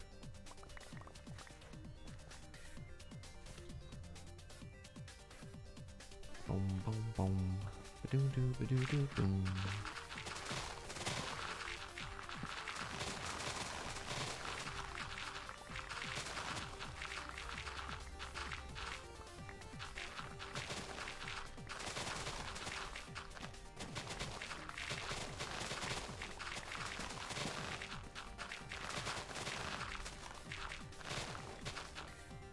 Oh, I'm almost certainly going to use the same color palette, yeah. I find that's a good way to make sure everything feels like it's part of the same build.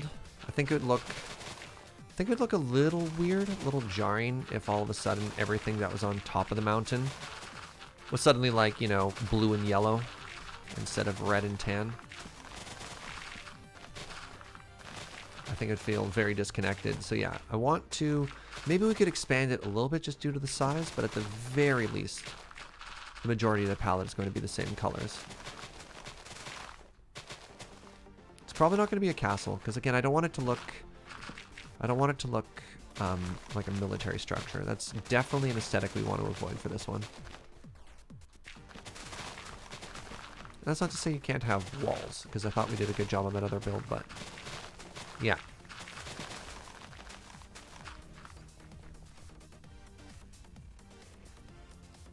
Also, we did a whole, like a whole season that was just medieval town. A legally distinct defensive medieval town. Turns out people have very strong opinions about castles.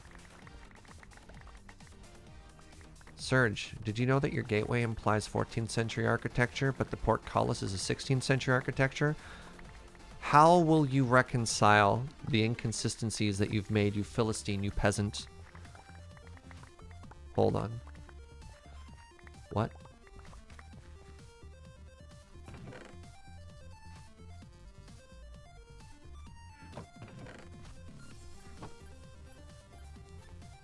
How about a hanging garden? Ooh. That's kind of what we were going for with the, help, brain. Not the pyramid. The building we made inside of our storage room was supposed to go for that, but it ended up being too small. It was too small to really give the sort of details to do like the hanging gardens idea of like waterfalls everywhere and gardens everywhere, which is why I abandoned the plant idea for that. The ziggurat, that's the word I was looking for, thank you. Yeah, those work well together.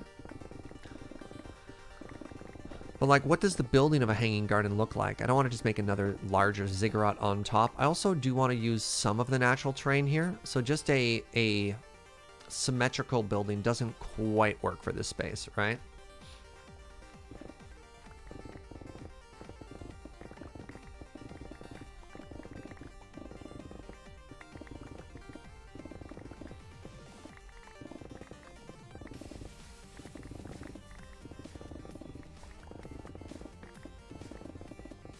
I'm not too worried too much about photos or stuff right now. I'm mostly just talking through it. Trying to put an idea in my mind, my mind's eye first.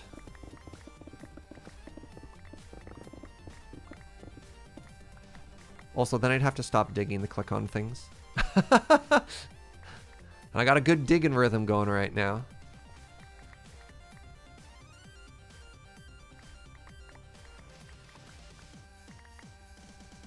So another restriction? Sure, that's not a bad word to use here, is the fact that we do need to keep the beacons clear. So this either needs to be a courtyard or an opening in the very center.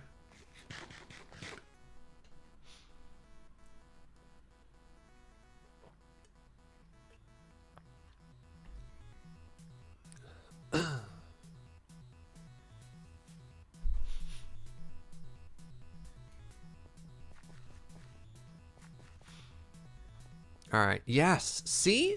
I don't know. I still think that knocking that down is the correct option, because now I can actually see what we have to work with.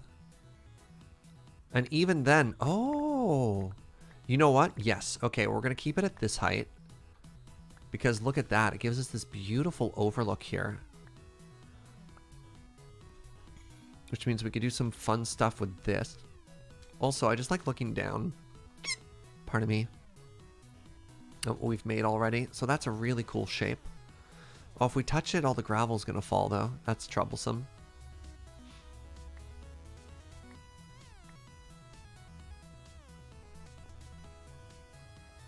Alright, what other spaces do we have here? Nice cool little overlook thing. I don't know, maybe we could do a staircase up or something. So I do like, again, some room there.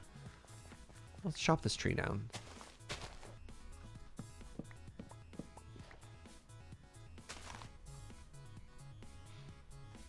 See, this is the tricky thing about the shape at the top here is the further down we go, the more space we have to build with. Because despite how it looks from afar, like you look at this and you think it's one big solid just like cube up into the air, there's a lot more space the further down you go because it does taper. Maybe that's the word we're looking for. It's not just like all straight up and down. So the more we remove, the less interesting it looks, but the more workable space we get.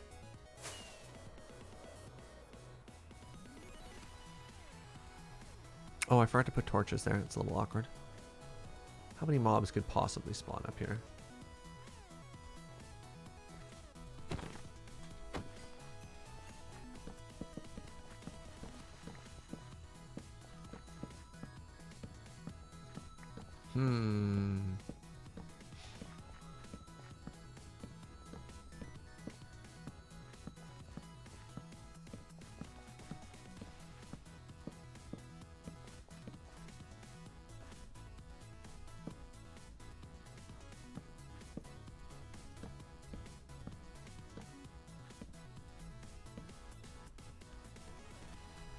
Oh no! It's okay, we have an Elytra.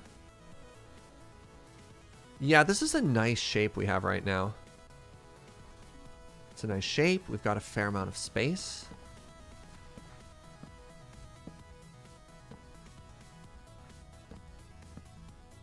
Not sure why I'm going this far for torching, but here we are. Pardon me. Oh, I forgot to have an allergy pill today. That explains a lot.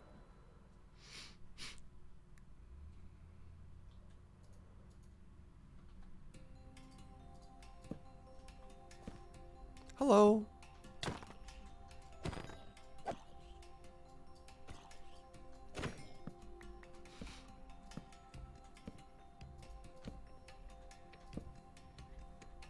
All right.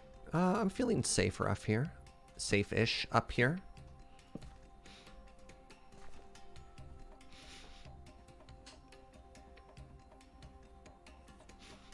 Alright, so now what we want to do, let's go roughly from the center here, and let's build up so we can get a nice sort of static view of what we have to work with. I see another area I want to torch up here.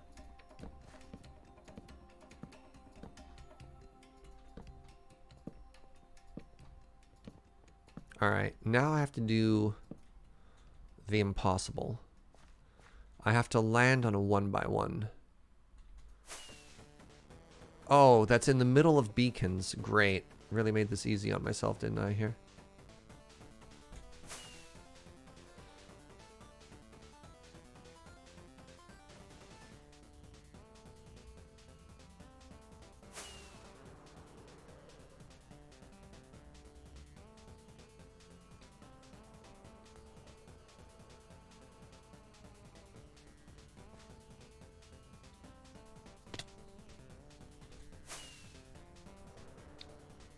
This is why we refilled our shulker box with all the extra rockets. Nailed it. All right.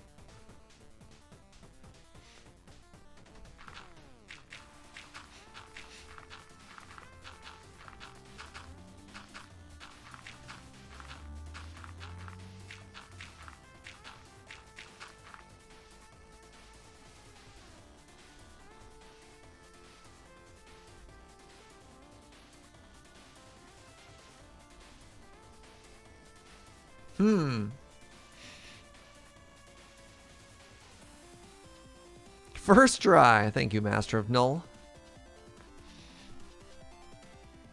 So...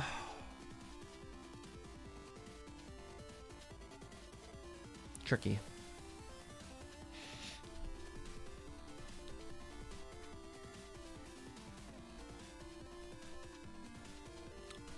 We don't necessarily have to dip down there. We could go straight across. Like, we could figure out what the footprint of the building we want to have is and just do that.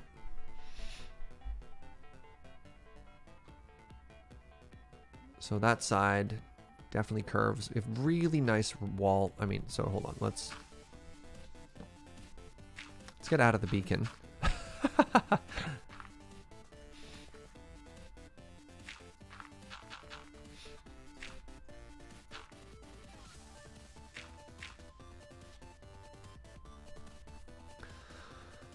Again, I don't want it just to be a giant square, but it's lending itself to being...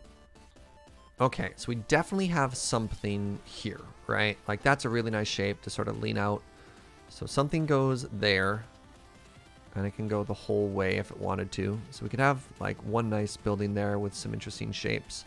So maybe you can have, like, one structure here, and then one structure here, and, like, a little bit of a connecty thing between the two.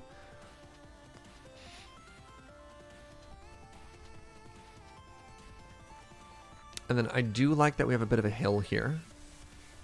Oh wait, that's all level ground. It just looks like a hill because of the dip.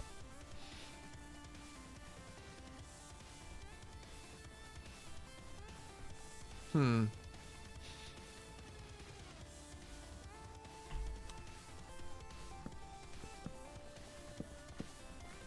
All right, let's grab some sandstone now. And we'll use that to start like tracing out some rough shapes.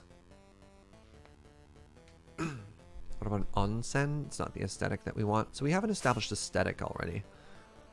And it's definitely not Japanese. I don't know what it is.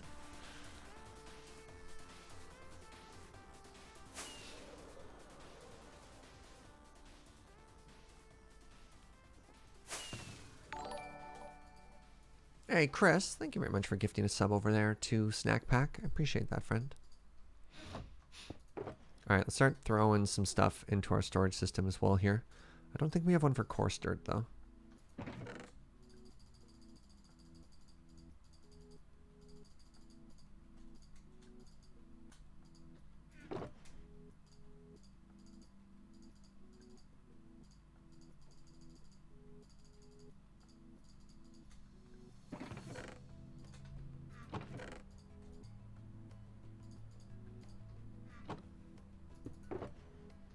Right.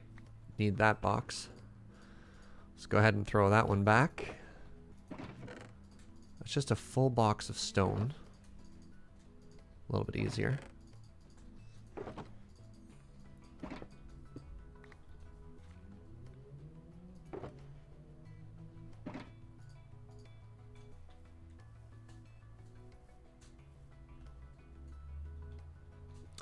A little more Persian right now. Sure. If I remember my Age of Empires.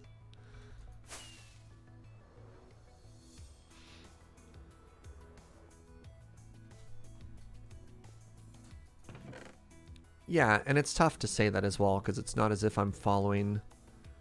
Wait a second. Any particular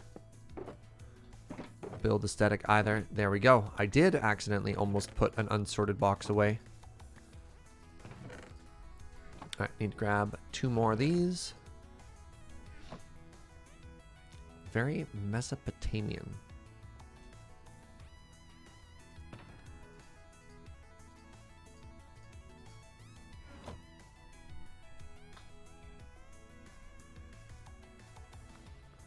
Oh, that's a great idea, by the way. If you have photo suggestions, throw them in the Discord build inspiration channel. Because that'll give me a little more time to like view them and digest them as well, right? So we want a box of sandstone to start laying some things out here. Luckily.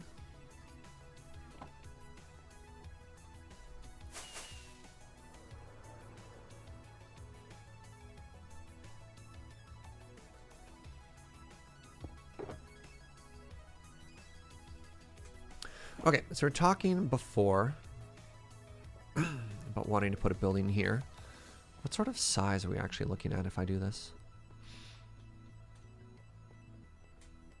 Probably go right up to the edge.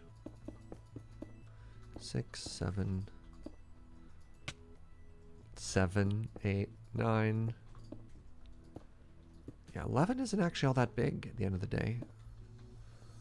13's getting a little bit bigger.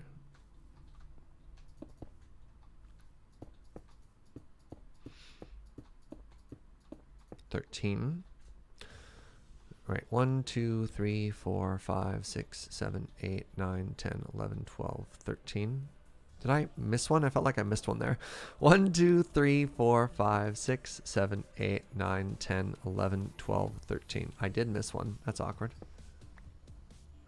And what about this way?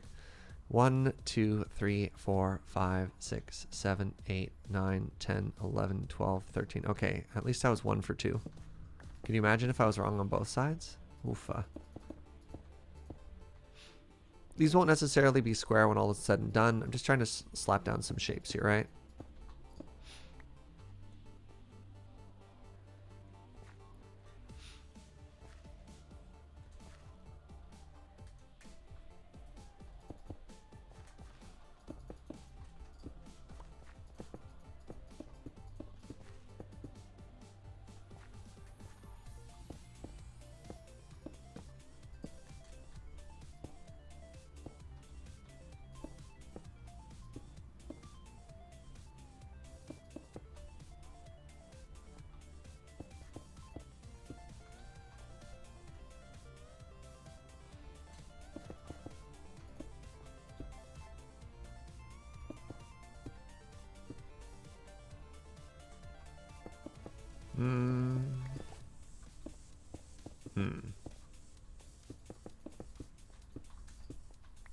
So watching a Green video ages ago on building tips, and he had one which was just like, just start making shapes on the ground. Don't make them squares if at all possible. Add weird little lumps like this to it.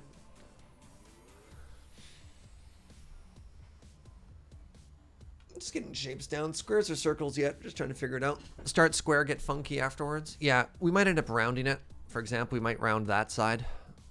If anything, I think that's probably where something round would go. But I'm thinking I want like a main building here and a main building here. And I think that's where it'll help out. Because if I do separate buildings and then have like a connector,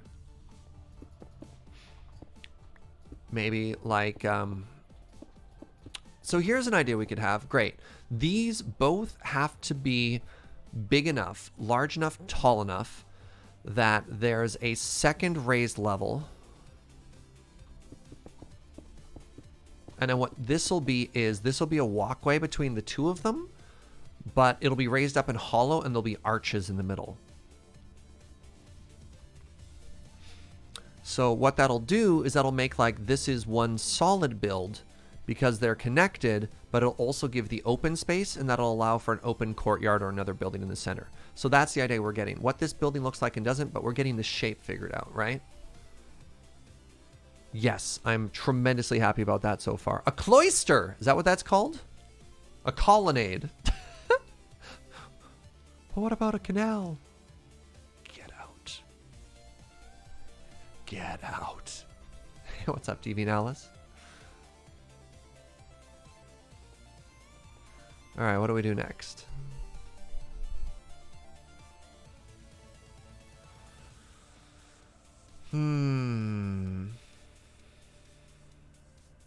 That would be, according to the wiki, that is a colonnade. Interesting.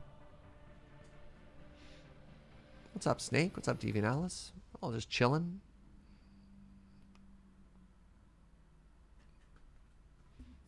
Alright, this is getting difficult again. So if I leave that all open again, I do need a building in here somewhere if I want to connect it all together, right? That means I can't have this as open as I originally wanted.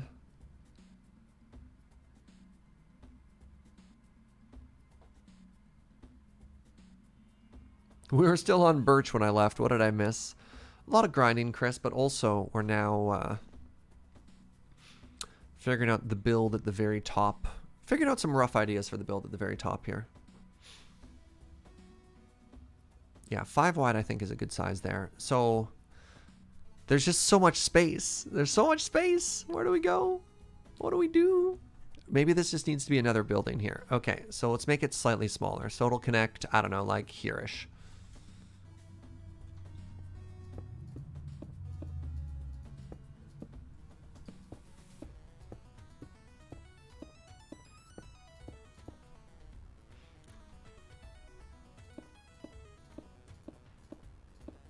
I'm just gonna start making boxes, and we'll come up with a goal after that.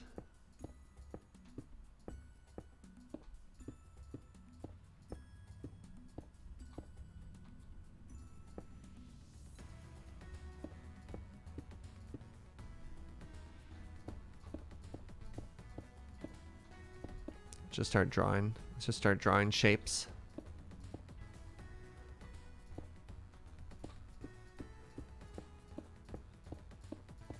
No one can hurt me if they're just shapes. Good.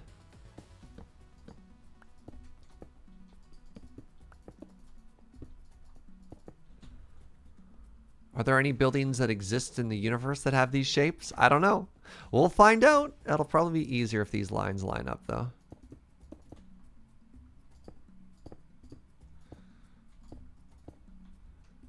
All right, there we go. There we go. See, I can make sense out of this. Yeah, you missed lunch with Surge today, Chris. We shut off the coffee cups again. Shapes aren't real. They can't hurt you. Thanks, Arclight. Arclight gets me. All right, so then I don't know. Let's wrap up this shape here. Oh, wait. No. See, that's too close. We know that's too close. So, good feedback. Thanks, Surge. You're welcome, Surge. All right, so let's go this way now. And we know we have to end a building around here. And hopefully that gives us room. So we'd have like a big building over here, and I guess it'll have a tower thing that sticks out. So like a tall thing there.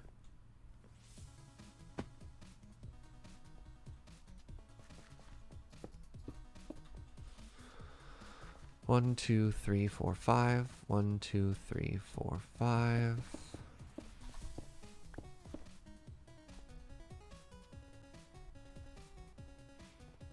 So I want to have a building here, though. I want to have something so it's not just another walkway. So we want it to be kind of closed.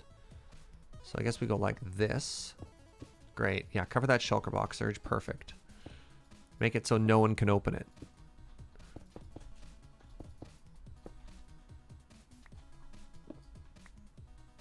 Good, good.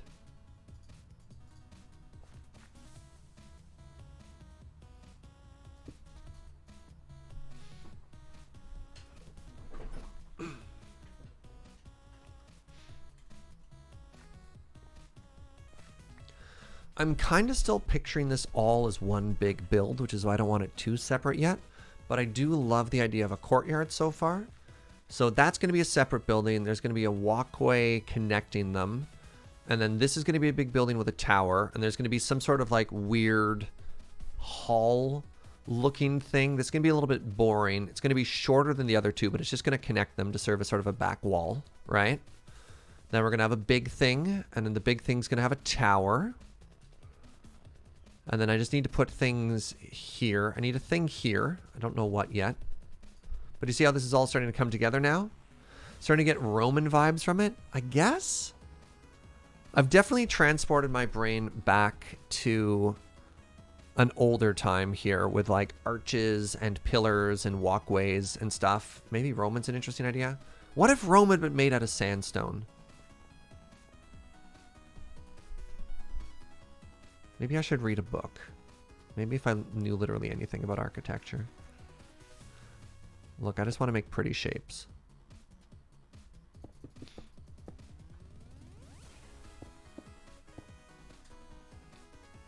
All right, let's start another one out here.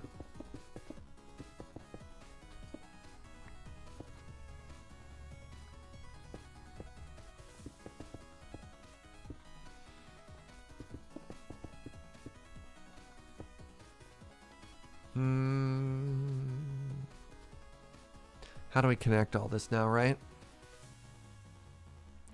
You know what? Maybe we just do another independent building here. And we just have some like walkways between them and arches. That could be kind of cool. All right, one more big one. And the difficult thing here is that I'm going to have to figure out how to make all these buildings. But that's fine. That's fine. because I think this is actually going to be a good project streaming-wise as well, because it's not one giant build. I don't have to make it all at the same time. I can make each building by itself and make sort of a show just around that. And then... yeah.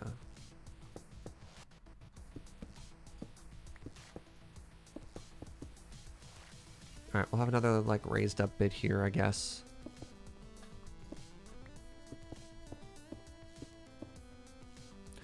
Without the context of Minecraft, I should read a book. I don't know anything about architecture. I just want to make pretty shapes or words to create. That caused the engineer in me to run away screaming? Yeah. Look, I'm not hiring you to build this for me. I have to cash these checks I'm writing right now, okay? The only person I have to blame for my over-promising is myself. Wow, I got stuck in that word there. Alright, and then I still don't know what we do in the front here. But I'm really happy with how these shapes are starting here.